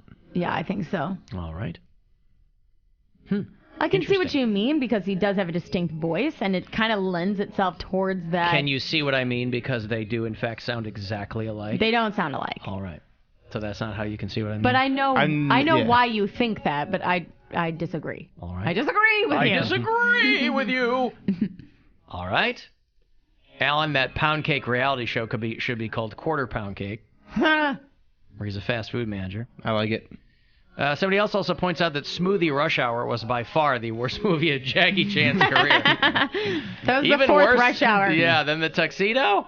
Yeah, I broke a lot of rules there. I mean, not like rules, not like safety violations or anything like that. Tell us more about your rebel days But at no, the like- smoothie shop. Like, they were supposed to be like, Smoothie Rebel! they were like, oh yeah, you can eat at a discount. I was like, discount? Bitch, I'm eating for free. Like, Oh, eating so for you- free. so Like, you this stole. don't count. Yeah, okay. Yeah. I mean, right? Eating Most for of free. stuff that we were gonna throw out anyway. Smoothie Rebel! I'm like, I'm going on break. They're like, really? But you don't have another break? I'm going on break. Take an extra break. He's blending all the rules. Going on break, taking rice bowls. I would have a large smoothie when I only paid for a medium. There's nothing smooth about working with Pound Cake. Why were you such a jag-off to work with? Because I was a good worker. It doesn't sound like it. A good worker is good to get along with. I was good to get along with. You're like, I'm taking another break. Yeah, it doesn't sound like you were at all fun to work with. Well, in comparison to the people that I was working with, I was an angel. I don't know if we think you're fun to work with. I can't imagine making smoothies next to you. What kind of place was this? If you're the best employee, I didn't say I was the best employee. I just said I had the best attitude towards things. Like people would love when I would open the store and I was singing early in the morning. I was singing. People would love that. Is what he's saying. They would love it. They would come in there like, you just make my day every morning. You're always so cheerful and happy. I'm like, of course, like. You gotta be happy. Until somebody is in a hurry and needs to get their smoothie on time before class. It's not like I wasn't not working. I was just working while I was singing, like the slaves used to do, So no, you don't know either. People. Yeah. Pound Cake's smoothie shop experience similar to slavery. I just was. Were you singing slave songs? I did sing I did a little bit, yeah. Like what? Blend Low, Sweet Chariot. Like wade in the water and all that stuff. Wade in the water. I did get a complaint from the bookstore. On the flat top. Yeah, I did get a complaint from one of the people next door because they were like, his singing's very good, but it's really loud. No one said your singing was good. They said that to my manager, and he came in and related. I was like, they want me to tone it down? I was so offended. I was like, tone it down. And then the guy that complained. You better be prepared. You're going to be told that a lot in life. He came into this smoothie shop. I was like, I'm not serving you. You told me to tone it down. Mm-hmm. And then he was really embarrassed, but I was just messing with him. I brought the pre-show dance party back today, and I played a song that I liked, and then he wasn't really into it, so then I played Mariah Carey, Always Be My Baby, and you can guarantee that Pound Cake will get into that one. The best part is there was a part, and there's a low note there, and out of nowhere, we're singing along together, and he's like, oh, I'm looking right in the camera into my soul. You are something else, man. I know. But apparently Mariah Carey does the trick every time. I guess so. Yeah. Well, gee, I'm sorry that I was never able to come in contact with your amazing smoothie performances. You're lost, man. I guess so. You're lost. Smoothie rebel. Mm-hmm. Oh, you don't want pineapple? You're getting double pineapple. Oh. You want mango and kale? Pick one today, my friend. You're only getting one. You ain't getting no booster. That's right. You ain't getting no. Oh, the boosters. I remember those. Those were great. You remember them. Every smoothie place has them. Why are you sentimental about a booster? Because it was such a fun little job. Because he has so few in his life. It was a fun little job. Oh. Oh, man. Do you want to hear any of the Kanye in the Oval Office clips? No, we really don't. Yeah, let's do it. We really don't. The Daily Show. Let me guess. It's incoherent? Hey, it's Kanye. Much like Trump. But it's Kanye going on and on about... I retweeted it, and then the daily, what's it called? Curb Your Enthusiasm music starts.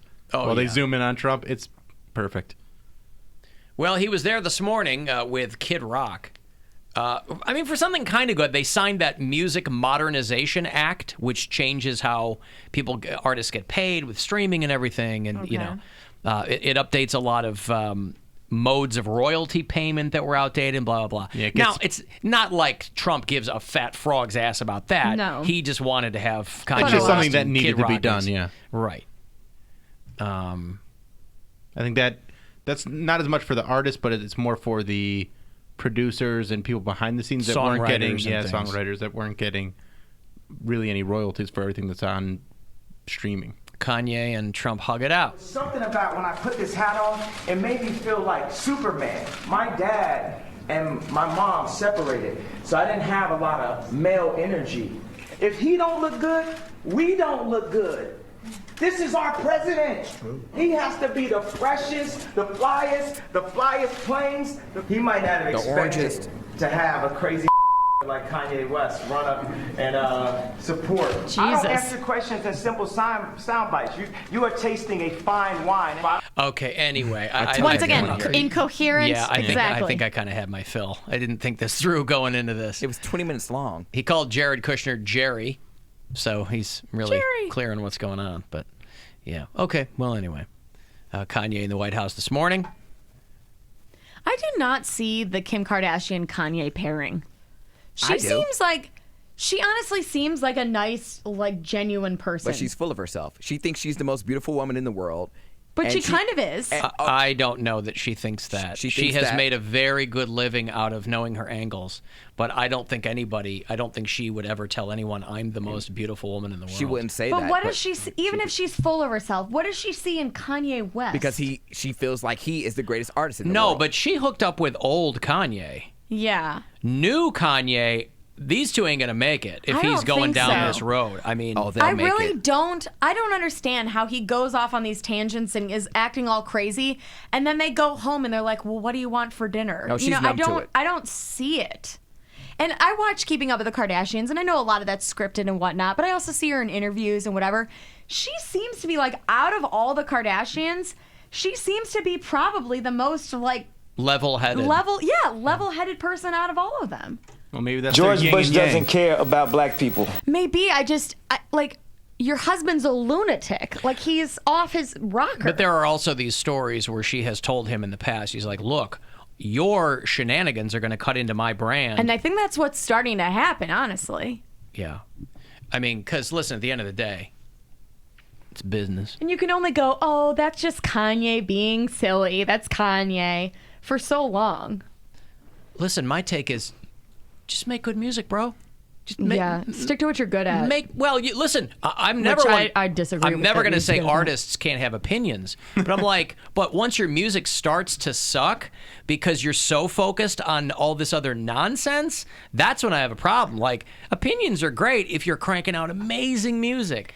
I think once you're going poopity poop scoop poop, and that's your album, I think it's time to take a time out from like everything. Well, that's a great cut on that. Scoopity doop poop. Poopity scoop. Yeah. He's trolling everyone. Trump being the male energy you need in your life, like how poop, poop-de scoop-de, scoop-de whoop, whoopity scoop whoop poop. Play the second verse. Poop. Same second verse, same as the first. I never. They're all dumb. Thought that someone would desire male energy from Trump. Like, I need his energy in my life. I didn't have a father figure. So you look after Trump? Ow! I can't even imagine him being a good dad. He just likes to get under people's skin, and he likes to get people talking about him. He knows that being a hip hop mogul and being on Trump's side gets him a ton of attention, and that's all he cares about. Yeah, all he cares about is attention. I'm not worried about that. It's just funny. Like, I just imagine Barron just coming down and eating his cereal. Boy, you never breakfast. See that kid, do you? I'm fine with you that. don't see Melania really either.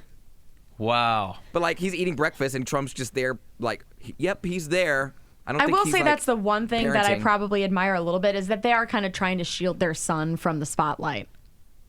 Melania is shielding the sun from the spotlight. Well, I think that's a good thing to do because I don't think the kid should have any involvement. If the kid was he didn't choose for his dad to become president. Yeah, but if he was 18, best believe he would have some role in the White House. But you know what? There have been sons and daughters. Secretary of Fortnite. There have been sons and daughters Secretary of of Skate. Yeah, but they don't want anything to do with it. What did he say when he's so good with the computers? The cyber? The cyber. Secretary of Cyber. Secretary of Cyber, yeah. We've got $1,000 here for you to do with whatever you see fit. Good luck. Our $1,000 bribe happens every hour. Your shot at $1,000. Now, text the keyword BANK to 200-200. You'll get a text confirming entry plus iHeartRadio info. Standard data and message rates apply. That's BANK to 200-200. Good luck from WMMS. Well, Melania's got that ABC News exclusive sit-down that's going to air tomorrow night, where she says that she is the most bullied person in the world. She is? According to her. That's what she says. Is it about social media? Because I remember you talking about this during the campaign. What happened to you personally, or what did you see personally that you thought you wanted to tackle this issue? I could say I'm the most bullied person on the world. You think you're the most Is she a flat earther? She said on the world. world. Yeah. What? Dun dun. Where is it? She thinks that she's the most bullied person on the world. This is great on her part because if we say she's not, then that can be construed as bullying. So we have to agree with her as to not bully her. Very, very clever, First Lady. Very clever. But yeah, she's not. Personally, or what did you see personally that you thought you wanted to tackle this issue? I could say I'm the most bullied person on the world. You think you're the most bullied person in the world? One of them. If you really see. I mean, sure, you could say that. Yeah. If you were a dope. But why would you say that? That's ridiculous. Silly. It's absolutely ridiculous. What people saying about me. You're an adult. You say you're strong. Have you thought about what would this do to a child, to my son, to other children? That's why my Be Best initiative is focusing on social media and online. Why doesn't this guy go, what about your husband? Because it's a big get. Does he bully you at all? It's a big get. He doesn't want to offend her. She was nice enough to sit down for the interview. But when somebody says, I'm the most bullied person in the world, you can't just let that hang there. Right. No. When you're married to one of the biggest bullies in the world. On the world, Bill. On the world, Please. sorry. Yeah. Don't bully me, Alan. We need to educate the children of social emotional behavior so when they grow up and they know how to deal with those They issues. don't become my husband. Right. Maybe she is really trying to save the world. She's like, I don't want anybody to be like my husband. Well, she's doing a piss poor job of it if she is. So that'll be on. I wonder if she's going to answer what was up with that jacket she wore. What I really don't care or something. I don't care, do you? Yeah. Maybe she should wear that coat more often. Maybe they would help her get over all that bullying. Maybe the I don't care coat would help out. Hello, who is this? Yellow. Hey, It's Jesse.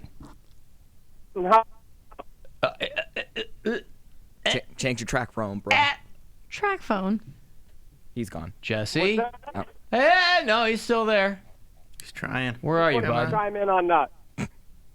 I just wanted to chime in on Kanye West and talking about Trump and how we need to support the president and everything, but yet he used to dog on Bush so hard. Yeah, George Bush doesn't care about black people. That's what I'm saying. But that was old Kanye. Dude's off his rocker. That was man. a Kanye who was getting attention for his music and didn't need to make these wild. But that was the first time we saw Kanye do anything. That got It's him the first time attention he Kanye'd. Yeah, that was the first Kanyeing. George Bush doesn't care about black people. Was that pre-Taylor Swift? Yeah. I'm gonna That let was- you yeah, finish. Oh yeah, Okay. way before. So that was like the beginning of the end. That was the live Katrina benefit. He was standing next to Mike Myers. Yes, right. And Mike Myers' face in that clip is the best. Amazing. Where he goes, he just looks at him. He's like, "What? I'm Canadian." Yeah, and then he got boycotted off the radio after the Taylor Swift incident, and then I guess Obama called him out and said that he was a jackass, and then that's why he started hating Obama. So him and Trump are a lot alike in that aspect. Someone can't make a joke about them or say something about them and them not want to seek revenge. Thank you, Jesse. Jesse. That's around.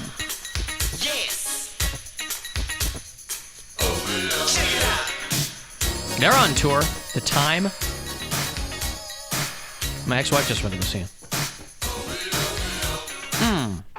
The Alan Cox Well, I didn't Show. want that. Well, that's the wrong Hold thing. on. Sorry, streamers. Sorry, streamers. Not the YouTube stream. YouTube stream's fine. Pilot error. Sorry. Well, anyway, so that will be on tomorrow night. So Instagram is instituting an algorithm that will detect bullying It already in started. photos and captions. Great. It already started with nasty comments. Like whenever I want to leave a thirst comment on one of the favorite models that I follow, like Nala DeMarco, I'll leave a drooling face emoji. They get rid of it. But that's a picture or a word. They're talking about this algorithm is somehow supposed to detect it in people's photos. Like MAGA or something? Or I don't know. Maybe I'll have a few less death threats. They already hide demeaning comments about another person's appearance and flags accounts for review if the comments are repeatedly removed. Listen, I'm fine with that. Yeah, I'm fine with it too. People need to stop being so hateful and venomous on social media. Yeah, I'm fine with a crackdown on content of what people are posting. Just you got to realize that at some point, even if you have an anonymous account, you're going to screw yourself. You're going to get in trouble, and just like figure out if you are one of those people that leaves hateful comments constantly. Figure out why you're so hateful. Like, stop blaming everybody else. Stop going on YouTube and Instagram and being like, "Oh, you're the worst. I hate you." Blah blah, and figure out where that's coming from. They haven't found the greatest love of all. What's that? The love within oneself. Oh, Jesus. Smoothie King over here with the wisdom. The smoothie rebel. He's not rebelling against love. I thought it was sure. Beautiful pound cake. I thought that was beautiful. Thank you. Of course. Smoothie rebel still loves. Smoothie One Kenobi over here. That's right. Yeah. You guys are bullying me, and I don't appreciate it. Yeah, guys, lay off. Sorry to bully you. Bully Bush. She is the most bullied woman. I think within the next 2 years, you're going to have one account. Like, you're going to have to verify yourself, and you're not going to have the anonymous to be accounts one anymore. person. Yeah, like people are going to be able to track everything that you're doing. Oh no! What if I have to get rid of Peony and Honey because I can only have one? I mean, you'll be able to refuse to verify myself. Yeah, I'll tell you that right now. Yeah. I mean, you're verified on Twitter. You can submit verification now. Are any of us verified on Instagram? I'm not. Are you verified on Instagram? I have no clue. Oh. I do not know. I feel like that's a harder one to get verified Well, you for. can submit a request now. On Instagram? Yeah, you didn't used to be able to do that. I gave up on Twitter. No, I'm not verified. Like, I think I sent them a letter. Or like a letter. Their application. No, their application. Whom it may concern. No, I did the application, and I think I don't know. I was in like a Dear pending process. Twitter. And I think I got denied. I was like, but I am really me, and I was like, forget it. It's not even worth it. No one's on Twitter anymore. All right. I'm going to break. I will have those passes for you if you're a Pink Floyd fan for the Wall Live extravaganza. It's going to be at the Roxino at Northfield Park very soon. 35192 if you want to text. The Alan Cox Show on 100.7 WMMS. And everywhere you go on our free iHeartRadio app. We could get another John Gruden, yeah. Could get another win on Sunday. Shouldn't have passed Khalil Mack to us Chicago Bears, baby. Thank you, but they got that, and plus John Matuzak's getting a little long in the tooth too. So I mean, they're gonna have to get him out of there at some point. Of course. Yeah. Sorry, John Madden. Are they? No, he doesn't even do anything anymore. But this is one of those weird NFL seasons that you have these teams that look like they're going to be terrible, and then all of a sudden they turn around. Like the Bills, first two games look like trash, and then they light up the Minnesota Vikings, one of the better teams in the league. Yeah. So who we have the same record as. So they're like a Super Bowl pick. Maybe the Browns. I do like all the conversations that happened after the very first game that we won. All of a sudden there's like, well, Browns could be in playoff contention this year. And I'm like, excuse me? We won one game. Listen, that's more than they won in the last 2 years. Yeah, but you got to have. But all it takes is a little light shining through that door when people get excited. It's just amazing to me how opinion can shift that quickly. Sure. You know. I'm still disagreeing with you. I think we should celebrate this win, and it is monumental, and it is huge, and people should feel good about it. It is monumental. Any First good sports years. news in Cleveland should be celebrated. It's good, yes. Oh my God. Give it to us. Because it could be over in an instant. Right. Exactly. So we don't have LeBron anymore. Like, we need something to get people riled up, and seeing all those people outside of the stadium going crazy for that win. That was cool. And that's why it's monumental, because of the celebration, because of what it meant to the city. It is just one win, but it is a very big win. Okay. It's a fun historic to be a part win. of that. It just is fun. Don't pay attention to Buzzkill McGee. Yeah, you got the Buzzkill crown He's now. wearing the Buzzkill crown. I'll happily When wear we were that. driving downtown, when I was driving downtown to go to the Indians, to the Jake the other day, I was excited. Like, I felt like we had just won a championship the night before. It was like, because there's a huge I was relief. pumped to get on the air and like talk about it, and I had the same feeling as I did when the Cavs won. Honestly. Well, that's You need to stop. There. You need to I stop. did. See, this is the reason why I feel that different. way, because you cannot put the two in the same I'm category. not, what am I going to lie? I had the same feeling. Well, First that's of all, lame. first of all, You don't care at all. I So care that the Cavs won. So she can do whatever she Because I'm allowed wants. to be in the conversation. I'm still a Clevelander. But no, you're not. You're an Oberliner. And you I've don't lived here for care. 2 years. I've lived here for almost 9, and I don't call myself a Clevelander. I've been in Northeast Ohio for my Let's put entire it this life. way, though. If I wasn't watching the games and I didn't care about sports or that team in particular, I wouldn't be talking about it. But you cannot I wouldn't be compare weighing in like my one opinion win. matters. You're comparing one win All versus right. winning Pound a cake. championship. What can you compare one win to? To what is a single win analogous? Tell us the rules of how we should celebrate. That's right. How do you want us white people to celebrate? That's We'll fine. tell you how to But protest. don't You tell us compare- how to celebrate. How do you best celebrate a single win? What's in a Woo, one win. Yeah, congrats, guys. And Let's get the next one. And that's precisely what people are saying. Let's get the next one. Yeah. That's what they're saying. Making it feel like a champion. You just said exactly what everyone's saying Erica that you're said she felt What I dragging mean is, them I just for. had really good vibes. It was cool to see the city reinvigorated like that. People have been so bummed about the Browns for so long, especially last year. It was the most depressing thing And ever. seeing everybody pour out of the stadium and hang out on the It doesn't Western Street happen. like that looks cool. Like that It felt does cool. bring some like parade type vibes to the city. And I think anything that It does. unifies I mean, you people, look at it. The bars were packed. They're making Yeah. money. Like, it's good for the economy here. It's just when the teams win, it's just good vibes all around. Parade type vibes That's are right. what we need. Yeah, that's right. Might not rise to the level of a legit parade, but you want to get parade type Parade vibes vibes out there. Yeah. Whatever. Maybe I'm a little bit too much about it, but I don't care. I'm not ashamed. I think it's fine. And Pound Cake is being just kind of a curmudgeon. Okay. The buzzkill. Also, you king. don't follow sports, so like I literally don't understand why you're weighing in at all. He doesn't like when people are happy. That's not true. That's not true. And I said I was the biggest groupie in the World Series. I was all Why for- was that? No, I How were you told the biggest groupie in the World Series? Okay, how were you? The biggest groupie? Let's compare and contrast. No, I would. How were you the biggest booster when the Indians were in the World Series? I wore my Indians gear. I came over and watched with you from all the one game. No, we were at several different. But didn't you games. become the very person that you would drag for being a bandwagoner? But it wasn't at that point. Once they get into the World Series, I'm like, okay, well, I'm a part of the environment. I like going to games. I Right, don't that's care about called the a sport. bandwagoner. The person who follows them and buys all the stuff when they get to the World. It's real easy to root for a team that gets to the World Series. Listen, I've been I pretty didn't even. consistent. I didn't buy gear. I'll tell you who I am.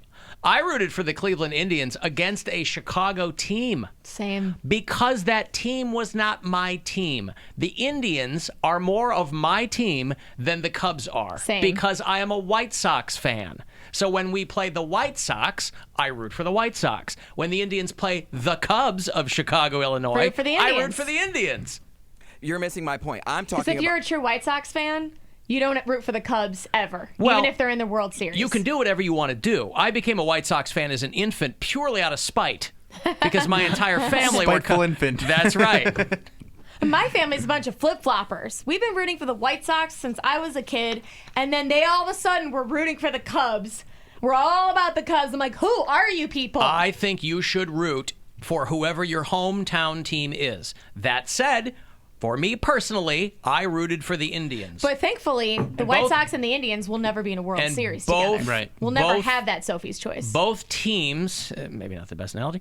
Yeah, maybe not. But both teams could have used that win just as much, and it went to the Cubs. Yeah. But I could not, in good conscience, root for the Cubs. All I'm saying is I enjoy the environment. That And it's the all game brings. ridiculous. So you then don't why- care about the sports. So why don't you enjoy the environment that the Of Browns people are cheering putting out and there? going like, crazy yeah. at the bars. It's still My a- Bud Light fridge is opening. and I said that's fine.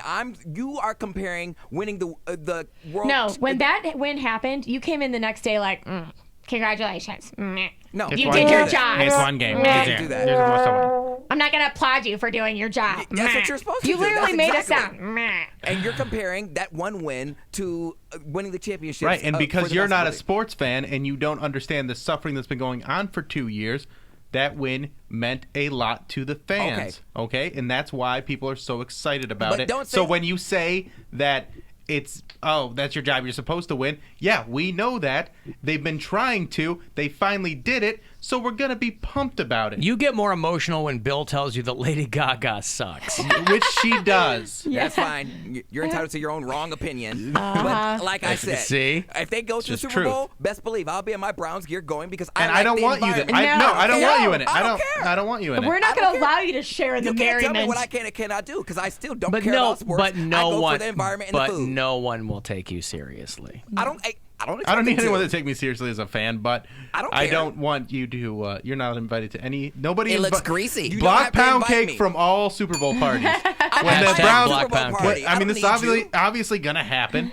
The Browns are gonna go to the Super Bowl this year. Yep. And don't care. Pound cake is barred from any Super Bowl party in this entire city. If I find out he's watching the game, I'll have my own. I have my pool. I have a big screen TV. Now, K6 representative. In February, he's got a pool. In January, whenever it is. Hey guys, come in my pool for the Super Bowl party. We're gonna have a pool party. A hot tub. Yep. Whatever. Now, K6 representative is coming in today. Is there any way we can ban pound cake from the state of Ohio if the Browns go to the Super Bowl? No, I'm going to ask if they can designate Block Pound Cake Day in the state of Ohio. Yeah. Then y'all a proclamation. Thanks for giving me promotion. Speaking of haters, you. Whatever. We're going to ask, I'm going to call the Hugh Jackson, ask if that Joel Batonio guy can block pound cake. Yes, please. That'd be amazing. That would be great. I don't even know who that is. Who's that? Don't you worry. He plays for the Browns. Yes. Okay, so block me. I don't even know who he is. He's a great blocker. I'm going to see if he can block you. Right? Please. Elk and Elk has 1 over 1 billion for their injured clients. Call 1-800-ELK Ohio. Slow traffic 271 south between Richmond Road and Rockside, and the East Shoreway inbound to stop and go between Aviation High School and Dead Man's Curve. I'm John Crawford in the Traffic Center. This report is brought to you by Mr. Tire. Honey, why is the oil light on? What am I, a mechanic? Fine, I'll just call my buddy. Mr. Tire is your buddy for complete automotive care. Right now, get a conventional oil change for just $14.99. Visit MrTire.com. What buddy? Time to give stuff away. All right, Pink Floyd fans, line up the Wall Live Extravaganza. Pink Floyd tribute is going down Friday, January 18th out at the Hard Rock Roxino out at Northfield Park. The tickets are not on sale until tomorrow morning at 10 o'clock. So you'll get the last pair before the on sale. Be caller number 12, and these are yours. Good luck. 2 for the Wall Live, 216-578-1007 or 800-348-1007. From the Final Touch Construction Studios, this is the 50th anniversary of WMMS Buzzard Radio, an iHeart radio station. Ask Alexa to play WMMS on iHeart Radio. Now back to the Alan Cox Show.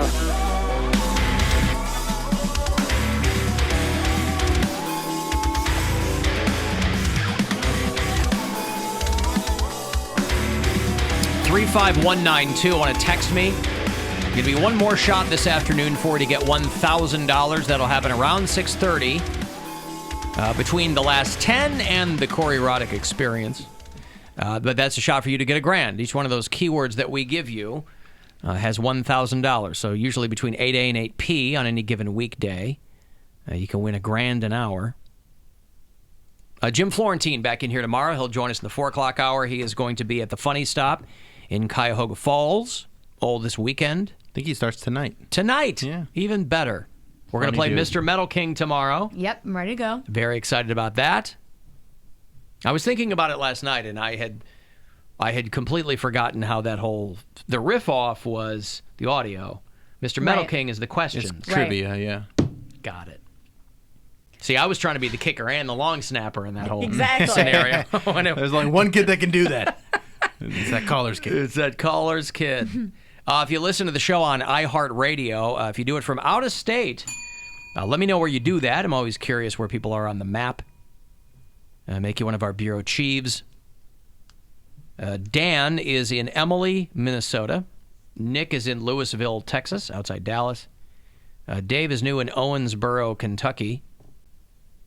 Richard's down in Jacksonville. Randy and Denise are down in Jacksonville. I've kind of been thinking a lot about our bureau chiefs in Florida and the Carolinas before that, because they're all over the place. So hopefully people are doing all right. Jeff is in Atlanta. They finally got to number 1. the city with the greatest income inequality in the United States. Oh, wow. Congratulations. It used to be Hooray. Miami, but you did it, Hotlanta. Congratulations to you. And I finally got my favorite headline of the week. What's that? Stephen Hawking's final paper on hairy black holes published online. I didn't even care what the story was about. I didn't even follow it. You don't need to read further. The inner fifth grader in me really liked that one. And I was reading a story on the blind... Sounds like a Mad Lib. Yeah. The Blind Hockey League. The U.S. blind hockey team in Utica, New York. There's an article on what it's like to be a blind hockey goalie. I want to go to one of these games. Yeah? Immediately. Oh, come on. Blind hockey? Listen, I mean, they probably listen for the... I want people to do whatever it is that their heart desires, irrespective of what their handicaps might be. But you can bet your ass I want to be at a blind hockey game. Do they play with like a special puck that is Makes noisier? noise, like whizzes or Oh, something? no. Or No. whistles? No. The Canadians have been playing blind hockey for nearly 50 years. I assume they meant blind drunk, but that's not what they meant. They meant actual blind. The nets are a little shorter. Okay, so the puck has got some ball bearings in it, so you can hear it. You know. Oh, okay. And I think it's the size of like a dinner plate. I hope so. But still, but put all that together, I still want to really hard. Still really hard. Yeah, that's amazing. That's right. Where there's a will, there's a way. That's for sure. And this kid, who's the goalie on the U.S. blind hockey team, is from Trumbull County. Didn't see that one coming. Oh, like Warren? It's right over the PA border. In Ohio. He said he remembered going to see the Cleveland Barons hockey games. That would be How scary. old is this guy? Aren't the Cleveland Barons? That's a while ago. Yeah. That's like the 'cause it was 70s. the Lumberjacks before it was the Monsters, and now like Barons is way back. Yeah. Okay. That'd be scary to be the goalie. You can't even see the puck coming at you. And he's You only just have to dive in front of it. And I mean, the only benefit is everybody else is blind too. It's not like you can bring in someone that's not blind. That's to what I play. mean. They're all Right. blind. And if you're actually blind and you're playing hockey, you're used to playing that way. So you're following the sound. You're probably bumping into each other a little bit, but they're probably pretty decent at it for blind people. A lot better at it than we would be just trying to play with our eyes closed. It's just scary to be blind. Like, yeah, I know. Is it? I lost my vision. Yeah, For Bill like a knows. second. For like 3 minutes. Those were 3 terrifying They really minutes. were. Those were 180 seconds of hell. Mm-hmm. You can take your 7 floors of hell and replace it with 180 seconds of hell. That's the Bill Squire story. Yeah, that would freak me out. That's going to be his lifetime movie. Well, even if you have one eye left, you still get to see the beauty of the world. But like, what's the point of like traveling? And you're like, oh, I want to see the world. Like, no, you don't. I want to feel the world. Still want to go Smell the places, world. hear things. Like you're the why? one that wants all the senses. You're the one that wants to lick Yes, I your want all the paintings. senses. Yeah, so if you lose one, you still want to experience things And the touch best way things. you can. The other ones are heightened. If you go blind, you can still sniff thrones in the museum. You wouldn't even know it's a throne. People would be like, oh, yeah, it's a throne. It's just Somebody a walk wood. you over. It's a piece of wood. You understand they have things that like if you go to a museum as a blind person, they have headphones that you can put on, you can do an audio tour, things like that. I would go so far as to say that we're in a gilded age of blindness. Yeah. There's probably never been a better time to be blind. I mean, It's probably so great you'd want to make yourself blind. I don't know about that. Oh. Yeah, Go I too don't think far? so. No. All right. Porn would probably be lit, though, because you get all the sounds effect. Like it's heightened, so you would hear everything. Porn would be lit, wouldn't it? Probably would be lit. No matter how lit it was, it still You wouldn't be wouldn't be lit able to enough for tell. you to see it. Yeah. Instead of virtual reality, I'm like, no, I want to smell it. I want to be able Ew, I don't want to hear smell it. I want to be able to touch it. Like, forget virtual reality. Make it like, Smell-o-vision? sure, I want to smell everything. Well, this cat went all in. This Virginia medieval reenactor who impaled himself on a lance. He really went method on this. One of these, whatever you want to call them. LARPers? Dorks. Yeah. Well, I was going to say dorks, but sure, LARPers too. Same. A medieval knight reenactor, a 53-year-old guy, was competing in a joust And then he went to move something, and he fell on the lance. Who knew they were using, like, full-on lances? I thought they were, like, plastic-tipped or something. Metal-tipped lance hit the ground and flipped, and he impaled himself in the chest. Ow. So he won and lost. He Yes. was the long snapper and the kicker. Peter Barkley of Virginia, who performed under the name Master Terrafon Grey Dragon, died en route to the hospital after being life-flighted. Oh, he died? Oh, he's dead. Oh, man. Yeah. That's dedication. Dedication. He's dead, yes, because he really put himself in there. Now, there's a 22-year-old guy who's in a coma after a bulldog ripped off his genitals. I would want to be dead, I think, if that were the case, probably. A guy that never had sex and a guy that will never have sex again. I bet the turkey legs were a little bit bigger the next day after that medieval death. Oh. This looks like my lady, that looks like a thigh. A man in Scotland is in a coma after an English bulldog bit off his penis and testicles. Wow, English bulldog. The English and the Scots really do hate each other that much. That much. But even the dogs want to chew up the Scotsman. The English bulldog is like the goofy-looking one, right? They're all goofy looking. I know, but they're not all that functional. They're like the skateboarding ones that can't breathe through their nose, just around. Yeah. Bite off his penis. Well, that dog did. Mm-hmm. When the emergency crews arrived, they found the man unconscious in a pool of blood. Both his penis and testicles are gone. Bite off his penis. He was induced into a coma. Was it his dog? Don't know. You have to be put in a coma if your balls get eaten?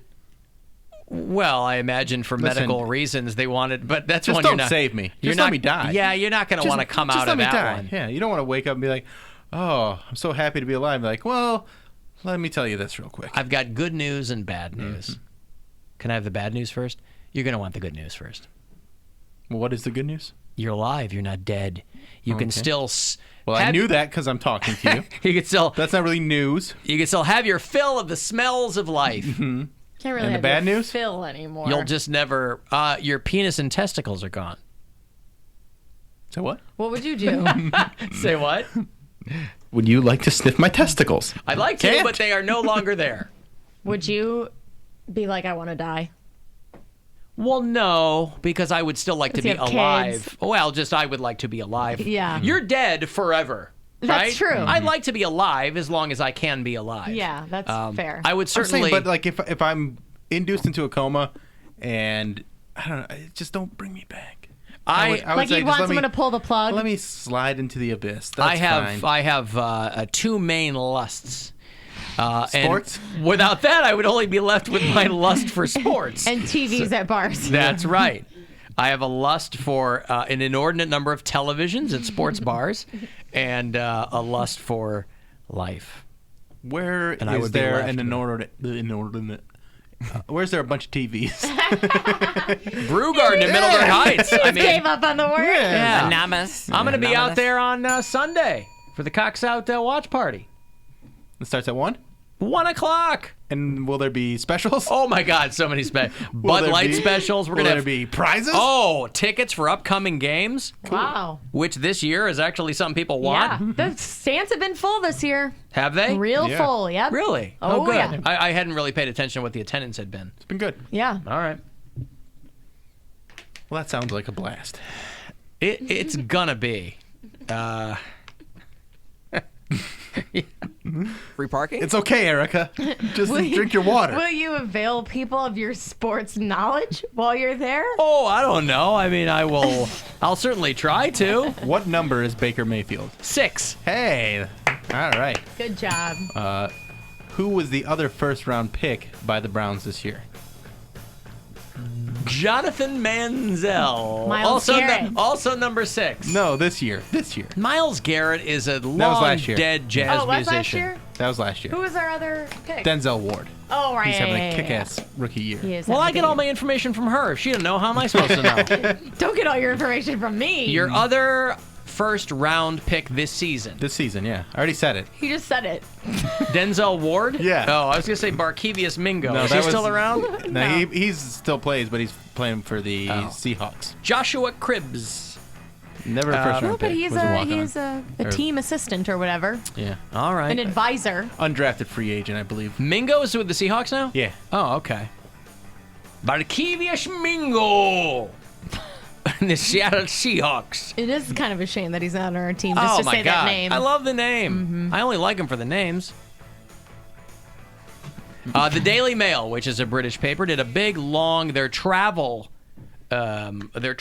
columnist traveled to Cleveland, Ohio, and wrote a glowing review of the city. He's a Scotsman. And so, he was kind of highlighting the fact that, they have those Iceland air flights now. Yeah. Glasgow It's cheap. to Cleveland. Yep. Well, it's like $600 a person. Which is cheaper than it used to be. Right, for but they sure. do a lot of them.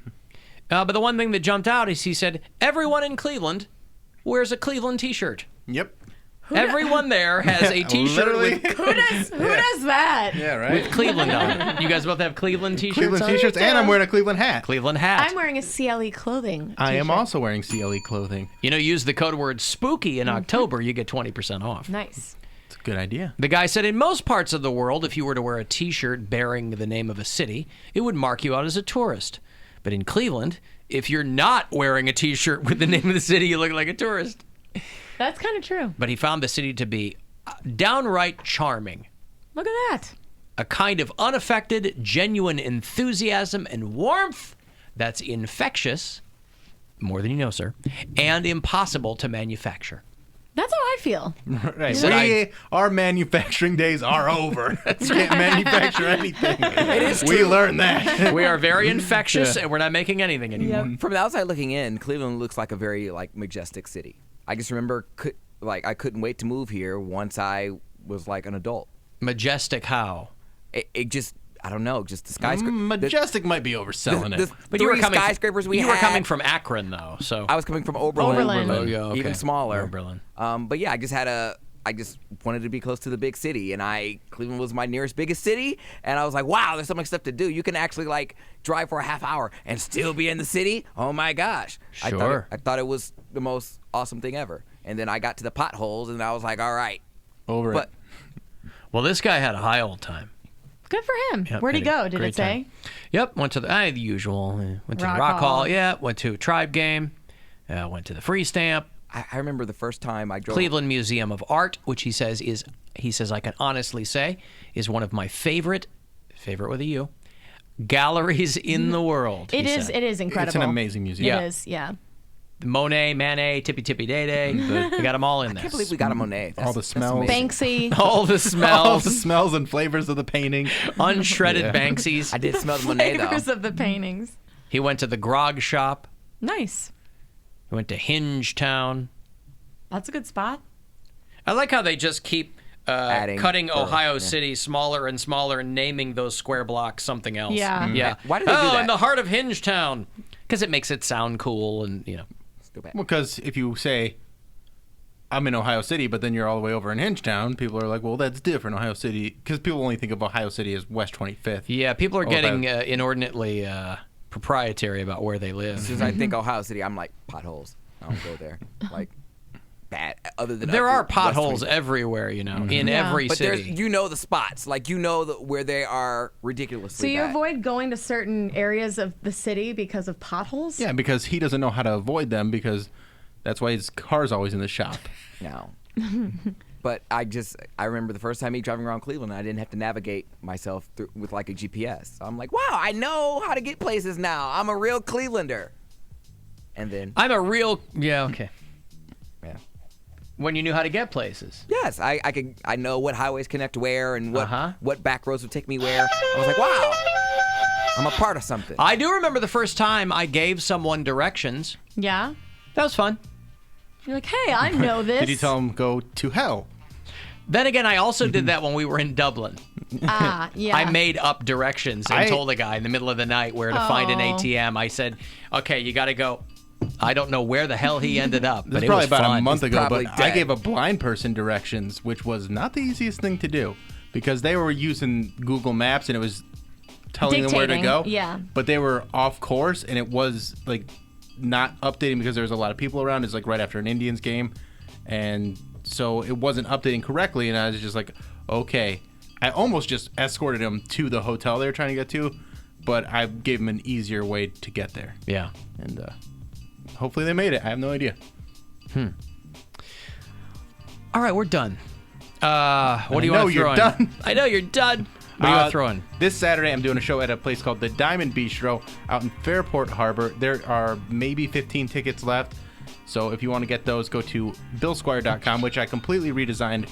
It's the newly redesigned it's newly BillSquire.com? redesigned. It's real fancy now. I gotta go there. It's real simple now. So it was a little cluttered in the past, and now it's a nice, sleek, streamlined. Yeah, streamlined, sleek website. And then follow me on Instagram and Twitter at Bill Squire. Follow me on Instagram at Erica Lauren Loves, Erica with a K, love spelled L-U-V-S, or at Peony and Honey. Have a good night. Pound cake. I'll be at Radio Cody B on Twitter and Instagram, and then October 27th, Saturday, I'll be at the Jack Thistledown Racino for your Halloween bash and costume contest. Winner gets $3,000, so you're gonna want to turn up and dress to impress. $3,000. $3,000. It's crazy. All right.